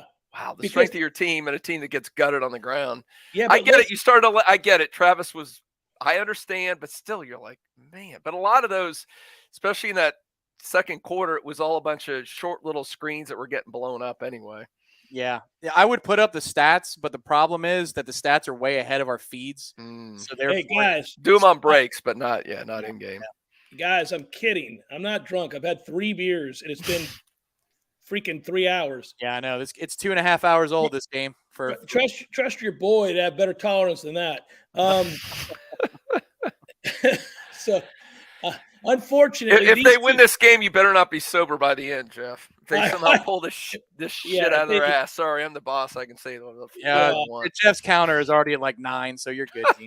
Yeah. You need to have a counter going. No, I'll just tell you.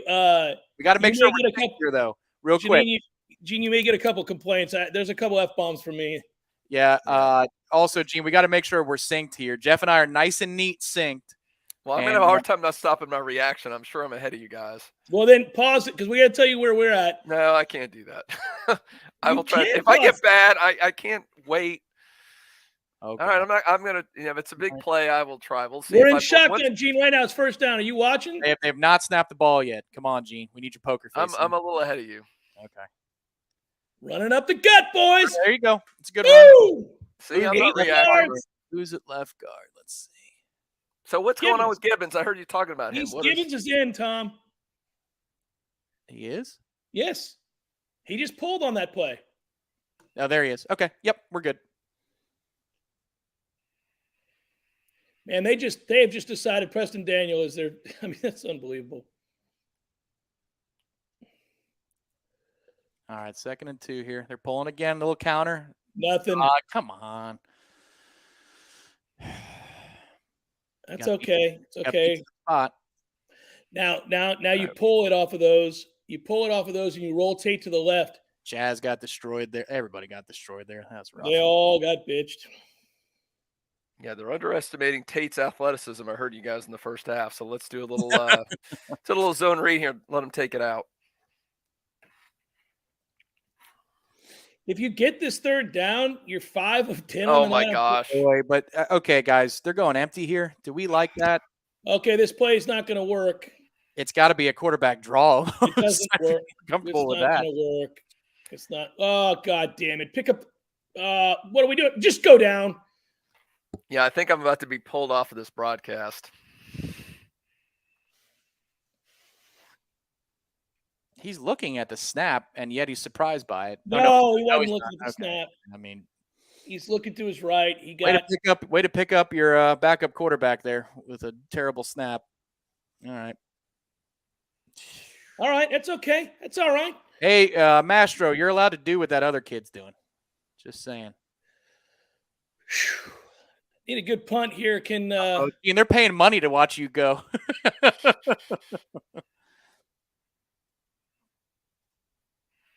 Not blocked. Okay. He got off a decent one. Someone just paid $20 to get me out of here. So I don't know what's our price. Let's see what happens on this. If Louisville scores, I'm out. Sorry, Jeff. That's all right. What's going on here? I screwed this up somehow. God dog it. Are we in commercial break? Nope. No, they're doing the All-State Hands program thing right now. Come on, All-State. Let's go. And once again, Louisville special teams flipping the field on FSU. What a shock. Thank you, FSU fan, 1993.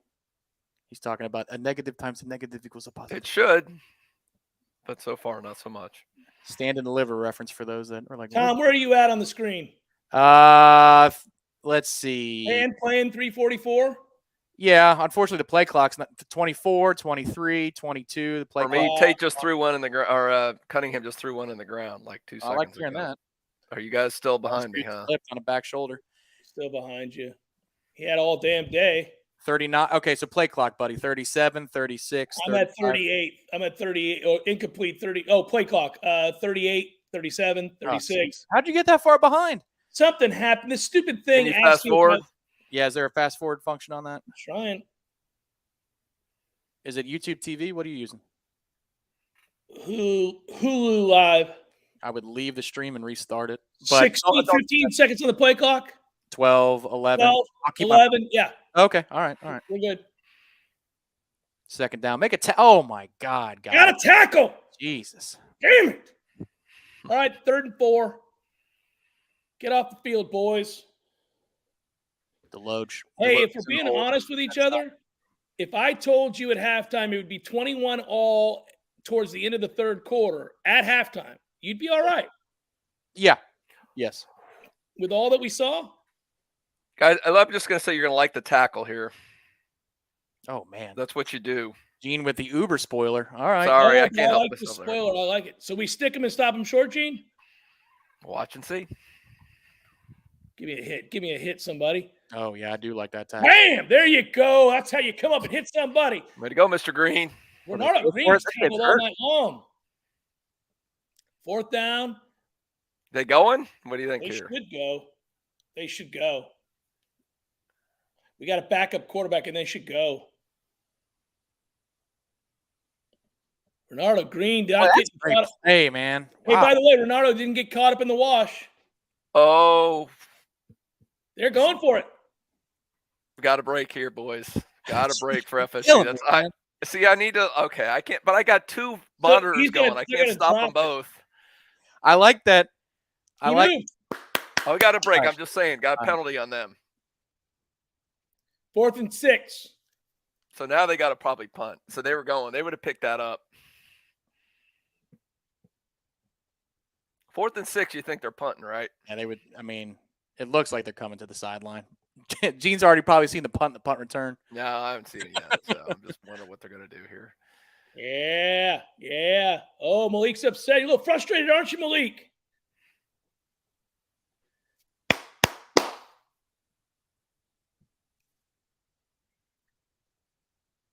Yeah, Satterfield, you got to punt. You got no chance. Got to punt it. There we go. A little high snap wouldn't kill me. Well, Tony, I tend to agree with you, but they had 3 false starts on that drive before halftime. It didn't help FSU much, but yeah. All right, Micah, catching the ball. $1:58. We have the ball in a tie game without Jordan Travis and without Jared Hurts. I've been saying it this whole half, guys. The third quarter is on the verge of ending. They haven't scored a point in the second half. We have the ball. Yeah. Come on now. That's what happened last year, right, Jeff? The second half? Yeah. The question is, do they stack this close? I mean, like, are they going to be greedy again and go 8 and 9 deep, or are they going to play off now because of what they've seen? I know last drive went stacking, man. If I'm them, I'm making tape beat you. 1, 2, 3, 4, 5. No, well, here they come. Yeah. Oh, it's Benson. Yeah. You got to no. It's Toafili or bust at this point. Everybody's. But also that's not his fault. There's nothing there. Yeah. They know you have to run the ball. I know, but he's allowed to get a gain of 1.5 by running straight ahead and just smacking somebody. Agreed, but he likes to be. You know how he is with patience. But I'm rolling Tate out.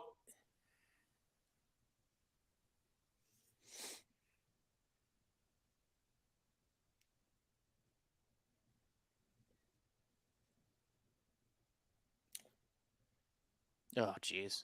Yeah, well, we're hell bent on this. Benson's got to sit. What the hell? What the hell? Did he fall down there? Yeah. Sit down before you fall down. I mean, You're 3rd and long, and you don't trust your quarterback. Yeah, come on out the game, Trey. What the F?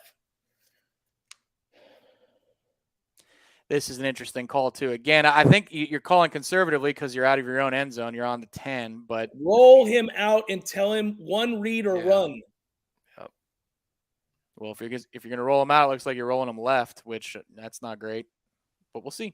Maybe not. Leaving him straight drop back. Wow, I don't know that I would do this. Oh, dear. Okay. Oh, boy. So he got tipped at the line. Micah was open up the middle, but I don't think he was going to get the first down anyway. He was going to get about 5-6 yards. This guy's not picked. That might have been picked. I gotta be honest, guys. I think he's throwing. Was he not throwing a Micah there underneath? I don't think so. I think he's throwing to the far side. Yeah, and that's why he's asking him, what are you looking at? Take a look at that again. Gene, let me know if they show a replay. I doubt they will. They've been bad about that tonight. I am so sad to watch Benson run like this. It's so shocking. Because he looks so good at times. It's just crazy to watch this kid run this way tonight. What is going on? Also, if he's going to run that way, why wasn't Ward in the game? Or Toafili. There you go. Good special teams there. Gant again. There you go. 28. Yeah, 100%. And that was Toafili released into the route. He was throwing for Toafili along the sideline. I don't know. That one was going to be close. That might have been pick 6 territory. I prefer he's okay up the middle. It's a little safer. Yeah. That's a huge play right there. The punt and the coverage. That's a great kick from Mastromano, and it's a one-on-one that Gant wins. So, by the way, guys, let me just bring this up. We now know Louisville knows the gig is up. They're going to make you beat them throwing the ball. They're giving you one-on-ones. If Mike Norvell comes out in this next series, he's got to let him be aggressive. If you lose, go down swinging. Yeah. Oh, well. Well, Yeah, there you go. There you go. I knew this was going to happen. I'm going to get my over on Cunningham's yards. I just hit the over on that too. Yeah, my prize picks just came through. Well, I'm going to get screwed on my prize picks because I had a couple overs on Jordan. Yeah. Oh, yeah, I am too. You're right. Shoot. Also, Micah Pittman caught a ball in the first half and hasn't seen one since. Nothing. Trying to look at who lost contain there on the back. Deloach. That's a tough play.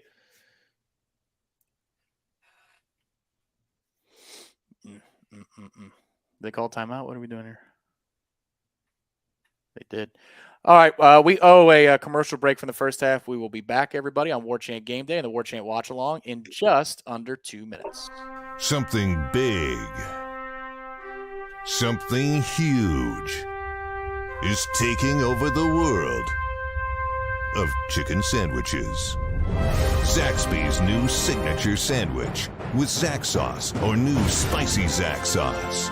Because the chicken sandwich war ain't over yet. The new signature sandwich, it's taking over. And it's only at Zaxby's.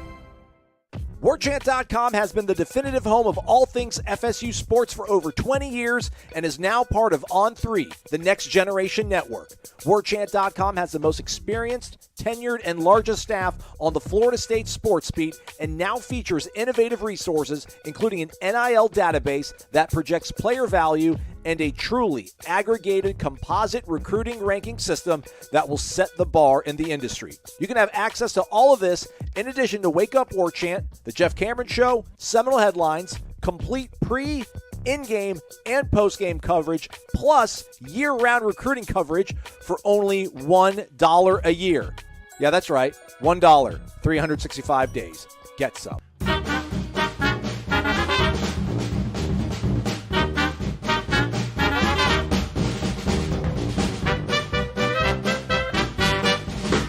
There are no words to describe the perfect pairing of Zaxby's hand-breaded fingers and our 12 delectable sauces. But there is a sound, and that sound is The Zaxby's Chicken Finger Plate with endless sauce abilities. Only at Zaxby's.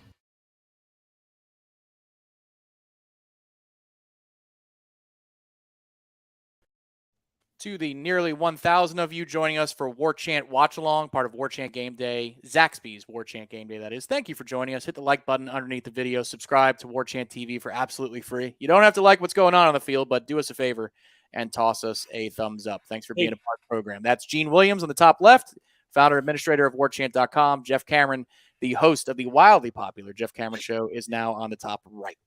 By the way, here's the deal. A lot of people calling for me to leave. We're going to watch the end of this drive.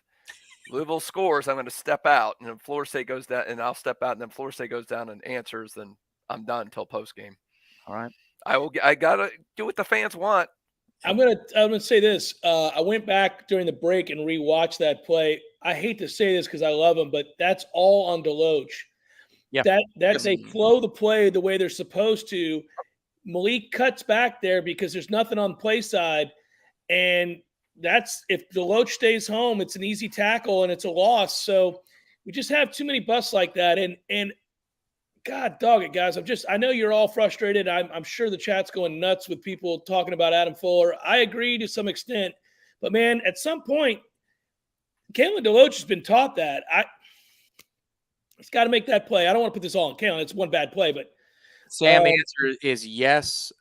He was asking if Gibbons was back in. Yes. He was. And the DL, Patrick is asking, why is our DL getting bullied by a 280-pound O lineman? That has been extremely disappointing tonight. Did you guys think Lovett was, I mean, I knew it was a huge deal, but it was a humongous difference. I mean, there's no way FSU's getting gashed up the middle with Lovett. Fabian's got to be sick to his stomach watching his brethren up there just getting bullied.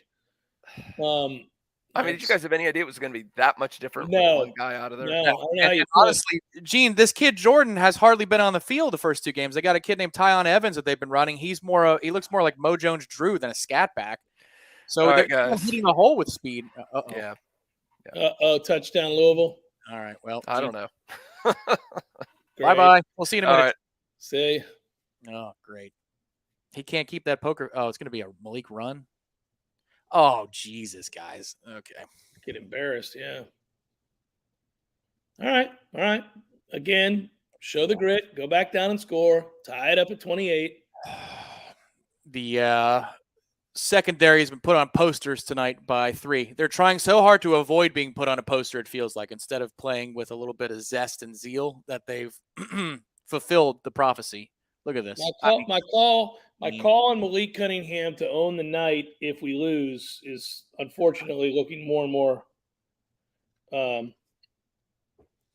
accurate. Well, the crappy thing is right now, here's what we're dealing with. The defense was not prepared for what they saw again. So Satterfield has adopted Adam Fuller at this point, at least to start football games. They got it together, but by the time they do, Jordan's hurt and Versus hurt. Cooper's not even playing. If they were locked at 21 from the point that they scored their 21st point all the way to now, and Jordan's in the game, there's a decent chance that we overcome these problems, and we're talking about the problems with a smile on our face rather than, talking about them the way we are down 7. Well, the problem is, Tom, and I think we can talk about this quite a bit when we come in on the air on Monday. This is off of a bye week. Yep, there you go. Yeah, Daniel just asked that in the chat. They didn't look ready for this, which is something. Now, the one part of it that I will say is interesting, and they might have known anyway, but it didn't look like Omarion was not going to play as of Tuesday. I was out there. I didn't think he wasn't going to play. And when he wasn't on the field earlier, I thought, that's strange. Is that a disciplinary issue and it's a drive or something? Like, I was looking for some other reason. Mm-hmm. And he was out there on the fumble recovery that we had when Louisville was in the red zone. I haven't seen him since. It's been Jarion and Greedy Vance. No Zaire Thomas yet. So that's where we are. That's the one facet where I'd say, well, geez, did they just get screwed on Wednesday? I don't know. FSU fan he's got a good heart. He feels bad for Gene. Many won't. You're going to get shouted down in the chat, FSU fan, but appreciate you. I wouldn't worry about it. Gene can take it. Yeah. He's tough.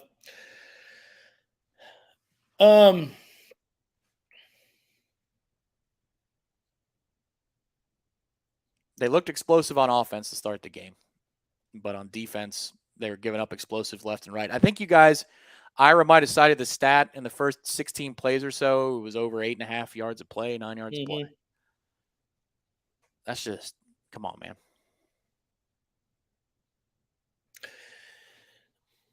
There he is. I get it. When you're antsy and desperate, these commercials feel like they're interminable.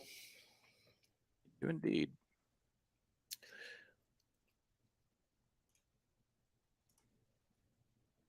I'm going to get a beer to start this drive, Tom. Good for you. I'll start it. Still in commercial. There you go. So we'll take a look at some stats before they come back to the field of play. 382 yards for Louisville's offense, and it is powered by Malik Cunningham running for a whole lot. 115 yards. He's thrown for $150. 3 total touchdowns for Malik Cunningham. And they're not using Evans. Tyon Evans, who's been their main bell cow the last couple of games. Instead, they got a kid named Jordan running for 80 yards on 15 carries. 6.1 yards per rush for Louisville. And that's the indictable offense. Whether you're prepared for what schemes they ran or not, Louisville is just running right through us, the front 7. And if they meet initial contact beyond the line of scrimmage, Jeff, they're bouncing forward for another 3 or 4 yards. That is the indefensible part. That's what's crazy. And Tate will lead the offense off the sidelines. Well, I'm not mad at Tate right now. He obviously led a touchdown drive to start this half. Yep. And ran it in nicely. I think you've got to allow the kid to be an athlete. You don't have a choice. It's not ideal. The situation obviously is desperate. But I said it a drive ago. If you're going to go down swinging. Yeah, throw on first down to help the young man. Help the young man. Let him throw on first down. You got more of a traditional look here. I'd run this. Cut it, dude. Oh, geez. Let it loose. 52 got rolled up on. 52 got rolled up on. Is he out?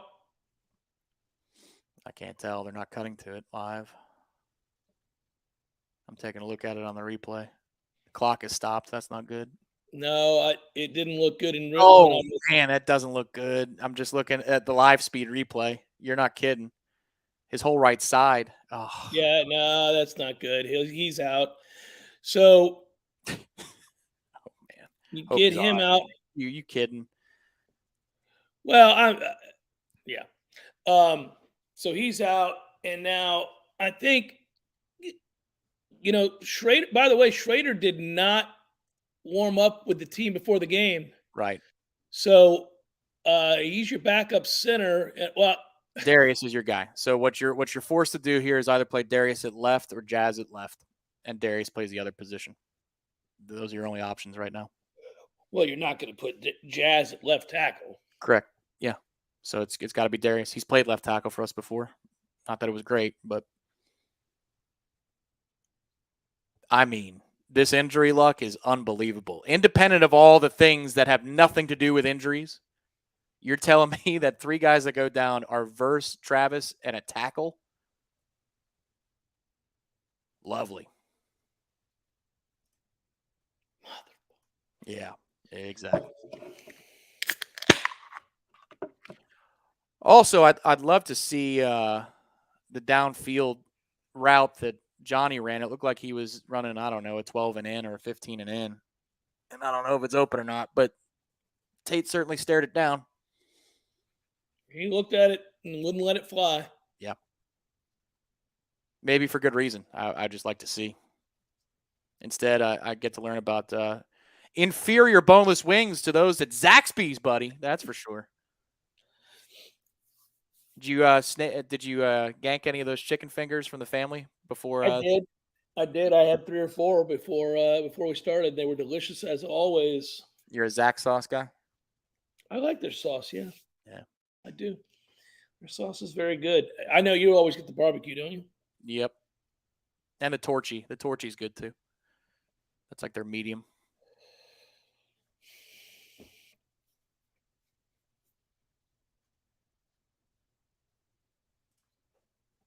Man, this is how would you draw up a disaster? And if you had 10 boxes that needed to be checked for a disaster, I think about 7 of them have been checked at minimum so far. Because this isn't one loss. If these guys are out for extended periods of time, this isn't one. I'm just going to say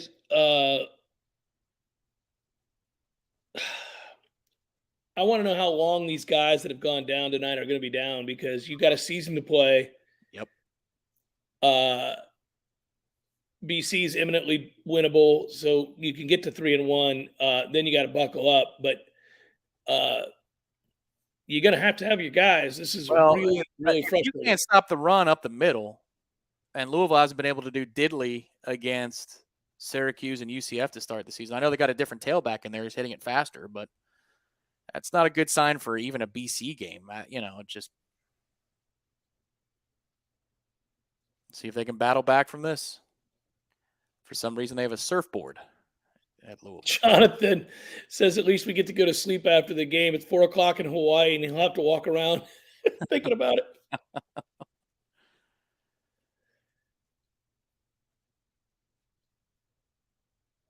That is Darius at left tackle, and he held his own on that first play. Come on, Tate. Come on, Tate. Oh, one time, Tate. Johnny Wilson deep, baby. Holy smokes. Yeah. Was I ahead of you? I'm sorry if I was. I thought we were pretty well synced. No, you had me by a second, but not by much. I could see this developing, and they rolled him out. What have I been saying? That's a dime ski, sir. Yeah. And Gibbons turned another guy. Come on, Dylan. Jesus. Dylan has been ass sorry tonight. That PFF grade's not going to be kind.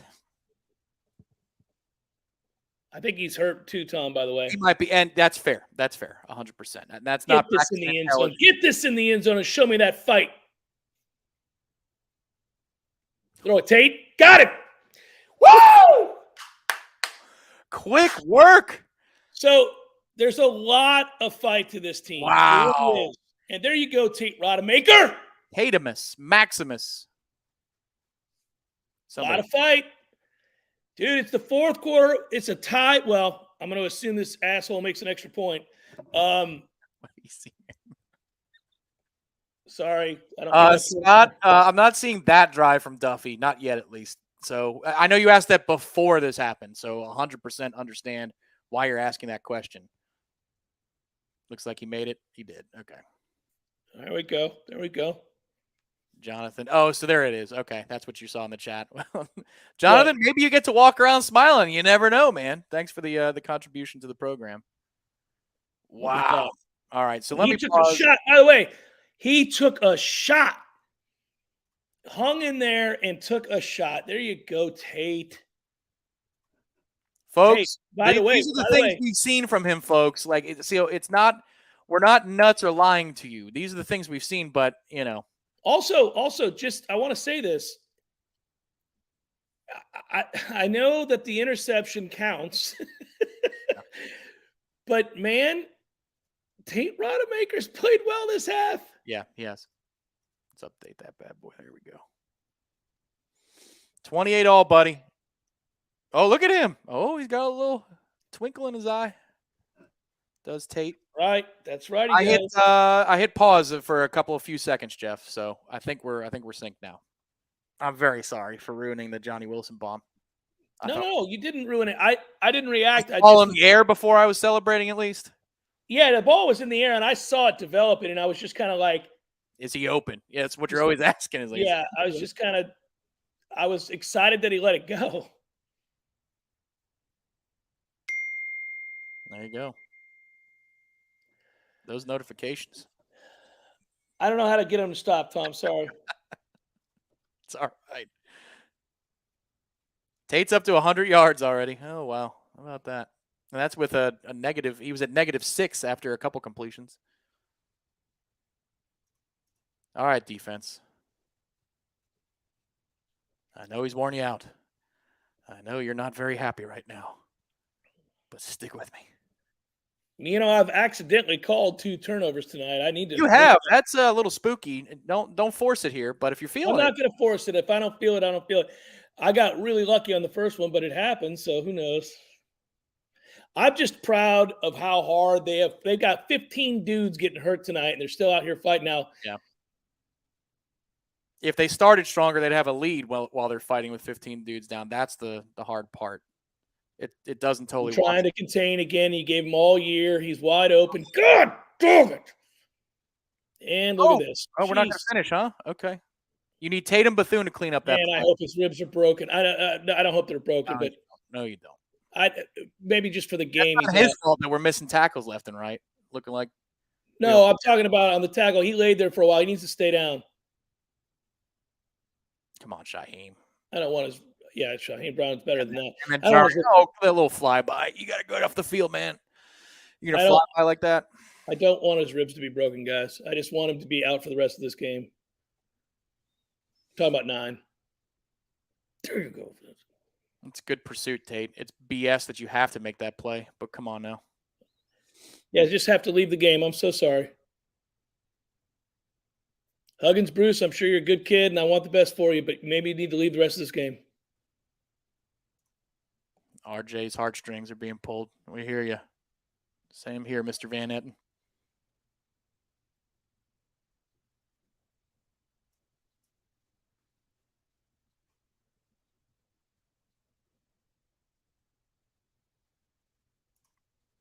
He's okay. You're all right. Okay, good. He's good. I would have felt bad. Yeah, I know. That's why I spoke up right immediately. No, I'd have felt bad.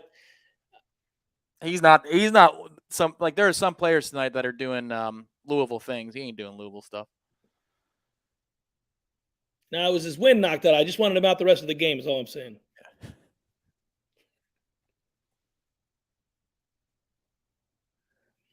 You give up a shot like that. But you can't get home. You got no pass rush. He has a year.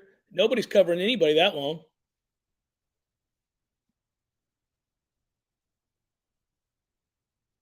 Cut back again. There you go. There you go. Lundy. Who did he save there? Or is that his responsibility? It's his.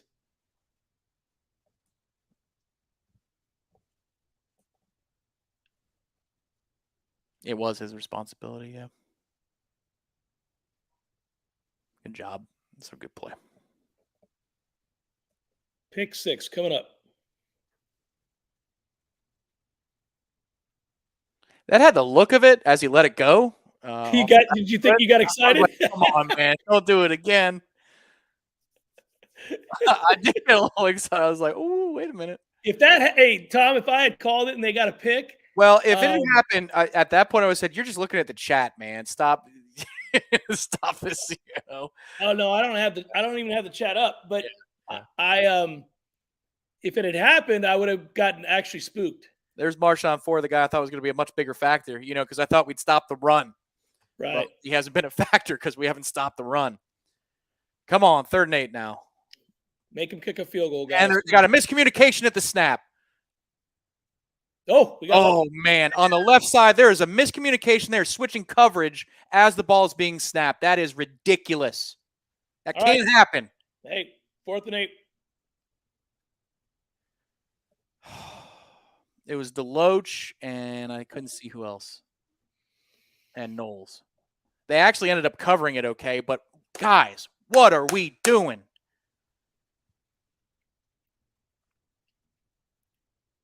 Corner blitz. Hopefully that bing means a stoink. Come on. He made it. We kind of got through there, too, on the left side.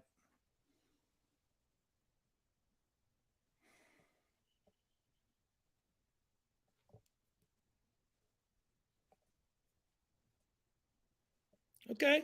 Held to a field goal. Go down, score, make it 35-31, and then pray for a miracle. We're asking Tate to go touchdown for touchdown. This is so unfair, but it doesn't matter, Tate. Life's not fair. The start to your Florida State career hasn't been fair. Well, make it fair. No, it's from his perspective, man. I'm trying to rile him up. It's been fair. He's just been bad until tonight. So. Hey, listen, I got a chance. At a little cover action at 35-31. Yeah. I'm going to lose one of those DraftKings bets because of Jordan Travis's injury. Yep. That hurts. So, okay. Now what do you do if you're Louisville? He has proven twice that he can throw over the top. So do you have to play it honest, and does that open the run? Or do you keep daring Tate to make these plays? I think they're going to keep making him make the throws, because that's so much easier to explain in the press conference. Well, you know what? If he's thinking about explanations in the press conference, then we're going to win this football game. He's not, but listen, what's the least likely thing in the world that a kid who's never shown an even ounce of an ability to play in a game comes in and just throws 3 freaking dimes on your ass in the second half? I mean, that's – I don't know. So you got to help him here. If Louisville decides to bring pressure, which they should, you got to give them some draws and screens early and get those boys to chill. Stop doing the ridiculous flare screen. It's not working tonight. It worked against LSU, but that's enough. That's enough. This is funny as hell, but they don't run the fullback anymore in football. There was nothing better than a good fullback middle screen back in the day, man. Yeah. I used to love watching teams do that. When we did it in high school, we had William Floyd, so we'd just run it all the time. We'd run it on first down. We didn't care. Well, but I'm saying NFL teams did it too. It was so fun to watch. It's not it wasn't a fullback screen. It was just a release to the flat, but that was the Freddie touchdown to put it away in 14 was just a release in a fullback flat. You remember that play? So he's got it up the sideline for a touchdown, and he cuts up the middle of the field for no reason. That was just a quirk of that play. You're like, Freddie, where are you going? Just walk a straight line. Yeah. Interminable. I know. I was trying to get you through.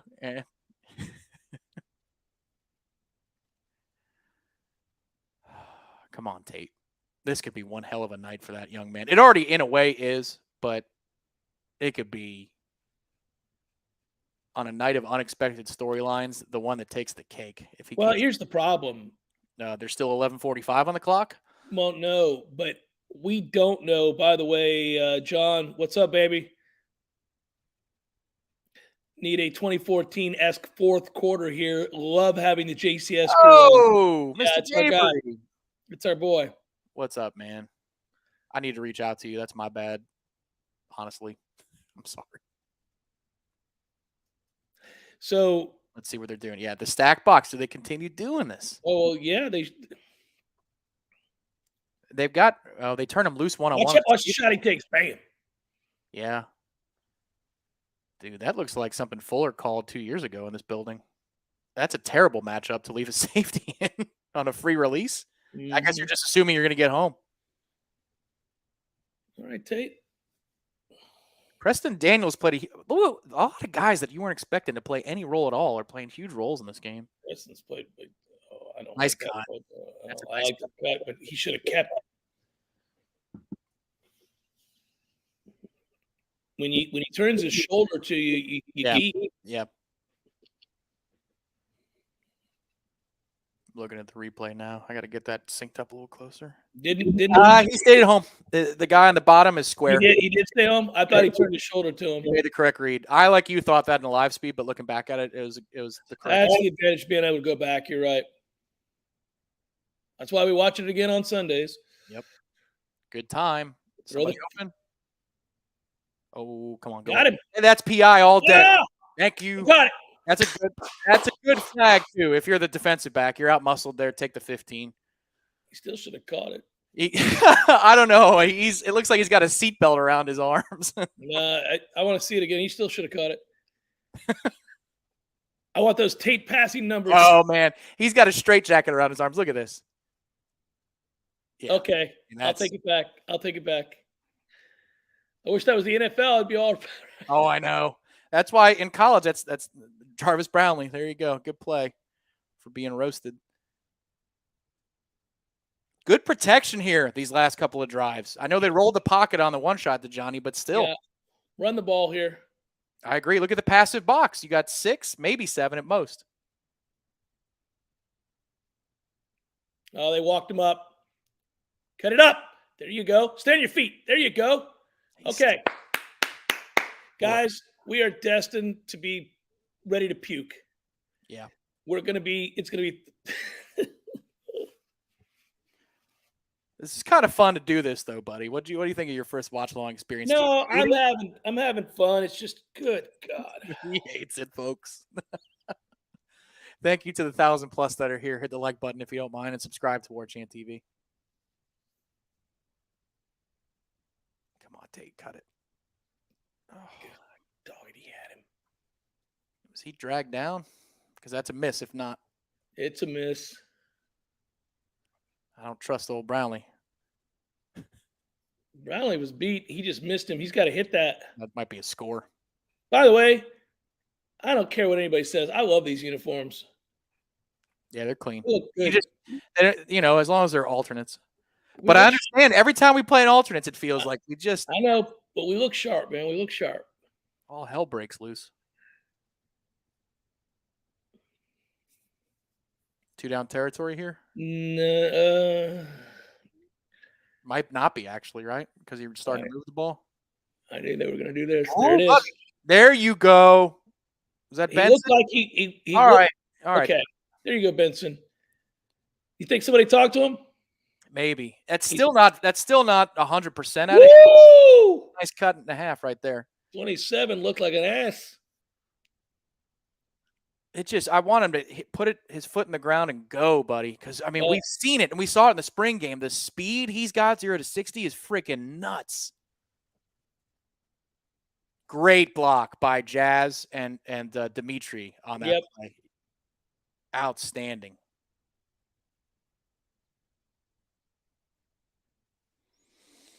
What do you think of that call? Did that tell you that if they got 2, they're going for it on 4th and 2? I think they were going for it. They were hoping to get 3, and that's just really well blocked. I feel like they can do that. Hey, by the way, Tate's been really good on those reads. 2 of the last 3, that was a straight give. But, he's been really, really good when he's had an opportunity here. All right. I think one of the things that's happening right now, whether we win or lose this game, depending on how long Jordan is out, you're starting to see that maybe Tate could win you a game or two. You know, you could win a game against Boston College with him. Agreed. Offensively, the question is you just got to fix a lot of problems on defense. Well, we're not going to trust this defense for a while. And for as long as Fabian is out, then we're not going to trust the defense at all. Well, that was so. What I was trying to say earlier is if they ran a lot of stretch tonight, which they really aren't. You know, if you think about all the types of runs that they're hitting, they aren't long developing plays. Right. That's an opportunity to shoot gaps, which is what Farmer's been so damn good at in camp. But this straight ahead stuff, it's just he's getting knocked off the ball. Cooper has been too. The best plays I've seen so far. Well, Jarrett made one, but when it was Ray and Farmer together, they made a couple of good plays. So we'll see what that interior tandem is next time we have the Louisville has the ball. Hopefully we're up 35-31 at that point. By the way, I could not be more disappointed in Big Coop tonight. It's a rough night. It is 100%.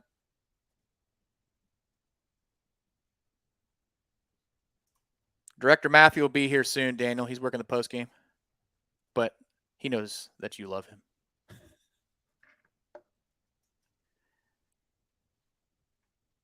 Well, Ryan, this is what we were just talking about. Travis better be okay next week. Yeah, he better be okay in 2 weeks.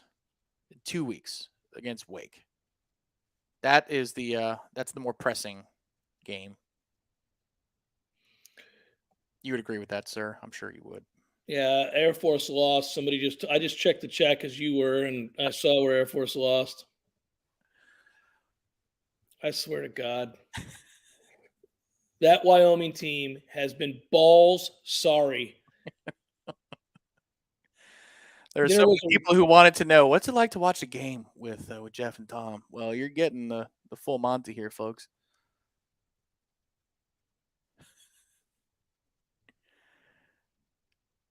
Did the Phillies win? No. Wow. The Braves scored 6th in the either the 8th or the 9th inning. What? Way to go, Phillies. It was 2-1 in the 8th, and Braves win 7-2. It's got to be in the 8th. You can't be 7-2 on a walk-off. So yeah, it had to be in the 8th inning.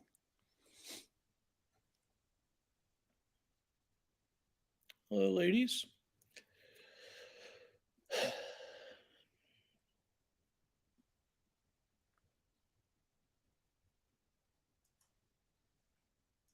All right. 1st and 10, finally. Interesting formation, one wide. Cut it out. There's Benson again. There's Benson speed. Right. It's go! Look at this man. Right. Oh, let me go. Let's go. Get on the ball. Run tempo here. Run tempo. Spike the ball, Trey. I'd rather just get on the ball and go here. Oh, well, you got to wait because of the face mask. They got the face mask, but obviously declined. There's that burst. That's better. Well, it's in addition to the run, right? Yeah. So it'll be at the half-yard line. Oh, look at Johnny go to work there. All right, Johnny. On your boy, and he let up at the right time. What's Duncan doing? Look at Duncan's sorry ass. What are you doing? Did you watch that? Did you watch 27 for them? Yeah, I did. He had no desire to make a play. Dude, that's when they go to film. Yeah, he's jogging. That's crazy. Oh, my God. When he's putting his arms up. I just saw it again. He's putting his arms up like this. It's crazy. Hey, can we not call the toss pitch here? We're not. Oh, I think I know what this play is. Let's see if they run it. We had to call timeout. You have to call timeout off a penalty, guys. Mike's asking for the reset, but come on, Mike. You've got an extra 20 seconds when they're assessing the penalty. That's also, though, remember the situation you're in with a quarterback that's your backup here. He didn't. I mean, I hear you, but there are a lot of times when Tom, here's the deal. You're right, but we have to score here. So you got to get it right. Yeah. If there's anything you don't like, or if you don't think Tate understands, right, then you got to do it. But that is primarily because the play clock's inside 5. I hear you. You don't need 1st and goal from the 6. I'm not trying to excuse it away. I'm just saying there are a lot of – if that's your starting quarterback, that is an unforgivable timeout. Right. but it is your backup quarterback. So and by the way, you have to score here. So it's the lesser of two evils. It's just, come on, man. For Tate, the argument I make for Tate, where I feel bad for him, you've already turned a couple guys loose up the middle. You've had a bad snap, and then that clock management. I mean, come on now. But here we go. How's that only still at the 1 with a half the distance penalty? Why are we? I hate modern offense. It's a trick play. This is a sneak. It's a sneak to, and he didn't work. It's not going to work. That's what I thought they were going to run, because they ran that at practice the other day. It's okay. You can telegraph and run that and just have somebody shove them in the end zone. Hey, listen, at the end of these plays, Dylan Gibbons is having all kinds of things happen to this. Guys are just like steady trying him. And my man. Here's one thing I don't understand about that play. Benson just runs at behind the right tackle. At that, why don't you just go shove Rector? When I say I hate modern offenses, I never finish my sentence. Why are you in the effing shotgun on the half-inch line? Man, they're dropping like flies tonight on both sides.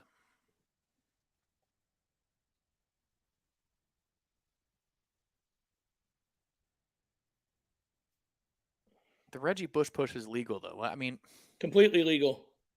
But Trey's just going to run to the right guard. Right.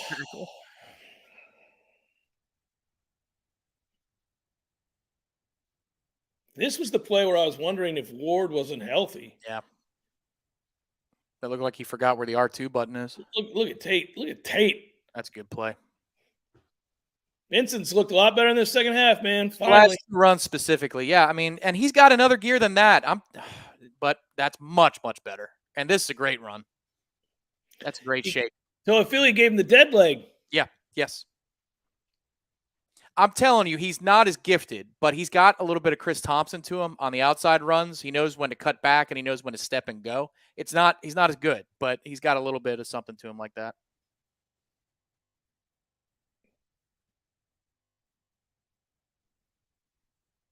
When you roll him out here? Oh, okay. Oh, God. I hate that play call. Me too. When I saw the motion, I knew it was going to. Oh, did he fall in? Did he get in? Oh, they called him down by forward progress. Oh, my goodness. You can't have this sorry ass on the far right over here calling that. What are you doing halfway down the street calling this, dude? That's not your side. Get the hell out of here with that nonsense. Good try, Darius, to drag his ass in there. So we called 2 tricks from the 1-yard line. You know, DJ Lundy up the middle on a fullback dive did work in the Superdome. Just saying. Well, now you're freaking 2 yards out. Now you don't have enough. You don't have the right people out there in the field. Toafili had to run to the sideline. No, you're good here. You're good here. You're good here. That's fine. Let's go to the right. Let's go.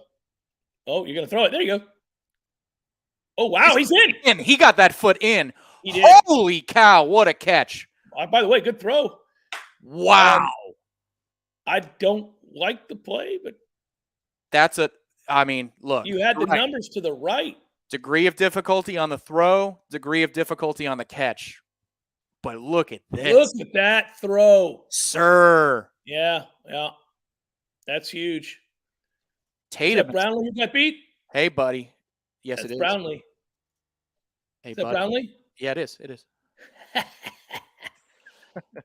The Rotamaker is born. The Rotamaker is here. Yeah, that is the Rotamaker right there. That's a big kick. All right. So here's the problem.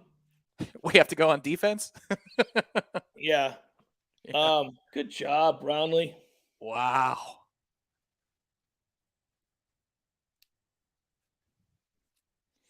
Hey. We got to get tougher on the 1-yard line, dude. It's not like we haven't been able to run the ball on them. What are we doing?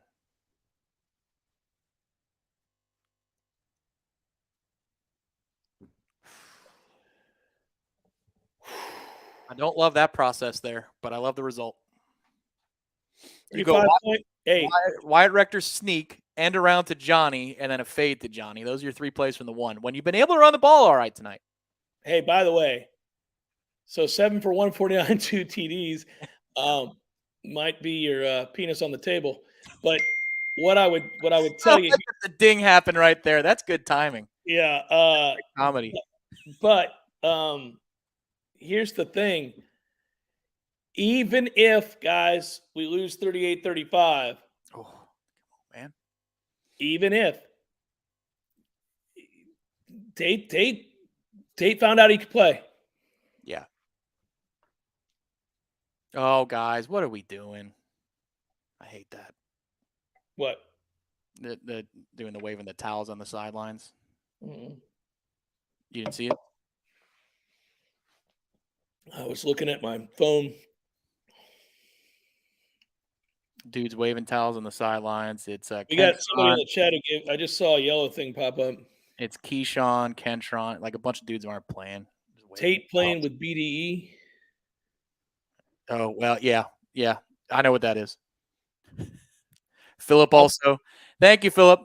Why are we not throwing it to Johnny Wilson every goal line? Well, yeah. I'd like to see us run it up the middle traditionally in that set, but agreed if he's going to be able to do that. So you know what's Jesus, gashed again. Ran into a guy. Good God. I'm telling you, this performance, Adam. What is Robert Cooper doing? Nothing tonight.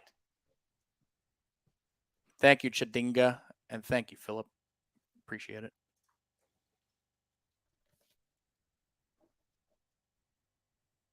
Well, Warner got held by 2 men on that play. Looked like somebody being thrown into the insane asylum. Nice hit. Yeah. All right, let's try again. 1st and 10. Try again. Bethune's tough. He got that shot in the tent. Yeah. You are allowed to make a mistake, Malik.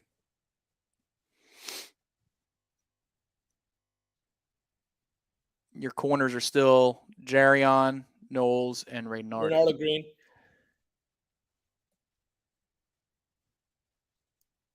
Incomplete. Second down. Make a mistake. That's wide open. We're so late on that. Got some issues in the secondary. That's putting it lightly. I'm telling you right now, if you get a stop and you go down there and score, that's another corner blitz that just takes forever. Stop. We never ever get home with corner blitzes. We need to stop. And we had pressure up the middle. That's what affected the throw. He actually got hit as he threw it. Somebody got through. Make a tackle in space. No? Okay. They'll give him forward progress, I'll bet you. They sure do.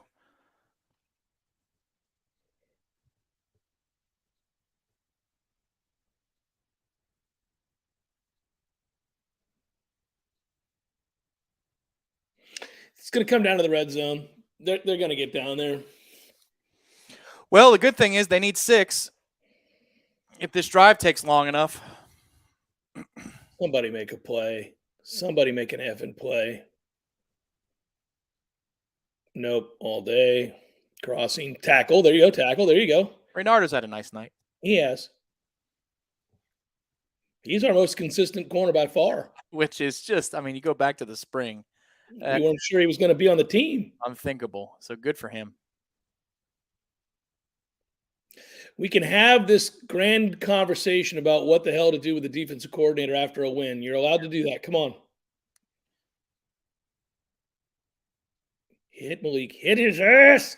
That's a there hole. By the way, who's hurt? Who made the tackle? Is that Coop? That's Malcolm Ray's hurt. Come on, get up off the field there. Now's not the time. Get the hell up. There's a lot of clutching and grabbing. Oh man, let's see. I'm tired of this. I cannot believe. I don't know what's going on there. I couldn't tell in the live. I know this is 3rd and 5.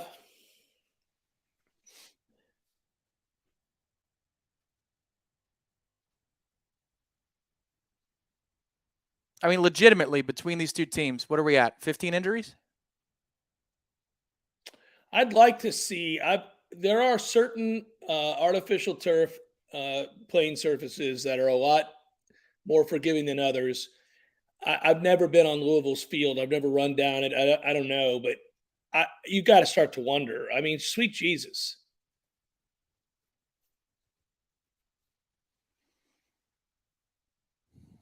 The lowly ACC provides 3 consecutive ranked opponents. You know what sucks is that if Syracuse beats Purdue tomorrow, yeah.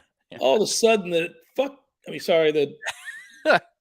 Well, yeah, given that we can't stop the run, doesn't Sean Tucker look a whole lot tougher right now? All of a sudden, you're like, God, dog. Yeah.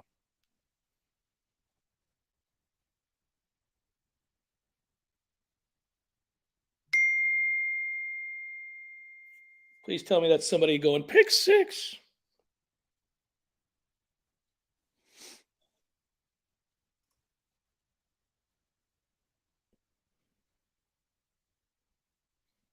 It's not.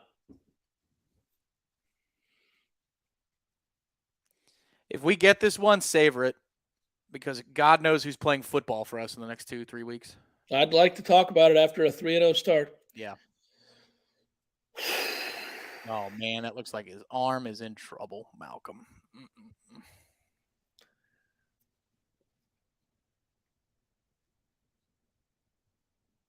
Get out there, string it. Yes, 4th down. Coach, don't you dare. Don't you dare. He didn't. Okay. Deloach, outstanding. Well, you string it, and then you come up and attack when he's got nowhere to go. This is good. Yep. That's all leverage. And good job, Dent. Oh, man. But you know what? He might be guilty of that hit, dude. Well, I don't think there was any intent there. He's fallen. That's like leverage. They're going to go for it, aren't they? Is that really 4th and 2? I felt like 4th and 3, but all right. They're going for it. Here you go. It's a full 2. No more, no less. This is it, Tom. This is it. Make a play. Yes! Oh! Make a drop. Behind him. It's a terrible pass. He's got him. Malik Cunningham, you are allowed to make a mistake. Now, go score. Put it away. 42-31. Yep. Suck it. Yep. Oh, that's behind him. That's terrible. That's a terrible throw. Yeah. The old drag. Come on now. Words Okay. that you never thought you'd hear when you woke up today. All right, Tate Rodemaker, finish the job.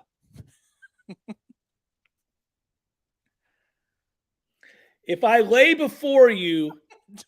Yeah. Hold on. Yeah, here we go. First down. Okay, I can't. This is too much. Hit it up in there, baby. Hit it up in there. We know those yards. Let's go. Okay. All right. Good effort. You got the most out of that. If I tell you, oh shit, they have all 3 timeouts.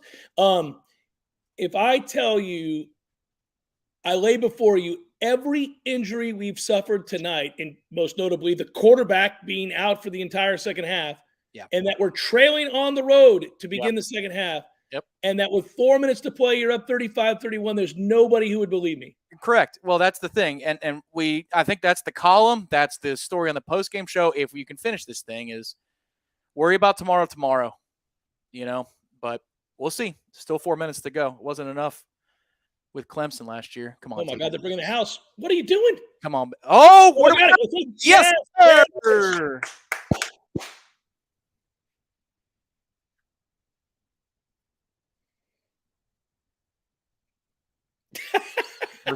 Personal foul. I just got a text, and then I looked at the chat because I was told to. A mutual friend of all of ours said that Matthew posted $10 for the Cameron crotch cam. Roughing the passer. Oh, decline and pass. Well, it's 15. How about you assess both of them? I'll take that. Did he really? I see the 10. Oh, there he is. Well, he got a little unlucky. Matthew, Director Matthew, you are free to freeze frame that or create a GIF out of it. And it is a GIF. I'm not going to get in that fight right now, though. It is GIF. Yeah. It is. I established that on the air many years ago. Well, it's, if you invent the thing, you can name it. It's that simple. Yeah. And until you start saying giraffe or gymnasium, then stay away. Run the ball. Run blitzing. Cut it up in there. Buddy. Run, baby. Oh, what a nice tackle. What'd they call? Probably a hold. You watch. Freaking bullshit. 76. They haven't called one all night either way, have they? I don't believe so. I want to see it. I want to see it. Let's go. On the backside of the play. I just caught a glimpse. No, man. Okay, it is. Not. I probably would have let it go, but what is it that our man Doug Rhodes, the late Doug Rhodes, is saying? When in doubt. Well, no, if it doesn't affect the play, that's the one thing. He's like, but that one did affect the play. You think it did? Yeah. I don't think he gets there. Well, they're not going to guess. Yes, made him look like an asshole. Made him look like an asshole. Throw another one. Don't throw another one. Okay, they didn't. I was worried about the receiver block. I was worried about the receiver block here. Let's see on the right. Doesn't matter now. But Johnny. Oh my goodness. Oh, Johnny whiffed and the kid fell. All right. The move in the hole is evil. Finish this. Come on, baby. Inside of. There you go, Trayshawn. That looked like the kid that yes. Buck 26. Well, he had a couple. He had a 46-yarder. Yeah. All right, Toafili.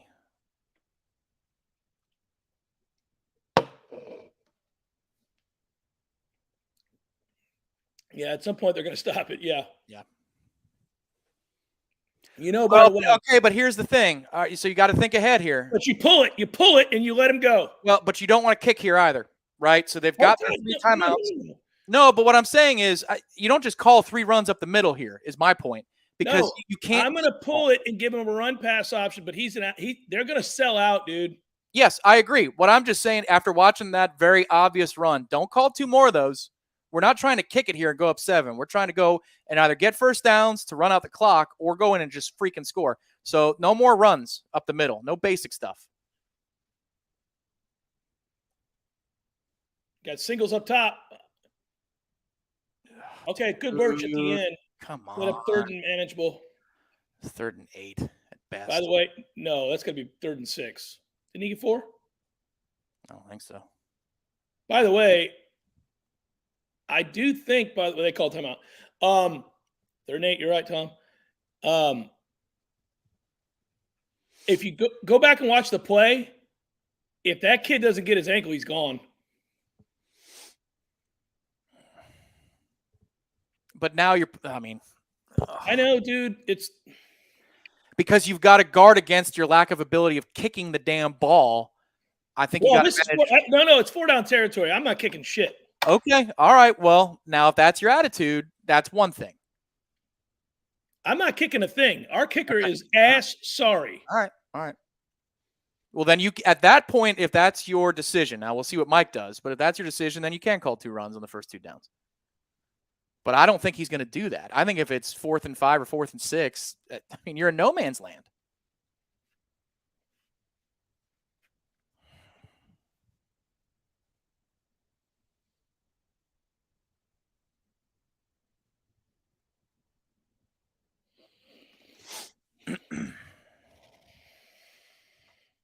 You got 2 plays to get a first down.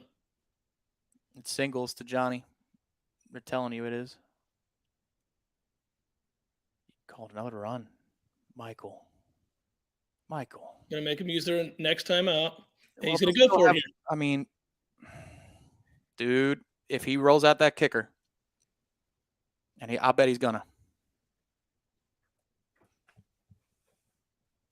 He is. That's so soft. Come on. Okay. All right. Well, don't fucking miss it. What is that sequence of play calling? Do you want to win the game or not?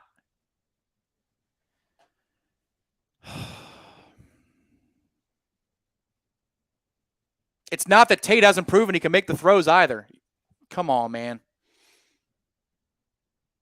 By the way, not for nothing, the saddest thing I've seen is I hate seeing broken people. He wasn't even close to hitting a 30-something yarder, Briley. Well, I just hate seeing broken people. Now, he may make this kick, and I'll take it back, but that look in his eyes was not a good one. I'm rooting for the young man. These are separate conversations. I'm just saying, given what he's done at practice. And I'm just saying, I agree with you, Tom. I'm saying, they're showing the miss earlier, but I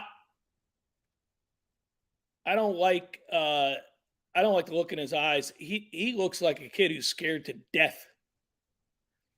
He's made some big kicks. Like, these are all true things. And I'm not blaming him. I'm saying he shouldn't be putting this. We should have given ourselves a better chance to move the chains than 3 straight runs. I would have. It's 36 yards. Remember, they need a touchdown, Tom. So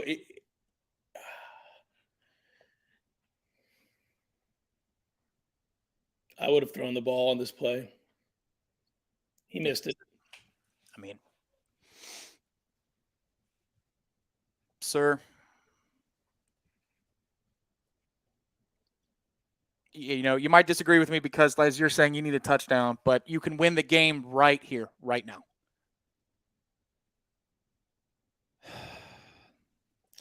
Well, so listen. So now you're leaning on your defense to make another. I mean, dude. So you can't roll him back out there ever again. That's what we said after the first one. That's my problem here. So you're going to roll him out there in a higher leverage situation? You and I said that, but he clearly didn't give up on him. He should now. 3 straight runs. Okay. That'll be an issue whether they get a stop here or not.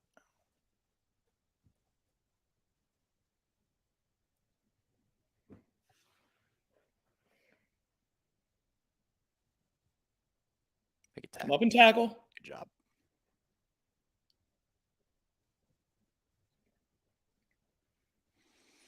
$1:30 on the clock for those that are watching this on demand. This will probably be the best part, one way or the other. Get through. Get off the block, 3.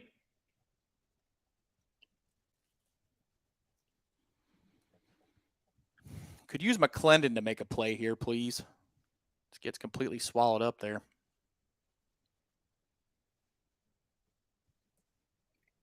What was Jaron Jones doing on that play? Jesus Christ, man. Pay attention.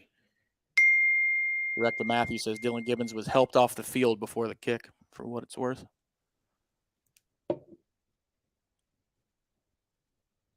Pickett. Miscommunication on the route. 2nd and 10. I'll tell you what, I'll need all of those 2 minutes of a commercial break before the postgame, no matter what happens here. And the game's on tilt. They ain't going to overtime. It's a 4-point game.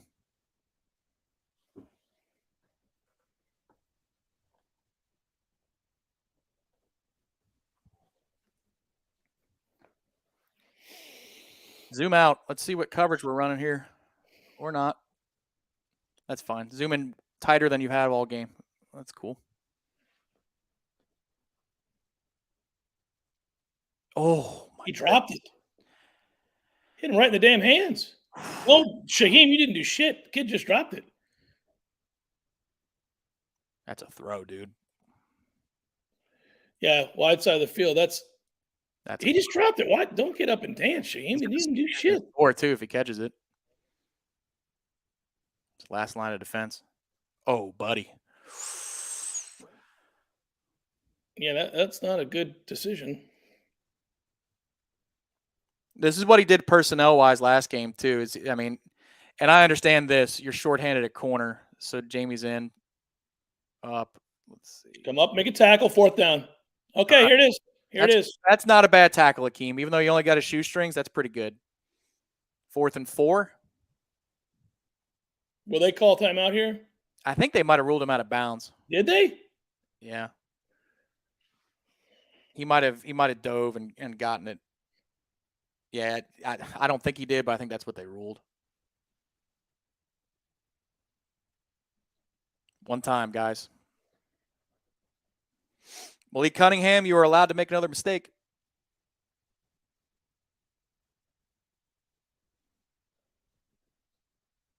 Is anybody there? Oh, Kalen. Oh, they had him. I know. Kalen had him. First down, 36, 35, 34 on the play clock. I got 32 on the play clock. Shotgun, 3 to the trips to the left. Malik, under pressure. Make a play. God. Make a play. Get to him. Pick it. Yes. Is he in bounds? He in? Talk. Yes, he is. Come on, baby. Now, will the review show this? Can we see it? Is he in? Oh, you guys can suck it, Louisville, if he's in. No penalties. Good. Smart play at the back end. Like Jarrett got a hand on that ball. He's in. He's in. Does he have control through the ground? Yes, he does. In. That's a first down. Holy shnikes. Well, that's your fucking ball game, Tom. That's not a first down. That's a suck my ass. I know. Woo! I think Jarrett got his hand on that. We'll figure that out. I want to credit the young man in the post game if that's in fact what happened. Okay, so really quickly. Yeah, he did. He deflected that. Because the game's over. And he is in. All right. This is all I'm going to say. We got a lot to talk about. You and Gene are going to talk about it. That's awesome. Why are they reviewing this so closely? Am I missing something? Worry about it. Don't worry about it. It's already over. The game's over. We won the game. It's over. That's it. All you got to do is – that's it. It's over. All right.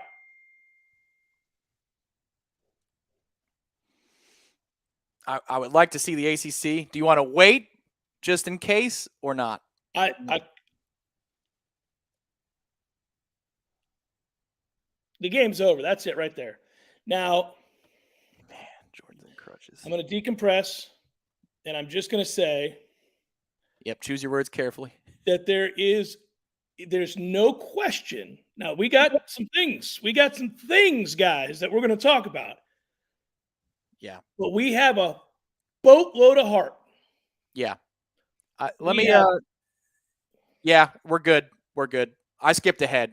For that, I think you're okay with me skipping ahead. We have a boatload of heart. Victory formation for Tate Rodemaker, the Rodemaker. Holy smokes, sir. Wow. Let me wipe that up. See something beautiful, buddy? Look at the bottom of the screen here. Okay, hold on. Boom. There it is.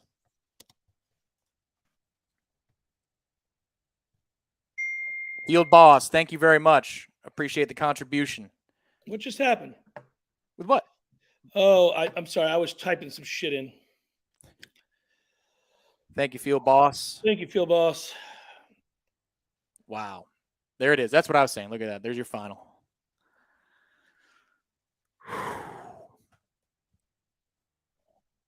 Did somebody nail that on staff? I feel like somebody said 35-31. I said 34-17, so I didn't get it right, but I came close to getting our point total right. We still scored 35, and Tate played half the game, more than half the game.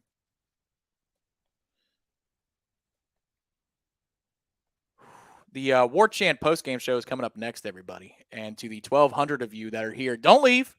We're just exhaling because what the hell? What the hell did we just watch? I think I'm going to text the wife to bring up a natty. I want to stay here and watch you shotgun this natty. It's going to be a little later in the program. I got No, baby doll. Let's go. It's a natty. You're a grown-ass man. Let's go. Here's what we'll do, Tom. Yeah. Cheers. I'll go grab the beer out of the fridge. Mm-hmm. I'm not going to shotgun it, but I'm going to hammer it while you shotgun yours. Okay. And this is going to be a celebratory suck it to Louisville. All right. Well, I'll tell you what. On that note, Gene Williams of Warchant.com will join us in a moment. We've got a 2-minute break we can take. But before we do, this is a great time, a high-leverage time for the folks who sponsored Warchant GameDay to get their love. It seems like everyone's got a chicken sandwich these days. So how do you know which one to try? Well, you toast it like you toasted Louisville. The copy actually says, luckily, one sandwich towers above all the others in size and in deliciousness. That's Zaxby's signature sandwich. It's an extra large hand-breaded filet and 3 thick-cut pickle chips on a split top bun.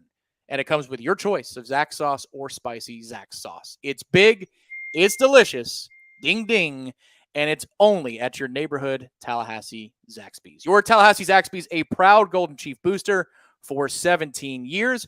Michael Sexton, thank you so much for the super sticker, and everybody coming in. Matthew, note those suckers. We will be back in just about 2 minutes for the Warchant GameDay postgame show. It's time to get loose a little bit, folks. The Noles are 3-0. We'll be right back. Something big, something huge is taking over the world of chicken sandwiches. Zaxby's new signature sandwich with Zax sauce or new spicy Zax sauce. Because the chicken sandwich war ain't over yet. The new signature sandwich, it's taking over. And it's only at Zaxby's. Warchant.com has been the definitive home of all things FSU sports for over 20 years and is now part of On3, the next generation network. Warchant.com has the most experienced, tenured, and largest staff on the Florida State sports beat and now features innovative resources, including an NIL database that projects player value and a truly aggregated composite recruiting ranking system that will set the bar in the industry. You can have access to all of this in addition to Wake Up Warchant, The Jeff Cameron Show, Seminole Headlines, complete pre, in-game, and post-game coverage, plus year-round recruiting coverage for only $1 a year. Yeah, that's right, $1, 365 days. Get some.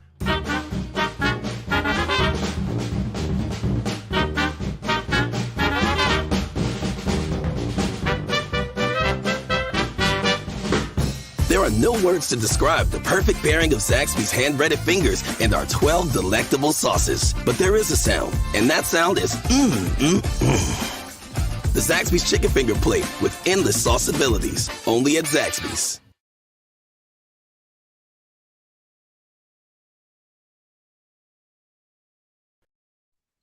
All righty, so we are back, and behind me here, let's welcome in the man, Gene Williams. 3-0, Gene. 3-0. You kicked my ass out right at the right time. I am the man of the people. They wanted me out. I can never touch an in-game stream again. I'm out. Hey, leave me on. So one thing I want to do is quote the guy who's usually doing this. That's, of course, D-Rob, who's a little under the weather, had some other things going on, could not make it on. He'll be back for the next game. If you like Kelvin Benjamin, you're going to love Johnny Wilson. Let's give D-Rob some props, man. He called that one. And by the way, also a little self thing. I won a lot of money at DFS tonight. I told you, Tom, I had Johnny Wilson as captain in every freaking lineup. Oh, yeah, baby. Let's go. It's a big night for Gene Williams. If you bet the Noles, I told you that was going to hit.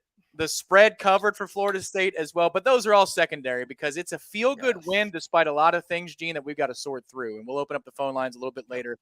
Here's my oh, yes. Oh, there it is. So we're going to kick off here. Are you joining me? Oh, my goodness, she is. Right, here we go. Here we go, guys. All right, so hang on. Before you go, I'm going to switch my audio so you can hear the room because I'm not going to get this. You guys go. I'm not shotgunning a porter. Call me crazy. Hey, cheers, Jamie. You're fine. All right, can you guys hear me all right? Yep, Yeah. you're good. Let's go. Right. Here we go.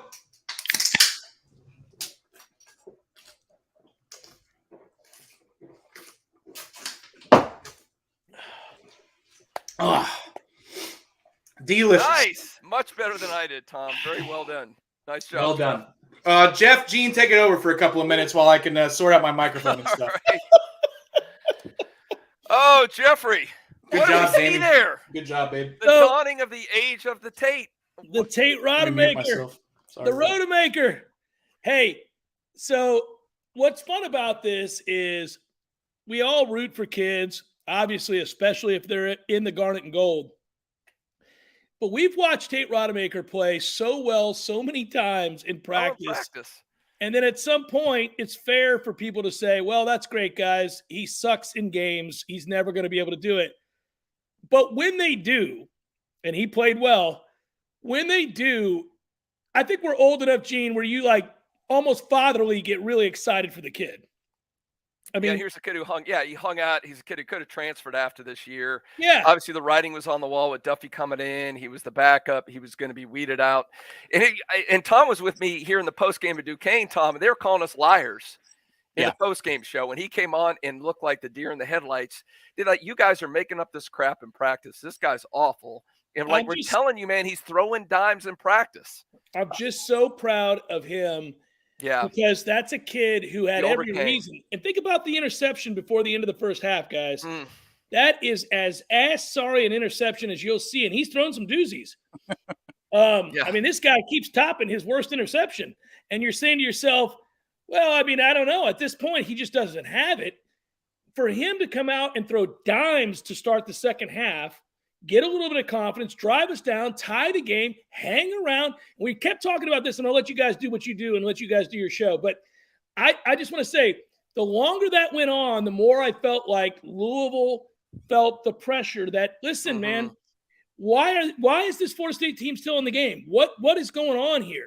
And you saw Malik throw 2 balls behind receivers that were open. He throws that pick late. That's trying to do too much. That is a lot of pressure. I will not be surprised if their season goes into the tank. And Florida State's got to cobble it together, obviously, and try to find a way to get healthy enough to beat BC and get to 4-0. But it's so much easier to talk about what they have to do with personnel to deal with injuries and where's the program headed and what do we do with our defensive coordinator and all that at 3-0. So much easier to do it at 3-0. Yeah, and you know what it was with him, Jeff? And I think it's just he needed a little bit of confidence. Once he made that first throw up the middle, it's kind of like, okay, I did this in practice. I can do it in a real game. And you kind of saw the light bulb come. Plus, it doesn't help throwing continually your 6'7" wide receiver who'd been underutilized to that point. Like, just keep throwing. If they want to give him single coverage on him, keep doing it. Yeah, I'm proud of the team. I really am. Yeah. There's a lot. We're a flawed bunch, but I'm so proud of this team right now. That is a grown-ass man win. I get that Louisville is not an elite team, guys, but think of where we've been. Think about how bad this program has been the last 5 years. Think about any time they were punched in the face, how few times they responded. Now, last year, you began to see signs of toughness after the 0-4 start. There's no doubt that this is carried over now to where this team loves each other. They play hard for each other. Now you got a bunch of backups winning on the road. There's a lot to be excited about. I don't know how we're going to piece together the rest of the year, depending on how long all our guys are out. Do we have anything definitive yet on Jordan? No. I thought I spotted him on crutches on the sideline, so not a good. There's a lot to be proud of, is all I'm saying. Very, very proud of this team. You guys have fun tonight. Cheers, boys. Hey, good work, Jeff, man. Bring it home to win, baby. Yeah, good job. Be fun. We'll take that win. I'll cheers one more sip here with you. There you go. Yeah, I got a chaser to chase the other one. So there you go. Jamie went fast. I got to tell you, that was pretty impressive. Yeah, she schooled both of you guys. He did. Yeah. The one thing I would say in my defense, if you heard the amount of ounces of beer that went on the floor when she popped them open, I think I got the full one, but it still doesn't matter. She smoked our ass. Plain and simple. Peace, guys. Go Noles. Thank you, Jeff. Great work, buddy. Be good, guys. I'll be watching. And I will promote. Go ahead. I'm going to promote Jeff. By the way, we're going to do a new thing, and that Jeff is going to be on a lot of channels, including Warchant on Sunday mornings. Mm-hmm. Jeff's going to be doing a kind of a national college wrap-up Sunday mornings, 11 a.m. That will be simulcast on Warchant TV. So you can get that, and we'll have it on replay, obviously, if you don't catch it live. But just hearing Jeff talking about Texas A&M and Miami, for instance, how much fun is that going to be? He's going to get to break that down. We'll have an analyst from one of those teams on there with him to talk about that kind of stuff. So just a neat thing on your Sunday morning, something new to do. So, Gene, I'll be honest. If we had lost that game, I'm not going to a local establishment tomorrow. But now that we won, I will be at that local establishment tomorrow night. It'll be hopping. There's so much to unpack from this game. Yeah. There's a lot of positive. There's a lot of heart. And then there's a lot of really bad. If you go back and you take a look at what Florida State did with a 1st and 10 inside of 2 minutes to go and the 3 run calls, I'm killing them for it, and I stand by that. You can go win the game right there. Florida State ends up winning. Yeah, because your kicker's broken, 100%. Yeah. Your kicker is broken. Look, even if he makes it, they still go down and score a touchdown. They're at home. They got the momentum. So even if he kicks it, what's the difference? Right. Yeah, exactly, Tom. And so the thing is, you weren't going to stop him the amount of time with all the timeouts. You weren't going to stop him going on the field unless you stopped him like we did. It wouldn't have made any difference if you stop on a 4th down or get a pick. Yeah. So 100%, another 1st down wins the game. Mm-hmm. You put it away. You don't rely on your kicker who wouldn't have, even if he makes it, and we knew he probably wasn't. Right. And there was somebody who criticized in the chat, which is fair to ask the question, what happened to take the points? Well, you have new information. Mm-hmm. As Lebowski once said, new bleep has come to light, man. And, it wasn't great week in practice for Fitzgerald. He looked, beaten as he was not even close on the one early in the ball game that he misses wide right. So just reading the room there, Gene, that's a very popular phrase of yours in postgame shows. Yeah. Read the room. That's got to be 4-down territory if you're going to call 2 runs like that on 1st and 2nd down. But there, you know what? We'll focus on the negative a little bit later. To the nearly 3,000 of you that Woo! Let's go. On Hit the like button for us, man. Let's get an all-time record on it. You like the win? You like this?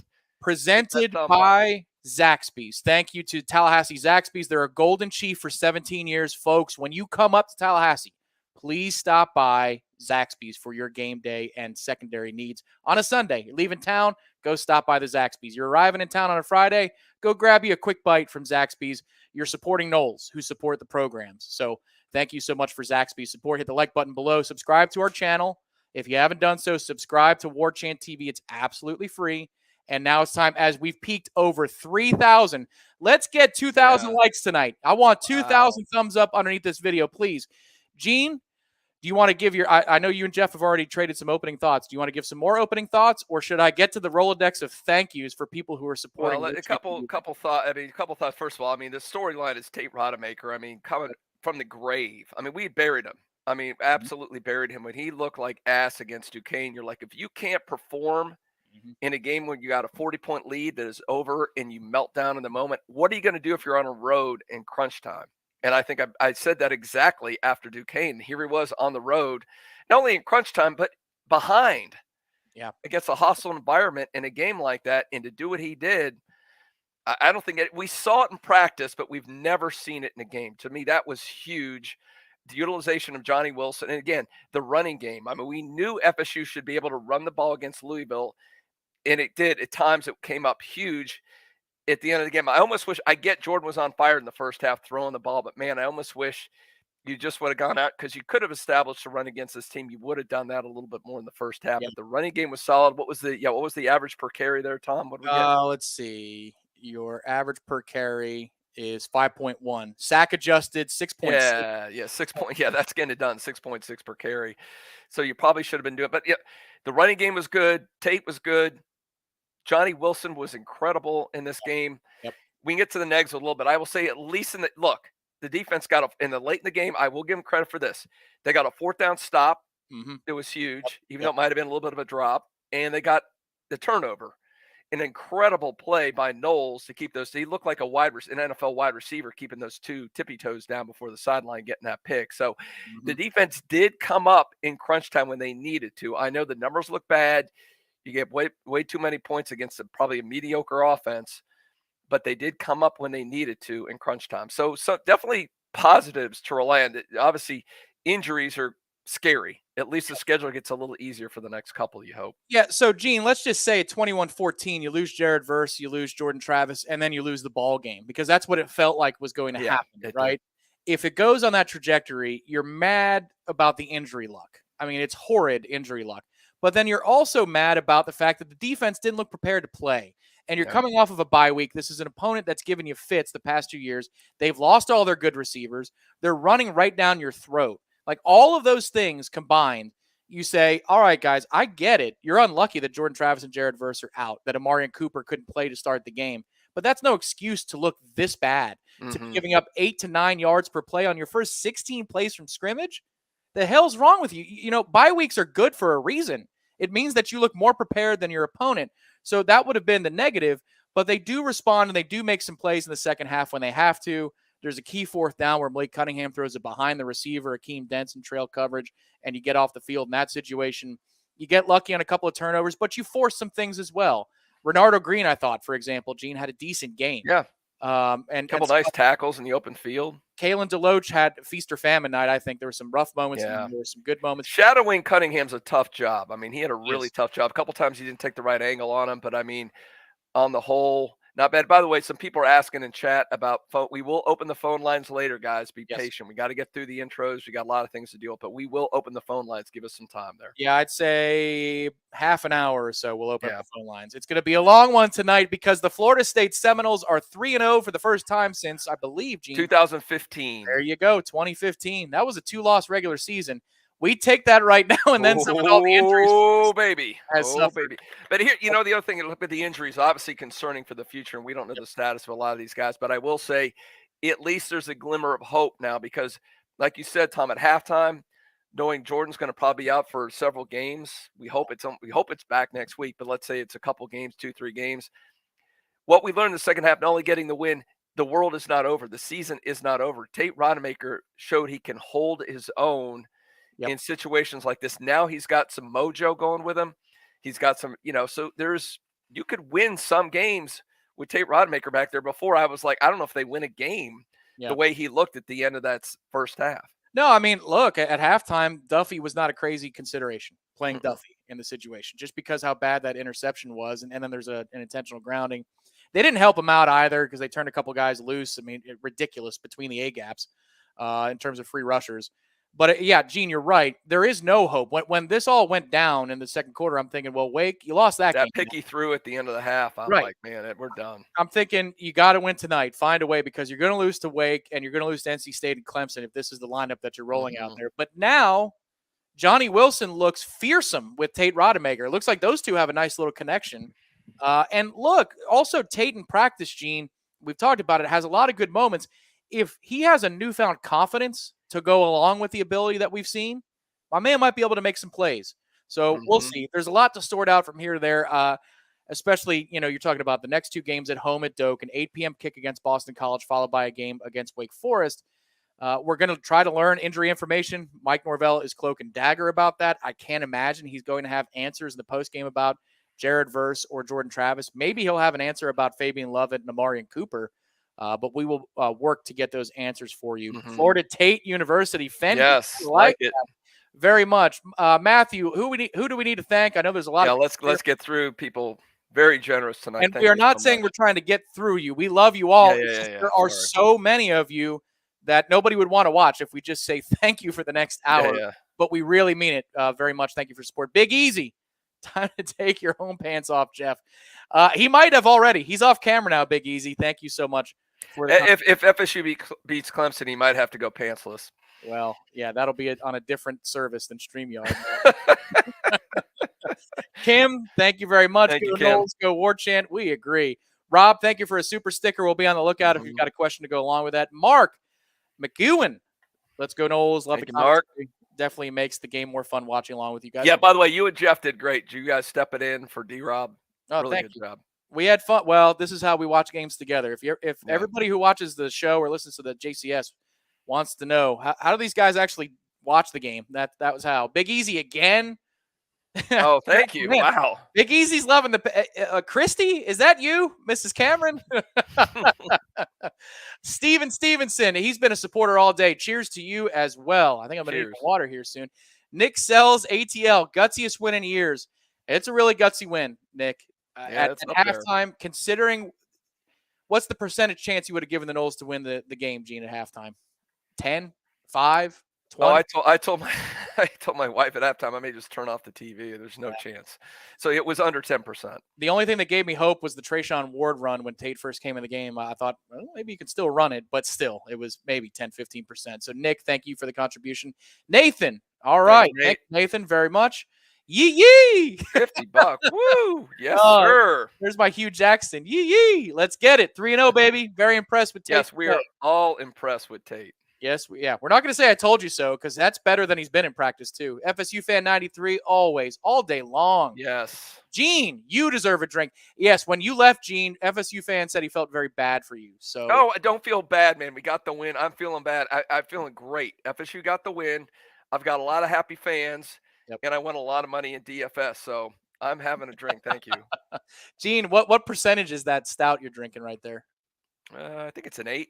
Oh, that's not bad. Okay. Not bad. No, I'm not going to get too crazy. I will save that. I got the Goose Island Bourbon County. I'm saving that for Clemson or maybe Miami, some one of those type of games. Well, shoot, if Tate beats Wake, it might be good enough. Gene, I don't know about that. John Bryn Gardner, can we get another play caller for the first? Yeah, the first to goal series. Yeah, what was that? So I saw the trick play with Wyatt in practice this week. I'm okay with it if Trey Benson is coach there, Gene, to shove him into the end. Yes. So Trey is lined up. It almost looks like an old pro style, split back formation. Why is Trey running to the right tackle? I have no idea why Jazz needs his help. Why does Jazz need his help? Wyatt needs his help up the middle. Trey, get up on there and shove him in the end zone, and then they call an end around to Johnny on the next play. William, I've met William before, Gene. I don't know that that seems new. William. Thank you, William. Welcome and appreciate the donation. We don't know. We will endeavor to find out this week. It's way too soon. Mike Norvell, unfortunately, is not very transparent when it comes to injury. So I'm guessing post game he's going to dance around it.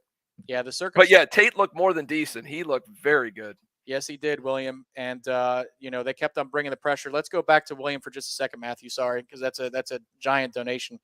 The one thing I'd say about the Jordan injury that I didn't like is Jordan balls his fist and punches the ground. Yeah, he was not happy. When players are pissed off, that is not a good sign. They heard something or they felt something. They know it's serious. Yeah. So let's hope that it's a quick recovery, and maybe he thought he felt something, but I didn't like the way that looked. And Gene, also report, I don't know if you were a part of the end game at this point, but our eyes on the field said that Jared Verse in the first half had an ice wrap around his knee when he came out of the tent, which to me says they're trying to get the swelling down to be able to take a look and see how bad it is. So fingers crossed there for Jared. Yeah, he did. I saw him walking into the tunnel. He didn't have crutches or anything. He was walking out. So hopefully that's maybe a couple week deal. We hope. You hope. Yeah. You hope it's like a hyperextension or something along those lines. So thank you again, William. Thank you, Matthew, for going back to that. We really appreciate it. Corey C. Hey, we've got a staff member named Corey C., but he's got an E in his first name. Yeah, I think Corey's a little busy right now. But Corey, somebody asked too. We will endeavor to get Corey on at some point. That is the plan. To get him from the press box again. Wi-Fi. Were you able to get him on pregame? We weren't. I used his updates from the tribal council, so we were covered. Sometimes we have better Wi-Fi after the game and everybody's left, so we're still hoping to get him. We got that from Jeff in New Orleans. Corey C. Tate, you son of a gun. Perfect time to show up. Let's go. Agree, Corey C. Thank you very much. Z-Chan. Woo, Z-Chan. What are we doing? For the record, I got the drill reference because he's the official dentist of Warchant TV. I got the drill reference in pregame. Let's go. Tate wins the game. He does. We should let Tate win the game again at 35-31, but I digress. Thank you, Z-Chan. You are the man, Zach. It reminds me of that. If you saw that game, the Monday night game last time with Russell Wilson, you have your quarterback is doing everything, and you decide to go for the 64-yard kick instead of letting Russell Wilson try. Your all-pro quarterback win the game. Your quarterback's been on fire, man. Put the game away. Put the game in his hands. You could do something safe with him. I get it. Tell him to throw it away. If it's not there, just throw on first down. Because they're going to sell out to the run on first down, and we did well, Gina, protecting him in those situations too. Yeah. We rolled the pocket on the one post to Johnny that was deep, but they actually protected fairly well for Tate after they screwed him early on. Matthew, I'm going to cut in line for this one just because, Gene, you did take one for the team tonight. Way to sacrifice. It's no sacrifice. That's not at all. I let Jeff and Tom do all the work, and I could sit back, watch the game. It was great. Thank you, Tony B23. We appreciate it. Next up, in terms of thanks, Jeremy. It's great to see you. My buddy Jeremy from Miami. Good to see you, Jeremy. Thank you, buddy. I hope your face is smiling just like that right now. My suspicion is that it is. Noelgrad. Woo! Thank you, Noelgrad. Thank you, Noelgrad. Thank you very much. Let's go, Noles. It's a very simple message, but that's what you feel tonight at 3-0. Noelgrad, welcome to the Warchant TV family. Stop by anytime, and if you have a question, we'll try and get Matthew to flag it down. By the way, Hotel Indigo next. That's going to be rocking, Tom. I need to text Jay over there. Yeah, Jay, the manager there. Hotel, by the way, we'll be doing the pregame. We'll all be up there, the whole staff. Hotel Indigo. What we going? 3 hours? 4 kickoff? 3 hours. It'll be 5 p.m. 5 p.m. next Saturday. Hotel Indigo, College Town. So it's on Gain Street. Just look on your map for Gain Street. You'll find Hotel Indigo. But they may need to retain security. Yes, it's going to be a big crowd. We packed it out for Duquesne. Imagine this 3-0 Noles. Yeah, we might need somebody with like the people counter little device to make sure there's not a fire code issue on the 7th floor of Hotel Indigo. Thank you again, Noelgrad 14. Next up, Jason, man. Jason's been a supporter for a long time. What a game. And Gene, sorry. Everybody feels so bad I had to leave, man. I don't, I am a superstitious guy, Tom. So I will change where I'm sitting in a room and standing up. I'll move all around. I was like, man, superstition. I'm like, I'm getting away from this. I was going to leave anyway. So don't feel bad. I mean, just because. So hey, but anything to do with the win, 100% I'm good with it. To the 3,100 plus of you watching Warchant TV, please hit the like button, subscribe to the channel, and let us know in the chat. It's going so fast, Matthew can't keep up with it. But if you did change a superstition and you helped the Noles win, thank you. And feel free to comment about that. in the chat section there. Jason Parker, again, thank you so much for your support of Warchant TV. Florida man in Texas, proud that the team didn't give up at half. Once again, there was another choice that they made here, Florida man, because last year, Gene, this Louisville game, they made a choice at halftime. They didn't come back and win the game with Mackenzie quarterback, but it was that second half in which they had a chance to win the ball game that put Florida State in a position to win 5 of their next 8 games to finish the season. And in another instance where, I mean, if you had to pick 2 players you didn't want to get hurt, they would be, in no particular order, Jared Verse and Jordan Travis. Yeah, exactly. You see, That's what I was telling my wife, and I'm like, she doesn't understand who got hurt. I go, well, your best player on offense, your best player on defense just got hurt. But that's a time you could pack it in if you're a lesser team, but this is not a lesser team. So that's Mike Norvell gets criticized for stuff, but he gets complete kudos for having his team buy in and fight through in a situation like that. Thank you, Florida man in Texas. Drew Iturbe. I hope I'm pronouncing that right. 3-0. Holy Jesus. There you go, Drew. Yep. Very nice. That's a JCS reference.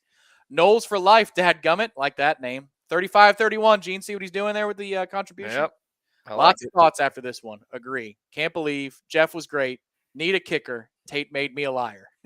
3-0. Yeah, maybe that's another conversation. Like, what do you do at kicker at this point? I mean, you have open tryouts. I mean, go to the girls' soccer team. I mean, you got to do something.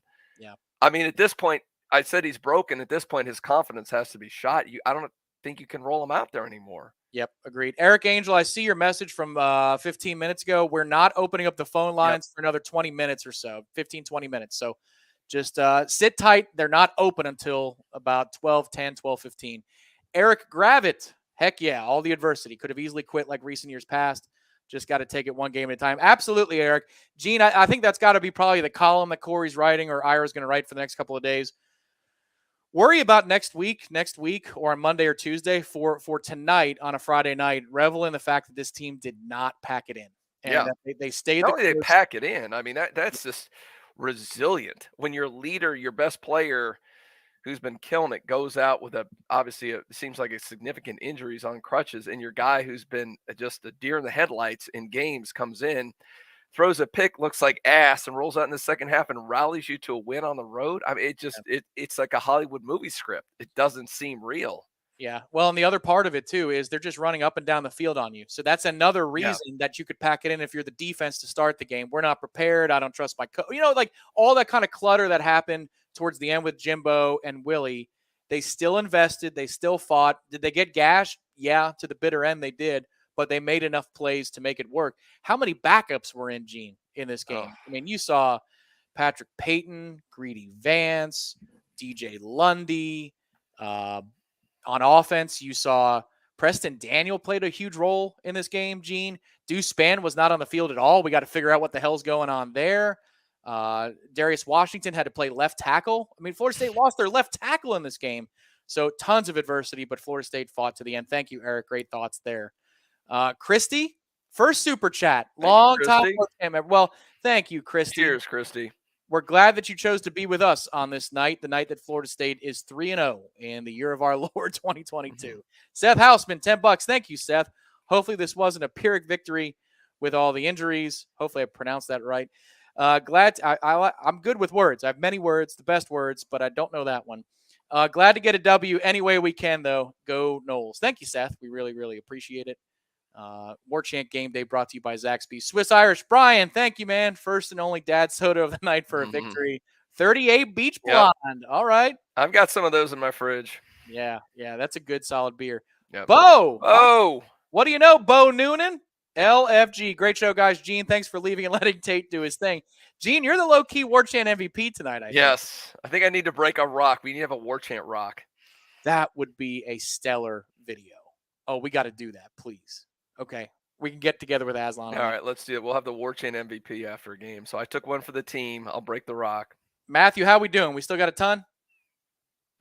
Oh my goodness, he's nodding. Okay, folks, these are apologies in advance. We're going rapid fire for the next couple minutes, and then we're going to take. We really do appreciate all the donations, but we got to get on with the show, guys. Marcus, thank you. 3-0 woke my tempo. 16-month-old cheering. If you're going to wake him up, that's worth it. Terry Carter, great sentiment. Thank you, Terry. Tom, hey, Buffalo Tom. You did all right, did a shotgun. His wife passed out. Let the 9-year-old video me. She failed. I did it with you. I believe you, Buffalo Tom. I believe you. He was going with the 24-ouncer too, Gene. Mike P. Impressive. No one has beat the Tate Rodemaker drum like Tom. Hey, all right. He's been saying you got credit for that. All right. Well, I want to call him the Rodemaker. It's this character I created, Gene, that is very accurate because the Rodemaker comes from the Latin for the correct shoulder every time, and he hasn't been worthy of the name until tonight. So the Rodemaker. There you go. Thank you, Mike P. We need to get our cartoon artist to come up with something for him. That's right. Matthew Diaz. This has been one of the most emotional wins I've seen. T-Rod and Johnny. Go Noles. Fingers crossed, everyone who went down. Agree, Matthew. Thank you very much. Yeah. Never lose your nerd. So excited. Great comeback and win, baby. Go Noles. We agree. We agree. JP Law. Thank you, JP Law. You guys did a great job. The team showed a lot of heart. A lot to clean up. Hell yeah, there's a lot to clean up, JP Law. Yeah. Thank you for making a stressful game enjoyable. What a confidence boost for Tate. Oh, and Travis wasn't really using those crutches at the end of the game. All right, JP. Oh, good. Good to know. All right. I like that. Anything positive. Absolutely. Alex, Tate to Wilson combo. Look out. Yeah, that would be Johnny. So your stars receiver have been, James B. Woo! He is the Rodemaker. See, I told you, Gene. I told you. There you go. James B. One of the pillars. I look forward to seeing you in Tallahassee real soon. Yes. Man. I know we didn't get to hang as much in New Orleans as we wanted to, so hope to see you. Brad, my repentance for giving up hope. Fair enough, Brad. We'll take it. Yeah. LFG Tate. Nicholas Conlon, thank you. Win small, baby. Mm-hmm. That's right. We're in that phase of the rebuild right now. All right, we're going to take a quick break after we say thank you to Jacob Barger or Barger.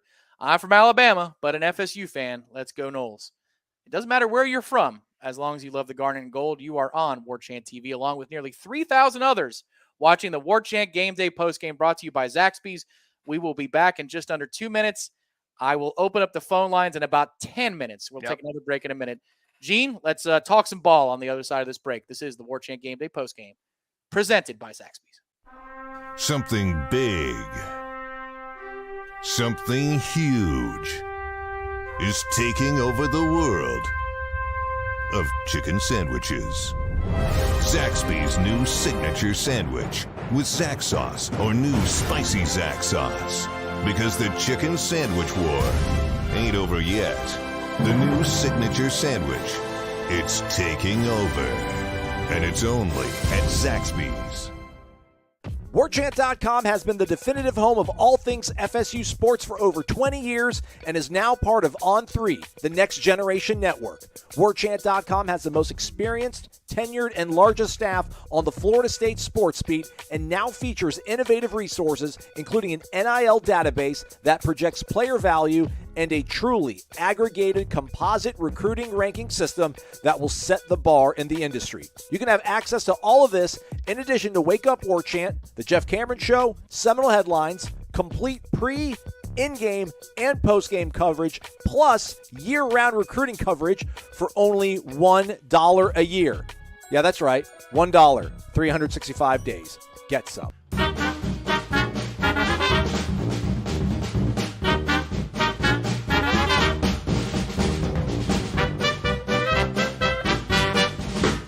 There are no words to describe the perfect pairing of Zaxby's hand-breaded fingers and our 12 delectable sauces. But there is a sound, and that sound is The Zaxby's Chicken Finger Plate with endless sauce abilities. Only at Zaxby's.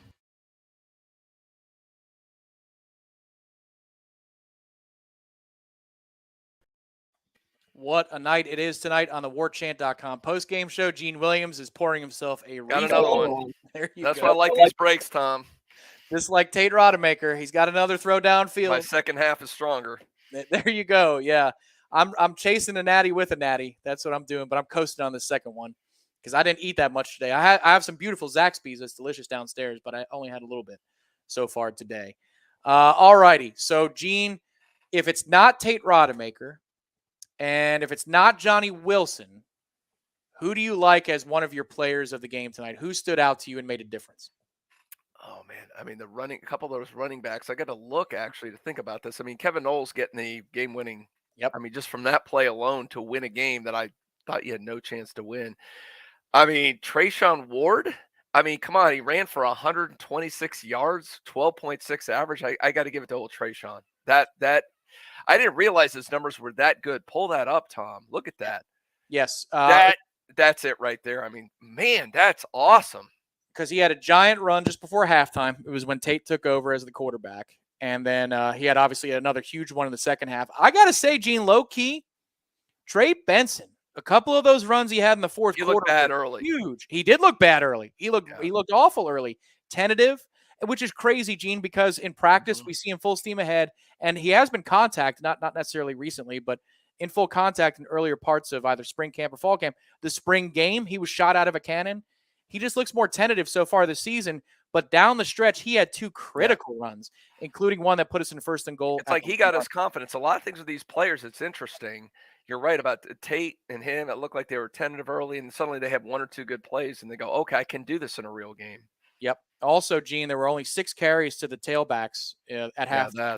They ended with 26, so 20 carries in the second half. And as we saw earlier, the sack-adjusted yardage was well over 6 per carry, which is pretty outstanding for Florida State. We thought they could run the ball, and even with Jordan not in the game, they were able to run the football.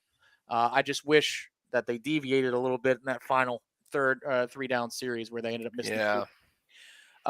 For me, Gene, again, I stick with the running backs. You say Ward, I say Benson, but you can't go wrong in that situation. And then obviously Tate's the man who steals the show. Again, Florida State defensively, there's a lot to complain about. Nearly 500 yards of offense, and Louisville was on pace for that at halftime, so it was pretty equally distributed. But, it's not about the negatives necessarily tonight. It's about all that they fought through, because at almost every segment group, Florida State was without a player that was very key to winning tonight. At corner, you lost to Marion Cooper. He was out there for maybe a couple of plays. On the defensive line, you lost Jared Verse. Malcolm Ray got hurt late in this game, Gene. Well, and you're without your best defensive tackle, too, and Lovett not being there. And Fabian Love, absolutely. And that linebacker.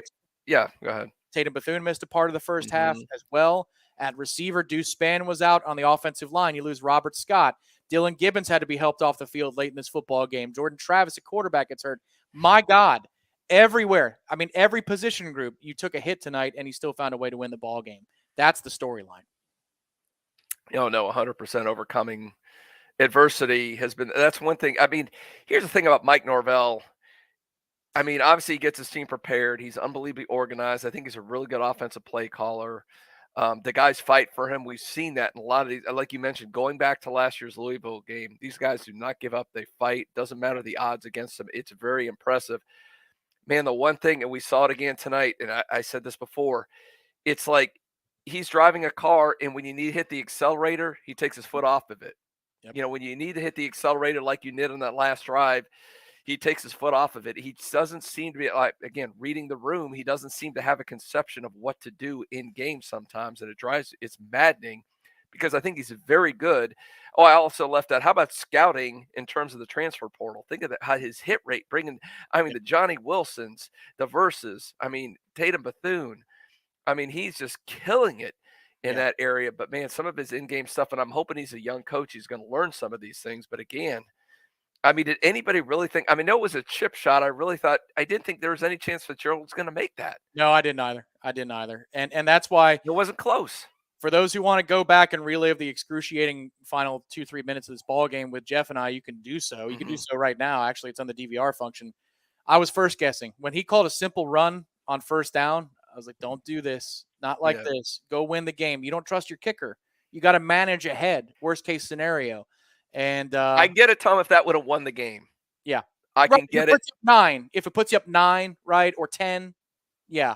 I'm okay with it. I'm okay because, look, to me, best it's probably a 50-50. So 50-50, you win the game.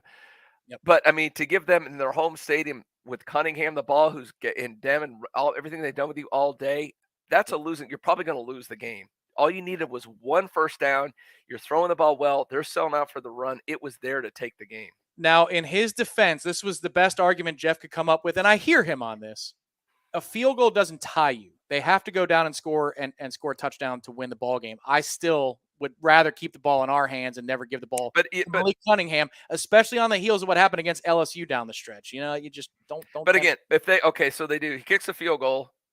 They go down and score. They have all the momentum there at home. Who's going to win in overtime? Right. And you've got, again, you got to, you look at the bigger picture where things are at. That was your chance to win the game. Yep. And you went ultra conservative on it. Hey, it worked out. The defense stood up. And then the positive is when the defense needed to come through those last 2 drives, even though they've been gashed the whole game. So, I mean, a lot of things to unpack here. One of the biggest things, Tom, is what are they going to do? Obviously, a kicker, and what are they going to do on defense? Running between if Louisville can gash you, and that's not a great team, not a great offensive line, they don't have great running backs, and they gashed you all game long in the middle. That's a really scary issue going forward. It is, and the question becomes, Gene, is this a Fabian Lovett issue? Is it simply the one player makes all that big of a difference, or is there something that was exposed that is just going to put the fear of God into you as you're scheming moving forward? Because I got to tell you, there are a lot of games in between this one and where we are right now, but that Syracuse game now scares me to death. You're playing them after Miami, and Sean Tucker and Garrett Schrader will just run right up the middle. And so that was a game I didn't even consider based upon the way Florida State stopped the run against LSU as a threat, and now I consider it a threat because they'll play simple. If you can't stop it, they'll keep running it, which is terrible. Now, and we don't know Lovett's status. I mean, I think again, we're not really right to comment on stuff. Nothing's been said about season ending, so it's not everything is not that. Hopefully he'll be back in a few weeks. So maybe he'll be back by then. Obviously, he makes a huge difference. Was it all just one player? That seems like a lot, but maybe it was. Reading the room, once again, we'll use the phrase, when he tweeted out or put on Instagram that I'll be okay or I'm fine, that tells me that is not an injury that's going to hurt his bottom line next year at the NFL level, which is good news because it means it's not a serious and season-ending injury. That's me reading public information. Don't get us in trouble, FSU, Norvell. We're not saying anything one way or the other. We're just saying based on what he said, we think he'll be back at some point this season. Oh, that's cute. That's the wife. My dearest beer and/or some Zaxby's. I saw somebody who's very close to Warchant who also gave us a donation. I hope they bring her up here. Okay. And Matthew can find her when I'm talking Context, please, Matthew. Let's see if you can find someone who helped us out in the golf tournament immensely. Oh, okay. All right. Well, I hope Matthew find. Okay. Yeah. So yes, my dear. I would like a water because my throat is parched. So it's more for throat. There she is. Alicia. Alicia, you're awesome, man. Alicia's great. I mean, she ran your golf tournament and did such a good job, man. She's the best. Yep. Thank you. Thank you, Alicia. So, Jamie, I'll take a water and a beer. No Zaxby's necessary just yet. I will munch. It's bad TV if you're just munching when Gene's talking. I will remind everybody about Zaxby's, and then we'll rapid fire a few more donations before going to the phone lines. Remember, everybody, pregame, postgame, or no game at all, like tomorrow. Any game, any time is the right time for Zaxby's platters, just as long as you're hungry. Feed your team with your choice of traditional or buffalo fingers or boneless or traditional wings. If you're having trouble deciding, get the best of both worlds with a sampler platter. And don't forget that world-famous sauce. Satisfy your chicken craving with Zaxby's platters. Order online or in the app. Your Tallahassee Zaxby's, a proud Golden Chief booster for 17 years. Go Noles. And as we're getting some of these super chat donations listed up here on the board, a reminder, ABC Fine Wine and Spirits supports and sponsors the viewer chat. Thank you, ABC Fine Wine and Spirits. My guess is they're going to be fairly busy with Nole fans tomorrow, enjoying another Saturday of college football as an undefeated ball club. Chris Chartrand, thank you so much. QB2 grew up tonight. Yes, he did. Hashtag Hot Rod, Gene. What do you think? Is Hot Rod a thumbs up or a thumbs down for a nickname for Tate Rodemaker? I like your one better. It's not bad. It's not bad. Maybe you can say he's, when he's having a good drive, he's Hot Rod. Yep. I don't know permanently. It's not bad, Chris. Good effort. That's a decent effort. Winston Maxwell, good first name there, Winston. Super sticker. All right, man. If you've got a question, we'll try and find it. Thank you so much for supporting us. Ed Glorioso. What a good name. Tonight was a Glorioso night. How can you not love this team? They do fight, Ed. Yes, they do. If nothing else, they fight to the bitter end, and now they're undefeated. Still. Mike Hennessy, thank you so much for the super sticker. Thank you, Mike. You look very serious, sir. I guess that's the face. Look at that. See the chat comes in so handy there. Thank you. Hey, bring up. Thank you, Jamie. You're the best. Thank you, Jamie. Let's see. Mike Hennessy's picture one more time, Matthew. He looks like a gentleman who was watching Fitzgerald very intensely. Yes. That's Mike's face. That's the look after the last shank. That's his look as he's trotting out on the field in a fourth down. He's like, now make this kick now. That's what Mike Hennessy's saying. All right, next up. Thanks, Matthew, for going back to that. Hey, 1 point we were at 1,600 likes, Tom. We're 400 away from getting to your $2,000. That's your goal. Okay, come on, folks. There are still about 2,500 of you tuned in to Zaxby's Warchant postgame. The phone lines are almost open. Helicopter kicks. I'm back. Sir Gene and Tom, crazy again. Win small, right? Seriously. Yes. What team is fielded in the next couple weeks? I'm pessimistically optimistic. What say you all? Gene, you want to even try to take your best guess, or is that not an exercise for tonight? Pessimistically optimistic. Okay. We have no idea on all these injuries, so we know how things are going to play out the next few weeks. So there you go. Hey, revel in the win tonight, and that they rallied. They got a quarterback who at least looks like can hold the fort. Yep. The wide receiver we were hoping going to emerge did emerge. Got some stuff to clean up on defense. Hopefully they can. And the good thing is, again, BC, if you're going to play one of those teams, I mean, they have not looked very good. You never know in the ACC, but I think at least hopefully gives guys a week to heal up and you get by BC. So it's not a horrible situation right now. James B coming through again. Oh, James Thank B. you so much, James B. You are a pillar for a reason. Tom, I don't know if you heard this. I don't know if you were listening to the broadcast. So when Johnny Wilson, I think the last time when they got the pick on him or the interference on him late in the game, they're like, "Where's this guy come from? Where were all the scouts?" And like the broadcast was like, "What's the NFL's going to be going like?" Like they had no idea who this guy was. We knew about Johnny Wilson. I saw a couple of people in the chat say you guys are smoking him on the in-game analysis. So, well, we're glad to. That we cover it on a daily basis. So these guys literally helicopter in. Yeah. And then they're supposed to be experts, and sometimes they do the research and sometimes they don't. Well, there's a reason why he was $1,400 on DraftKings. I mean, obviously a lot of people had no idea who he was. Absolutely. Yeah, Gene, you were totally on about that. James B, thank you again. Real quick, let me cut in. The phone lines are open. That's the number, 850-805-5911. We already have a couple of spots taken. People were going to bring it. Let's bring it. Let's be good. I want to hear some real emotion tonight. They were anticipating like Tate Rodemaker in the red zone to Johnny Wilson. There you go. So a couple of the phone lines are already full. We'll go there in just a moment. A couple more times, a couple more folks to thank. Matthew, go ahead, and then we'll hit it. Marlo Mikes. Hey, Marlo's been around, Gene. He's been a post-game supporter. Like a Buck fan, yes. He almost turned. I'm a little torn, though. I want the Bucks to win. Man, they're going against Jameis. I wouldn't mind Jameis having a great game either. Well, there's no doubt. Go Bucks. But thank you, Marlo. I agree with you. That is a hearty Ric Flair woo, and I appreciate that. Marcus again too. Another. Thank you, Marcus. I was raised on Wu-Tang. Go Noles, go Birds. All right, Marcus. Appreciate that. And FSU fan again. Go Noles. Tate second half. Oh, Mr. Wilson. Hope JT is okay. Cerberius should have run it instead.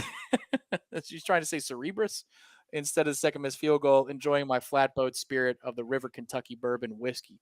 Well, we appreciate you, FSU fan, and we also appreciate. We're going to go to our first caller tonight for the 106th time to call on the Warchant TV networks. His name is Gator Kirk, and he's from the 757. Gator Kirk, you've been waiting a few minutes. Thank you so much for joining the program. Talk to us, man. How fired up are you? Let's go! Love it. Go, baby. We got a lucky win tonight. Yeah. How are you guys doing? We're great, Gator. Man, I'm glad to hear that emotion out of you. There's nothing lucky about this, man. Florida State rose up. They gutted it out. They wanted it more. They got the win. I'll agree to disagree on that. Our defense was not great in the first half, but you know what? They did rise up. They did. They rised up like rising spear in the second half, and we got the W. So my question is, even though Cat's laughing at me now, who would you guys have break the rock tonight? Oh, man. Yeah, there are two choices, right, Gene? Yeah. You know what? Just for the team's sake, I think I got to give it to Tate. Because I think you got to recognize it, everything he's overcome. We kind of knew Johnny Wilson was going to blow up. It was just a matter of time. Yeah. But Tate to overcome his demons and do what he did in that environment, I think you got to give it to Tate. Yeah, I agree, Gator. I'm going to ask your opinion in a second. But and there you go, Johnny Wilson recording the chat. Wow. Okay, look, Johnny had an unbelievable night, but he did. all doesn't get to Johnny without Tate, and that team knows the demons that Tate has played through and sat through. I will tell you now that this is kind of a past tense deal. After the Duquesne flat performance, it affected Tate the next couple of days in practice that I saw, Gene. Like, he had never really allowed game performance to affect practice performance, but it looked like he was reeling from what had happened against Duquesne that first Tuesday. I guess we were available. Maybe it was a Monday. I forget. but that was the first time I saw him affected in his work day to day. He had bounced back since then, but nobody wanted to hear that in practice observations in the past 2 weeks that, you know what, Tate made some throws. Nobody wants to hear that, but maybe now they're going to want to hear that. So that's why I would pick Tate. Johnny's not a wrong answer. I just would have picked Tate. How about you, Gator? Who would you have picked? I would pick JW, but I tell you what, Trayshawn Ward at the end there, when I don't know why they didn't think we were going to run, had some big runs there, so maybe it could have been a collaborative effort between Tate and JW and Ward. So it was a great win. So hopefully our injuries won't hurt us next week. I appreciate all you do. Support everyone that supports Warchant and all their sponsors, and you have a great night. Go Noles, and I'll talk to you next week. Go Noles! There you go. Thank you, Gator Kirk. Bringing it. That's bringing it with thunder, man. That's what we'd like to see you here on Warchant TV. I like it. I love the fact that someone said Brownlee should break the rock. How apropos was that last touchdown by Johnny Wilson? Brownlee got beat.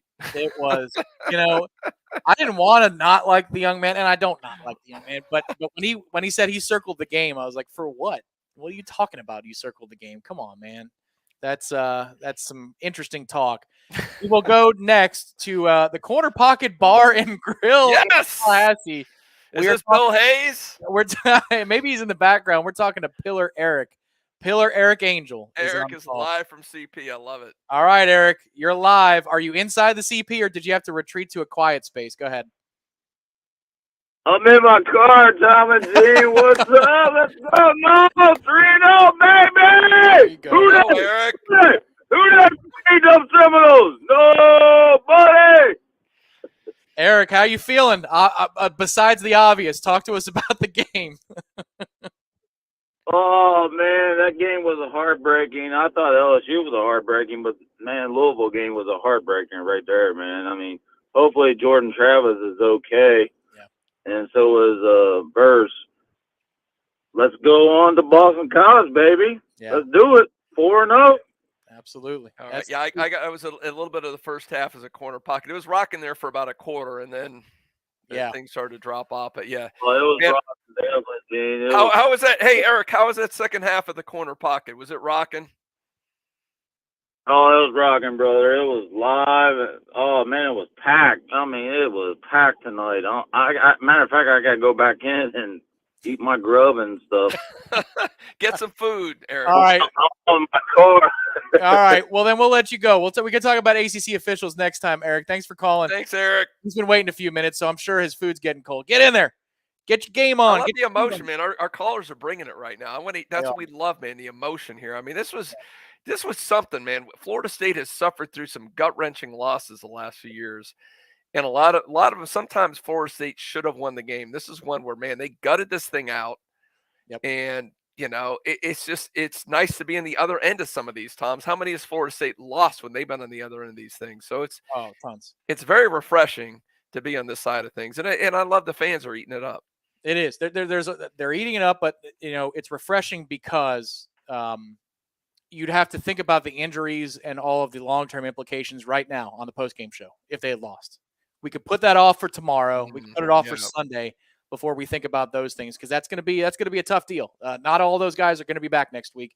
I hope the majority of them are. I'm worried about the majority of them being back in Boston College, but that's tomorrow's conversation. Tonight is a night to celebrate 3-0, and we go to Thomasville to the official DMD of Warchant TV. He's Z-Chan. He is Zach. Zach, welcome to the program. How are you feeling tonight, good friend?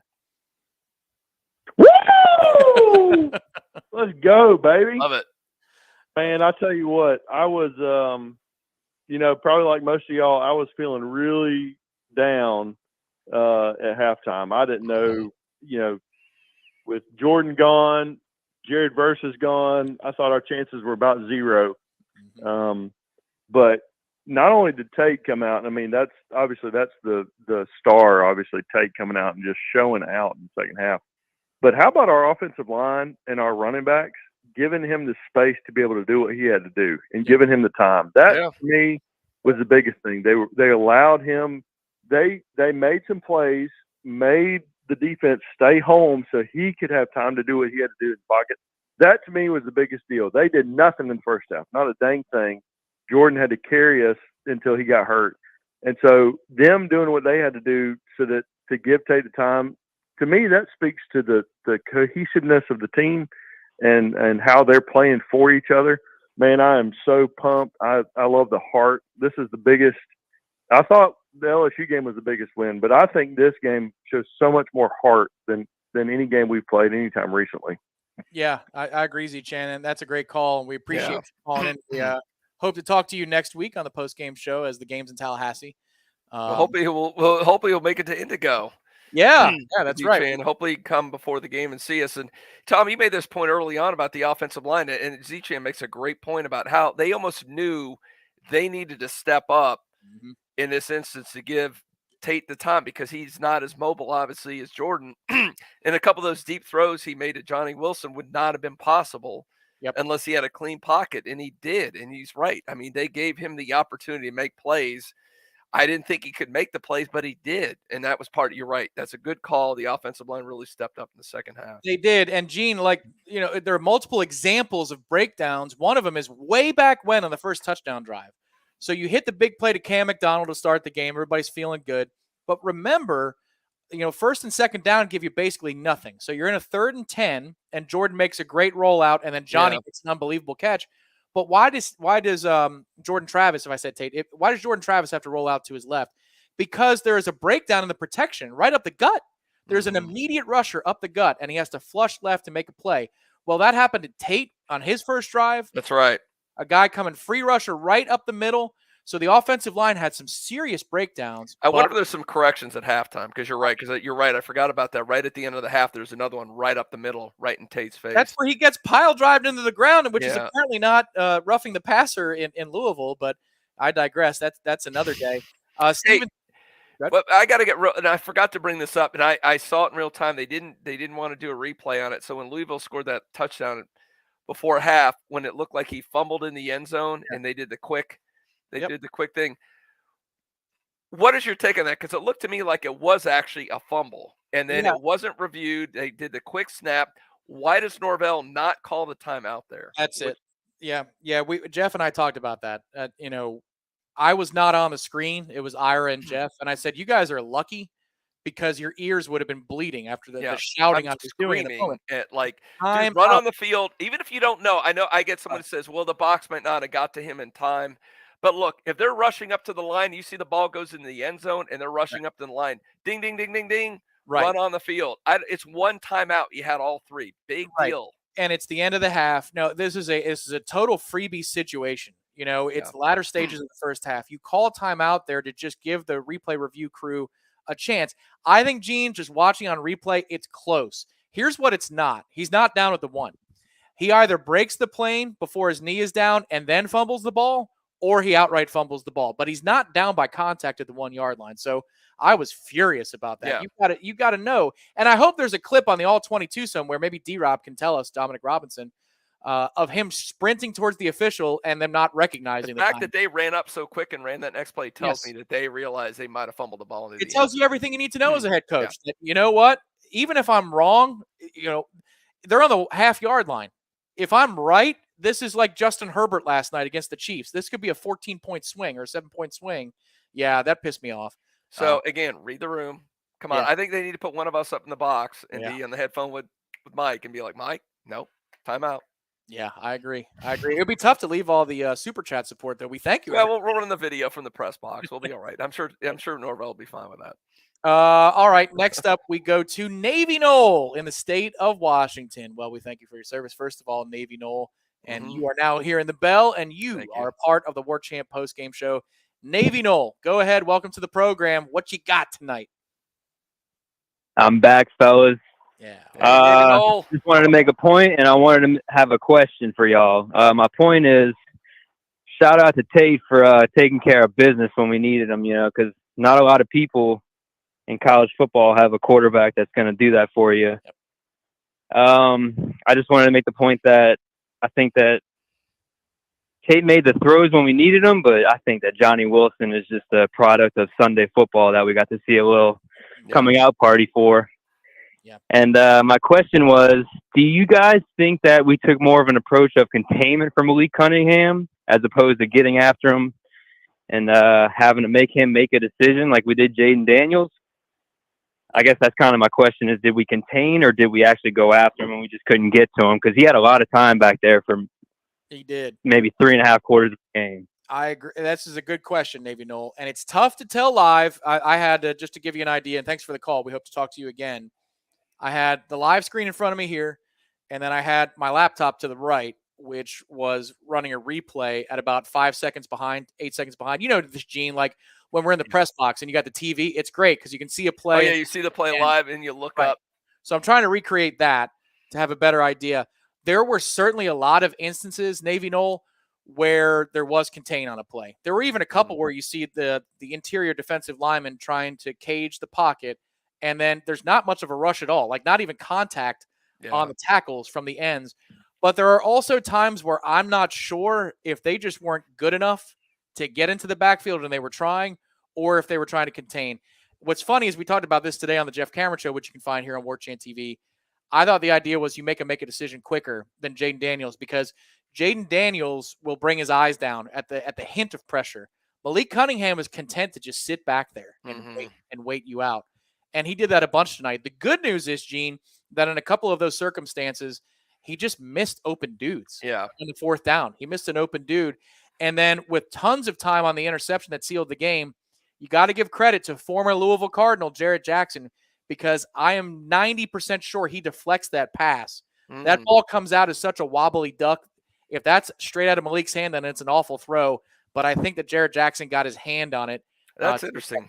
Yeah. I'll have to go back and look at that. But I think to Davey Knowles, excuse me, to his question, I do think watching it, just my guess is that they were trying to contain him. It looked like he was in the pocket a lot of times. He had a lot of time.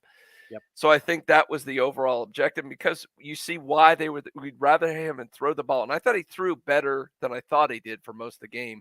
Yeah. But he missed some guys. He was behind some guys. He made some bad passes. Obviously, at the end of the game, he threw the pick. Woo! And Gene, I do think the primary goal is to contain. On the final drive, there is the deep corner or out that he throws, and the kid just drops it. I think it was 9. Oh, yeah. Well, they showed they were going on the broadcast about it was a breakup, and I saw the replay go, oh, we didn't break that up. So. No, he just dropped it. And now maybe him flashing by him, maybe it made him drop it, but I hope so. But in any case, if he catches that ball, he's not even touching him. So the kid's up the sideline. It looks like the Minneapolis Miracle. I mean, nobody's going to be there, and it's going to be a touchdown. And Florida State's going to have the ball down 3 in all likelihood with a minute to go. And you need Tate Rodemaker to do even more. But these games are so close. And that was a hidden play, because we all love the interception. Well, they were giving credit to Shaheem for the breakup, and I don't think he got there. I'm not so. Even the way he was running back to the huddle, he was like, yeah. Good on me. I did great. There's the phone number. We'll keep the phone lines open for another 15, 20 minutes. There are 2 of you in the queue. 850-805-5911 on the Warchant GameDay postgame show, brought to you by Zaxby's. Matthew, let's thank some people. Let's thank some people who support us. You make trips on the road kind of coverage on the West Coast if we have a bowl there, ACC kickoff, Dominic Robinson joining the staff, Jeff joining the staff, me joining the staff. Things like this help us become the monster that we are covering Florida State football. So thank you, and Florida State sports. So thank you for your support. New York Noel from New York City. We need to become Georgia Tech circa 2006 when they had Megatron and ran the veer. Well, yeah. Tate's athletic enough, maybe. I don't think run the veer with Tate, but I agree with Megatron. That's a good analogy. Yeah, that's a monster game in so many ways for Johnny. Top 25, Sky Ninja. The only thing, oddly, that can hold us back now is if the pollsters take injuries into account. If they don't, Florida State's ranked. If they never have before, but they will with Florida State. Probably so. But if they just look in a vacuum, good. Hey, Eric, who was just on the phone with us. Thank you. From the CP, that's a rock bottom. Let's go, Noles. 3-0, baby. Thank you so much, Eric. Hope you're enjoying your grub. It's not too cold. Ion, well, I don't want to read that. I feel like it's a trick. First live game was a banger. Thank you, Ion. Appreciate you.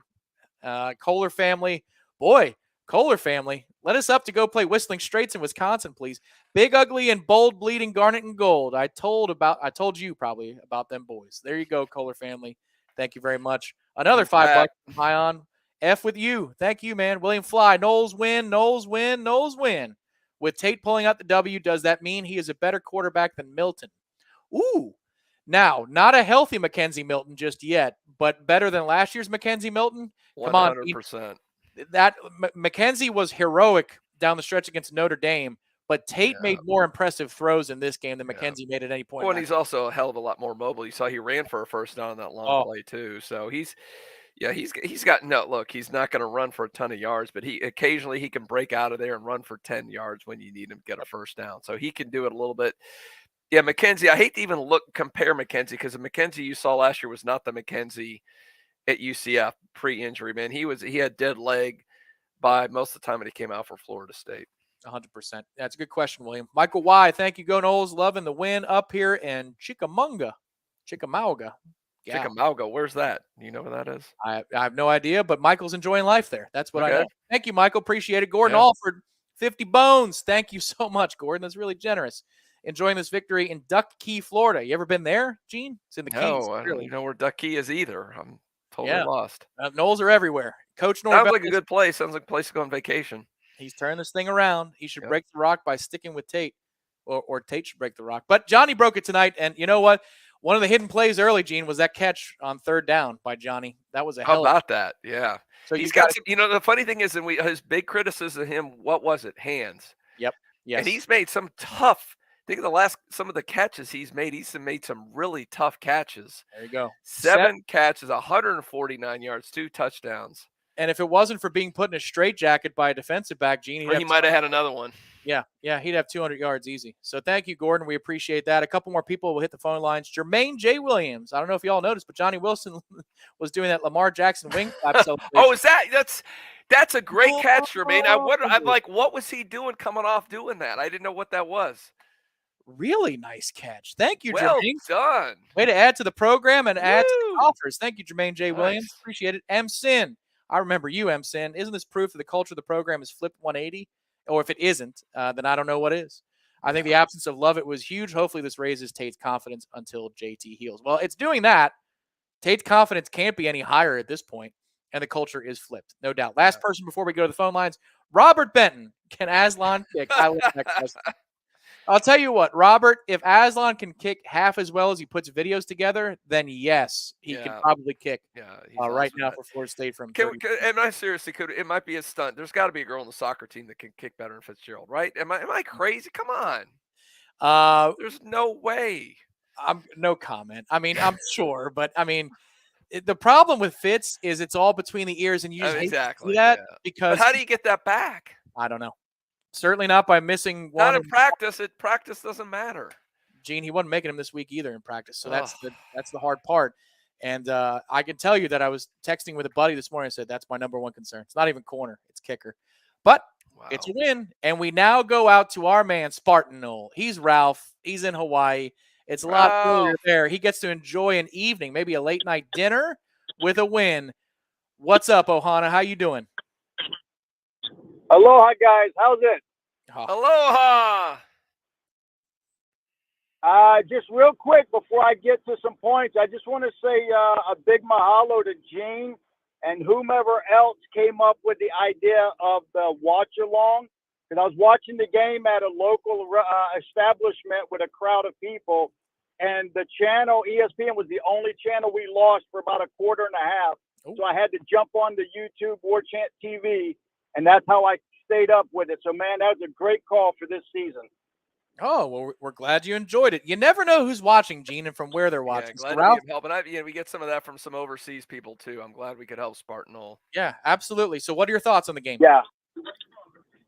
Real quick, I haven't really seen our guys drop passes like they have in the past, and I'm talking about our guys that's been on for a while, like McDonald and Pokey. Do you think that they're just more focused because they're not carrying the load, or what do you attribute to them, not making the drops in the past like we've been accustomed to? Well, I'll take that quickly, Gene. Yeah. First off, I'd say that drops, I think, are a large function of thinking about where you need to be and thinking about maybe counting your steps or thinking about your technique, whatever it is you're working on. You're not focusing on see the ball, catch the ball. So I think that's part of it. But I think it's also a great point, Ralph, because you might consider that Johnny Wilson or somebody else would feel more pressure to make a play for Tate because they know the margin of error is so slim that maybe that would be the ingredient to have somebody drop an important pass like a deep post that Johnny caught, or like the back corner of the end zone where he gets his foot down. You might think that would actually challenge them more in terms of focus because they're putting too much pressure on themselves. But they really did well tonight in that regard. That's a great point, Ralph. Yeah, and just to follow up on that, I think part of it was I know Cam had to drop an LSU game, which I think was officially called a tip. I'm just not really remembering any egregious drops this year. Certainly not to the level we've been accustomed to. Yeah, not today. Not today. Gene, your thoughts? What were you going to say? No, but I think along your lines, Tom, I think a lot of it's muscle memory when these guys get to think things so they can focus on the pass, like you said, not on the routes and all those things. But I think the other thing, even bigger than that, Spartan is the confidence. I think these guys now, they've made plays in real games. They have confidence now. It's not like they're overthinking things. The whole team, as you saw in that second half, despite everybody going down, all your key players, your leaders, all going down with injuries, they just have confidence they're going to get it done. And I think that bleeds over to being much better catching the football. Mm-hmm. Agreed. Ralph, do you have any other thoughts? Yeah, I just have one more quick question. Obviously, Fitz-Mist let us down tonight a few times. When we were at the LSU game, watching the warm-ups, 97 was doing pretty good. I really haven't heard you guys call for giving him a shot. In practice, is he just as bad as Fitz-Mist? Well, Fitz-Mist. Oh my gosh, Ralph, you've coined the new name for FSU's kicker. That's just awful. Yeah, it's Shahiari. I'm sorry if I'm not pronouncing that name. Yeah, I'm looking him up. But he's okay. I think all options are on the table right now. They have to be. I mean, it's not for a lack of wanting the young man Ryan to succeed, but all options have to be on the table. Gene, you're right. Yeah, but you got to be a pragmatist at this point. His confidence is shot. You're not going to get it back in practice. You can't trust him in a game. You're in the middle of the season. What do? I mean, that's a huge problem for Mike Norvell right now because then it totally changes how you call a game every time you get inside field goal range. You're going to have to go for it on every fourth down now. I mean, what do you do? Well, and it's not like these are 47 or 49-yard field goals he's missing. And secondly, apparently it doesn't change the way you call the game because up 4 with 2 minutes to go. Well, it has to going forward, though. Stupid runs, but whatever. Still won. It's all right. It's all right. He learns from it. Ralph, anything else? So what's next for you? Because it's not even nighttime yet. You probably still have the sun out there in Hawaii. Actually, it's pretty dark and early because of the rain. Okay. It's about 6:30 at night. So I'm going to go back and probably watch the game again because, like I said, I missed a quarter and a half. So I'm going to go find it somewhere. And that's one great thing about living out here is Miss Ingrid doesn't have to miss all of her prime shopping time on the weekend. She's done with football by like 1:30 in the afternoon. So that's another benefit for her making me stay out here. Well, there you go. I'm going to get off the line because you guys got a busy show. I love you guys so much. I love everybody out there. Enjoy the hell out of this. We deserve it. Yes, we do. Safe Aloha, drive. Ralph. Yeah. Get home safe, buddy. And we appreciate the call as always. One of the great guys in the Warchant TV community. He's a pillar. Yeah, he is a pillar, and he's just a pleasure to talk to and a very heartfelt person behind the scenes as well. We always appreciate when we hear from Ralph. We now go to Long Island. We're talking to Josh in New York. He's a frequent caller. This is call number 21 for Josh on the Warchant postgame show. One more caller in the queue, and that'll be it for tonight. But, Josh, you're the penultimate caller. How's it going tonight? Bring it, buddy. What you got? Tommy, Tom, and Gino! Hey! How you doing? All these New York guys. Jeez. Get out of here. I am feeling tremendous, but I'm also feeling weirdly concerned. Yeah. Okay, it's the worst feeling in the world, but it's also the greatest feeling in the world. First, I'm feeling great for the kid, Tate Rodemaker. I'm feeling really good for him that he actually came out and played well because the last 2 times we've seen him in action, Duquesne and Jacksonville State, I can't believe I'm saying those 2 names. He looks awful, but he looked really good today. I feel really happy for him. That's the great news. I'm really concerned about not just the defense, which Adam Fuller, you had 2 weeks and we're rushing soft and you're playing man. He left our D-backs out to dry. So it wasn't really the kids' fault because I saw a lot of crossing routes and these guys were getting picked and everything, and it was just hard to stop that. But also, goodness gracious, what is going on with special teams, guys? What is going on? The punt return was terrible. I feel like Micah was like him 1 against 11. Punt kick return was awful. And I don't want to talk about the kid, but field goals. Oh my God. We'll get it right at some point. Maybe Corey can do something or something like that. But I feel great that we won the game. You know, if Jordan is back in 2 weeks, we're going to feel even better. If Verse is back in the week, we'll feel even better. If Fabian's back in the week, we'll feel even better. But these wins, we don't get often the last 3 or 4 years. That's why I'm excited. I love it. And I'm ready to continue to smoke my Cuban cigar, have my vodka and cranberry, and go to sleep a happy Florida State Seminole. Thank you all. I love you all. Warchant is the place to be. Like, subscribe, pay your dollar, get ready to go. We are here to stay, baby. And BC, you're going to get rolled next week. Ooh. Love y'all. Bye-bye. All right. Thanks, Josh. Appreciate Josh it. coming strong. Good call, Josh. Love it, man. Very good promo at the end. I appreciate that, Josh. Thank you very much. He loves Warchant. He loves his Cuban, and he loves the vodka and cranberries. That's a very good cranberry. Good job, Josh. We appreciate the call. And yes, now it's just time, Gene. I don't know if you saw the Sunday Smash a couple of weeks ago with Jeff and Ira, but there was mood lighting with candles in the back and Jeff's shot. Light a candle, folks. Light a candle. Do like Jeff does. Light a candle. Say a prayer, because right now the medical information is going to be of paramount. Florida State. Florida. There you go, Daniel. You know how to spell it phonetically. And I feel Josh is, I mean, it's exactly, you're exhilarated because Florida State rose, they rose from the ashes. And they came up and you thought they were dead in the water, and Tate Rodemaker rallies the team. I never thought I would say that. He rallied the team in the second half on the road to win the game. But, man, there's so with the injuries, with the kicking mistakes, the special teams being gashed up the middle on defense, there are so many areas of concern that we didn't think we had going into tonight. And now we've got all these crazy concerns. But you got the win. So you're 3-0. That's the thing. That's the big thing tonight. There is time for worry and concern in the next couple of days. You get to 3-0. There's a lot of crap to clean up, and there's a lot of stuff that we need to manage situations better, Gene. I mean, the first time out we waste in the second half, I can understand. The second one, you're coming off of a long run and a personal foul face mask penalty. So there's plenty of time for the offense. Oh, yeah, extra time to do that play, yeah. Right. There are a lot of times where on a bomb pass for 60 yards that gets you down into the 10 or the 8-yard line, that you just don't have enough in the way of play clock time to get up to the line of scrimmage, get settled, and so you got to burn a timeout. Not when there's a penalty on top of it. So little things like that kills your quarterback, especially a guy like Tate who needs all the help he can get.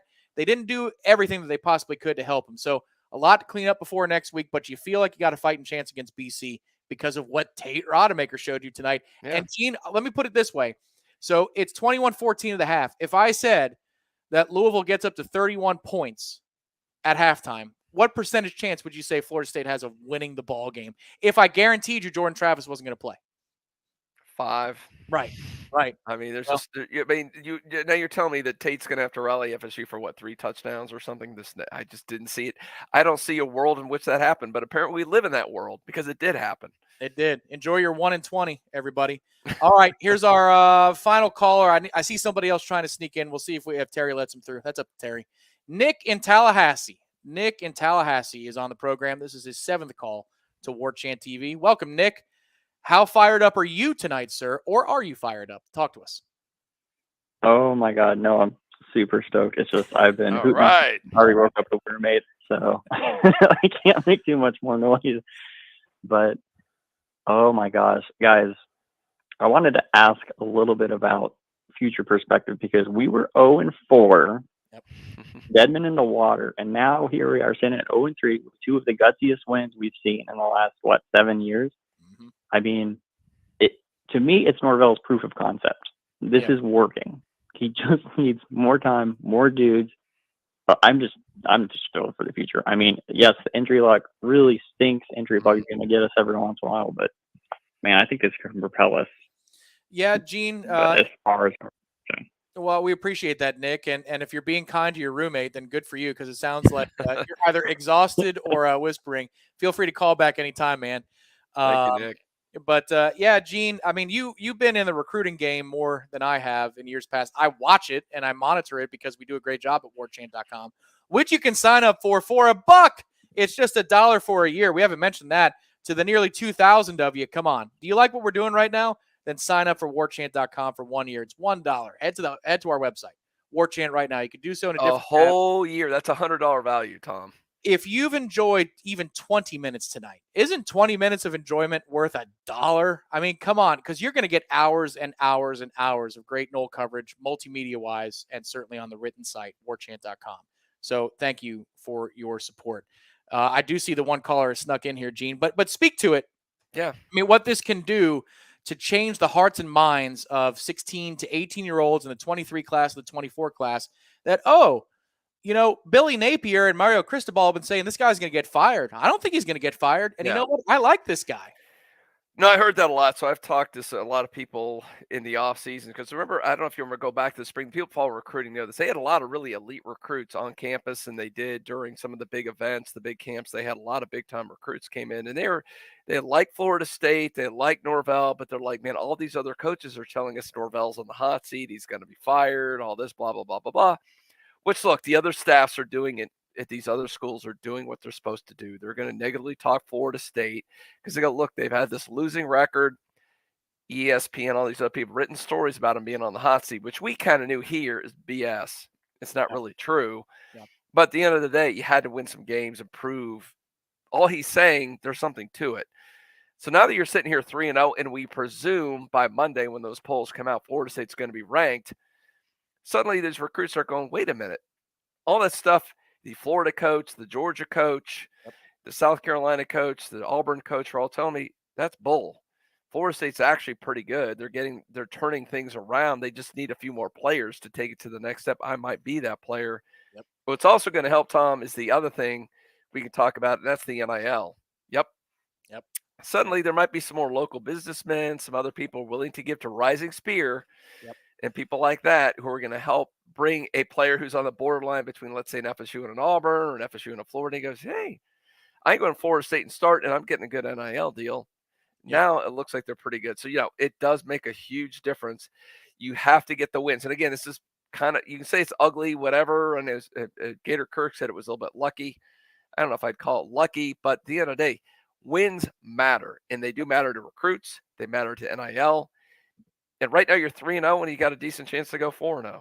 Yep. And I would take issue with the lucky part. Maybe for the defense it was lucky, but Tate went out and won that game. You know what I mean? Like Tate went out and made those plays, and Johnny made those plays. And the offensive line gave him the time. We have one more caller. Then we're going to go to a quick break and thank everybody that we have not done so for. Let's get to 2,000. Come on, guys. Let's do it. 2,000 likes. We'd love it. So we go to the 937. That's just in the queue right now. I'm sorry. We'll get to you next time. But we now go to one of my favorite towns in the state of Florida.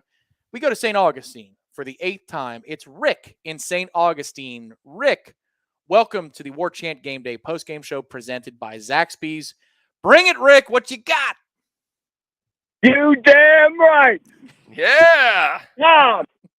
We're here, baby. We're leaving Louisville. We just left the stadium and we tore that place apart.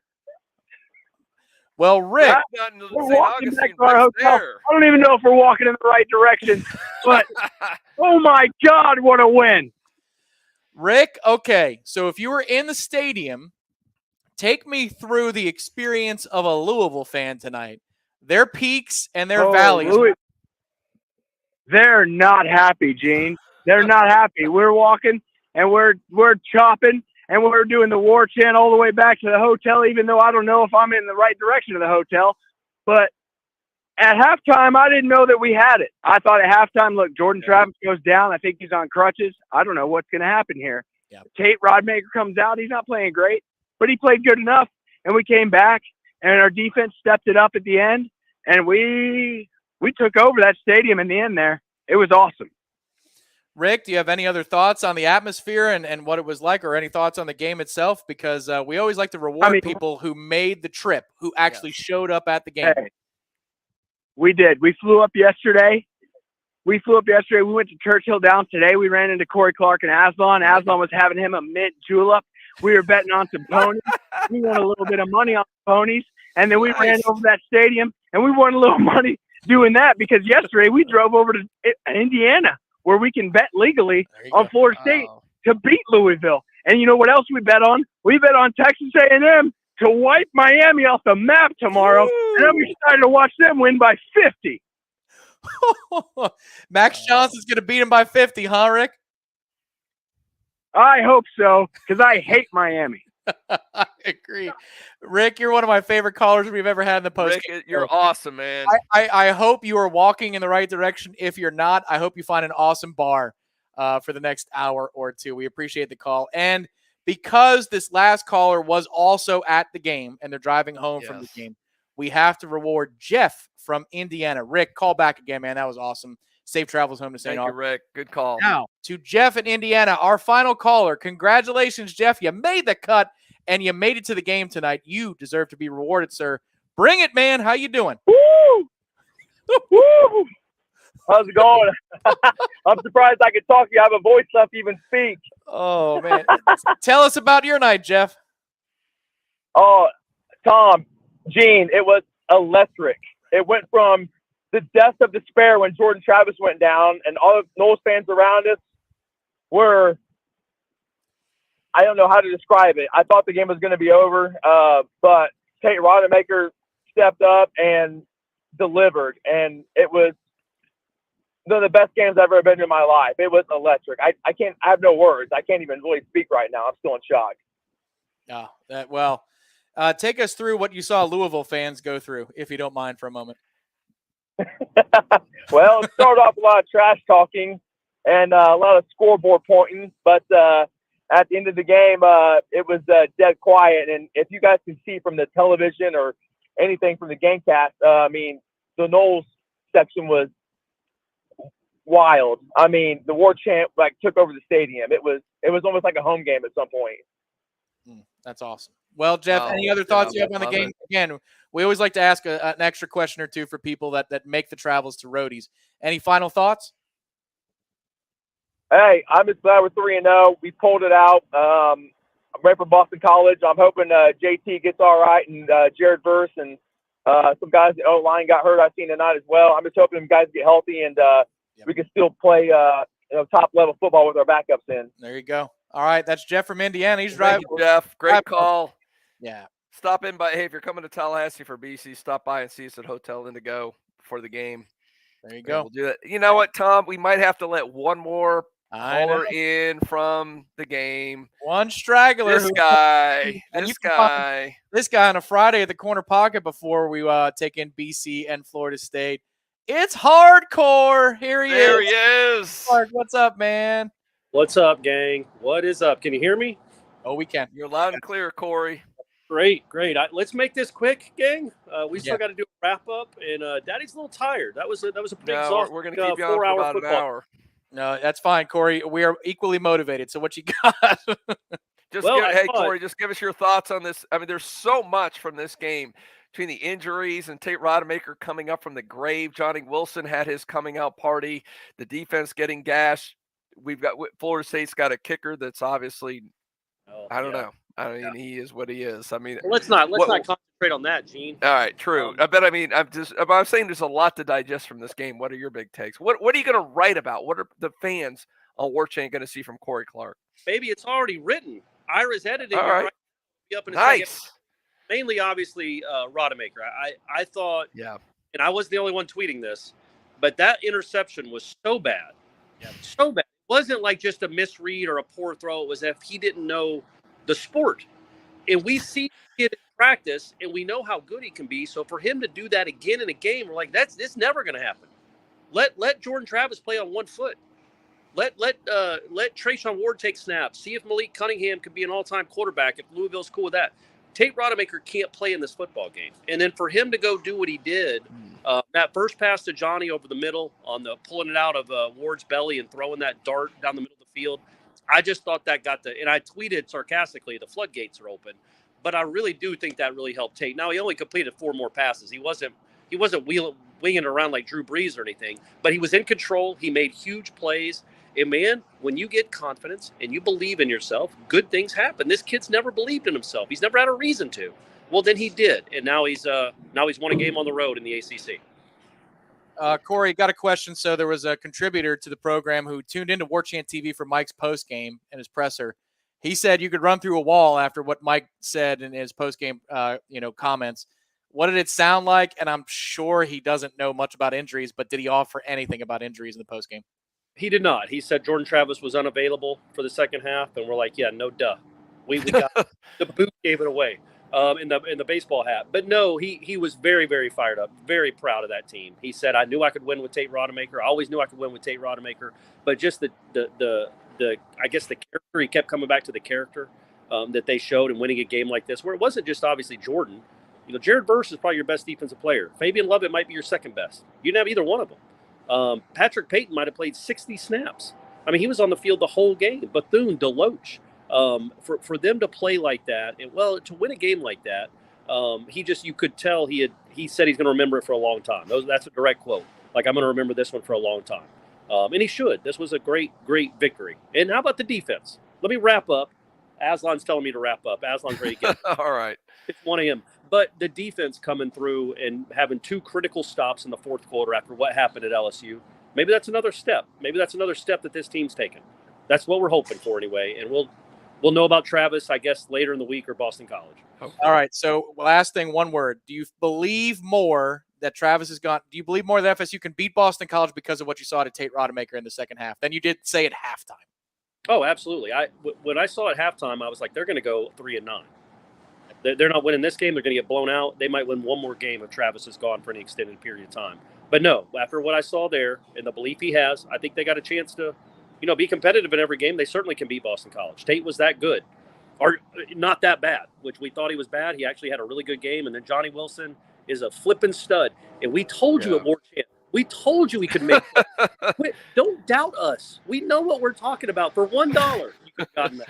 Oh, there you go. I love Corey getting the promo in. Hey, peace out, Corey. Good work. Look forward to reading the column. Yeah, there he goes. Corey Clark, live from the press box. Great coverage from Corey and Aslan. You'll read Corey's column as we do the old switcheroo a couple of times. You can read Corey's column. Yeah, we told you about Tate too. We did. We told you about him. We got the crap thrown at us after Duquesne. We told you he looked good. There's Matthew. He's like, $1. Yes. Yeah. Come on. Isn't that, you guys, he looked really good in practice. Isn't that intel worth $1 for a whole year? See how much we can get right again. I mean, just put us to the test. If we fail, you lost $1. Come on. You lose that in terms of pennies that you get in change that you never use again. All right. So thank you to all the callers, and we will come back with some thoughts, final thoughts. We got to probably thank the last few people who donated, right? Matthew said it's upwards of 20, so we got to make sure that we thank these people. Yeah, thanks, everybody. You are making us the machine that we are. Yeah. So thank you so much. We're going to do that in just a minute. A word from Zaxby's. We'll be back in 2 minutes here on the Warchant GameDay postgame show. Something big, something huge is taking over the world of chicken sandwiches. Zaxby's new signature sandwich with Zax sauce or new spicy Zax sauce. Because the chicken sandwich war ain't over yet. The new signature sandwich, it's taking over. And it's only at Zaxby's. Warchant.com has been the definitive home of all things FSU sports for over 20 years and is now part of On3, the next generation network. Warchant.com has the most experienced, tenured, and largest staff on the Florida State sports beat and now features innovative resources, including an NIL database that projects player value and a truly aggregated composite recruiting ranking system that will set the bar in the industry. You can have access to all of this in addition to Wake Up Warchant, The Jeff Cameron Show, Seminole Headlines, complete pre, in-game, and post-game coverage, plus year-round recruiting coverage for only $1 a year. Yeah, that's right, $1, 365 days. Get some.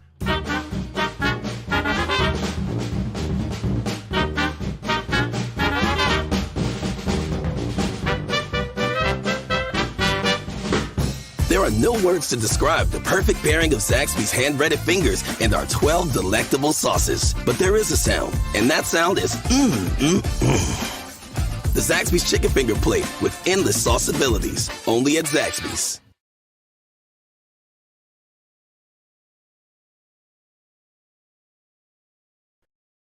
A bunch of people to thank here on Warchant TV for their support of tonight's program. We're going to do so in just a minute. Zaxby's is the leading sponsor of the program for all year. Remember, when you get to Tallahassee, use Tallahassee Zaxby's for your game day needs, or if you're getting out of town, you arrive late and you want a quick bite, there are 5 Tallahassee area Zaxby's. They're a 17-year Golden Chief. Thank you for Zaxby's. Thank you to Zaxby's for your support. To Director Matthew behind the scenes producing the program, you are the man. The chat has been active as heck, everybody. We're still over 1,400 strong, which the first year of the Warchant postgame show, our jaw would have been on the floor, but we did better than 3,000 at one time tonight. Thank you all so much for being a part of it. And to Terry, who always screens the calls, and he did a great job tonight feeding up the line everybody who called into the program. Now, to the folks who supported the show. Angela, thank you. Angela. Hey, it was great to see you in New Orleans. I love runner Angela. She and her husband are very, very nice people. I look forward to seeing you at a Northside bar soon. Ion again. On all that NIL money, still wouldn't have saved. Oh, man. Oh. You said it. You said it, sir. I didn't. J.K. Noel, thank you. I think we're going to see that amount a lot, Tom. Yeah, 34-31. It was 35-31, yeah, though, right? 35. But who's counting? Who's counting? Despite the issues, I'm surprised, delighted, and excited that the Noles won tonight. Here's to being 3-0 for the first time since 15. Cheers Go to that. Noles. Cheers to that, J.K. Noel. All right. Again, Ion, you're the man. And great. I love that you love SpongeBob. 6 beers deep sports. Mr. and Mrs. T. Lizzie shotgunning a beer was impressive as the shotgun of an arm Tate showed. Was it that impressive? Okay. That's a very good compliment. Johnny Wilson, oh, Lord. All right. There you go. 6 beers deep. Appreciate you. I think I nailed that, too. Hawaii Noel. How's that Richard Tate, Louisville? I guess the S is well silent. Done. Well done. Moving on, Nicholas Conlon, 2 less kicks out of bounds. There we go. Hey, let's go. All right. Tracy Pritchard, go Noles from Dover, Florida. Again, another town. Do you know where Dover is? No? Okay. I think they're making up towns in Florida. Please send us the most amazing made-up. I think it's like, remember Fletch when he talked about being from San Bernardino? I think he's making up towns. I think this is like that. They can't. Only because I've got siblings that were born in the 70s do I know what Fletch is, but it's a hell of a reference. The olds got that one. What effect do you think this will have on recruiting? Gene has spoken about that. We're the recruits of the game. Louisville recruits probably, but they might have seen a superior program come away with. Hey, a national televised game, island game, they were watching. Yeah, that's the beautiful thing about this. That's why these games like this, the LSU game on a Sunday night, and this, every recruit was watching, so it's very beneficial. Yeah, the good news too, Gene, is that the first half took 2 hours, so they get done with their own Friday night. They still watch the second half on their phone if they're getting in the car. So I'm sure they did. And they said, "What? Tate Rodemaker did what? Wow, Mike's got it rolling up there." Thank you, Tracy, very much for your support. Steven again. Oh, well, yeah, we saw that a little earlier, but Steven, you're the man. You support us a bunch today. Callie Noel, there's that 35-31 PAT. What a game and finish. Tate has me believing this team has nothing but fight. Who would have thought we could win this game with Jordan Travis going down? Agreed. Not me. Go take a look at the watch along. We're trying to find reasons to have hope, and then Tate gave us that hope. 3-0. 3-0. Thank you, Callie Noel. Florida man in Texas again. The Louisville. Yes, agreed. There are some playing surfaces in sport, Gene.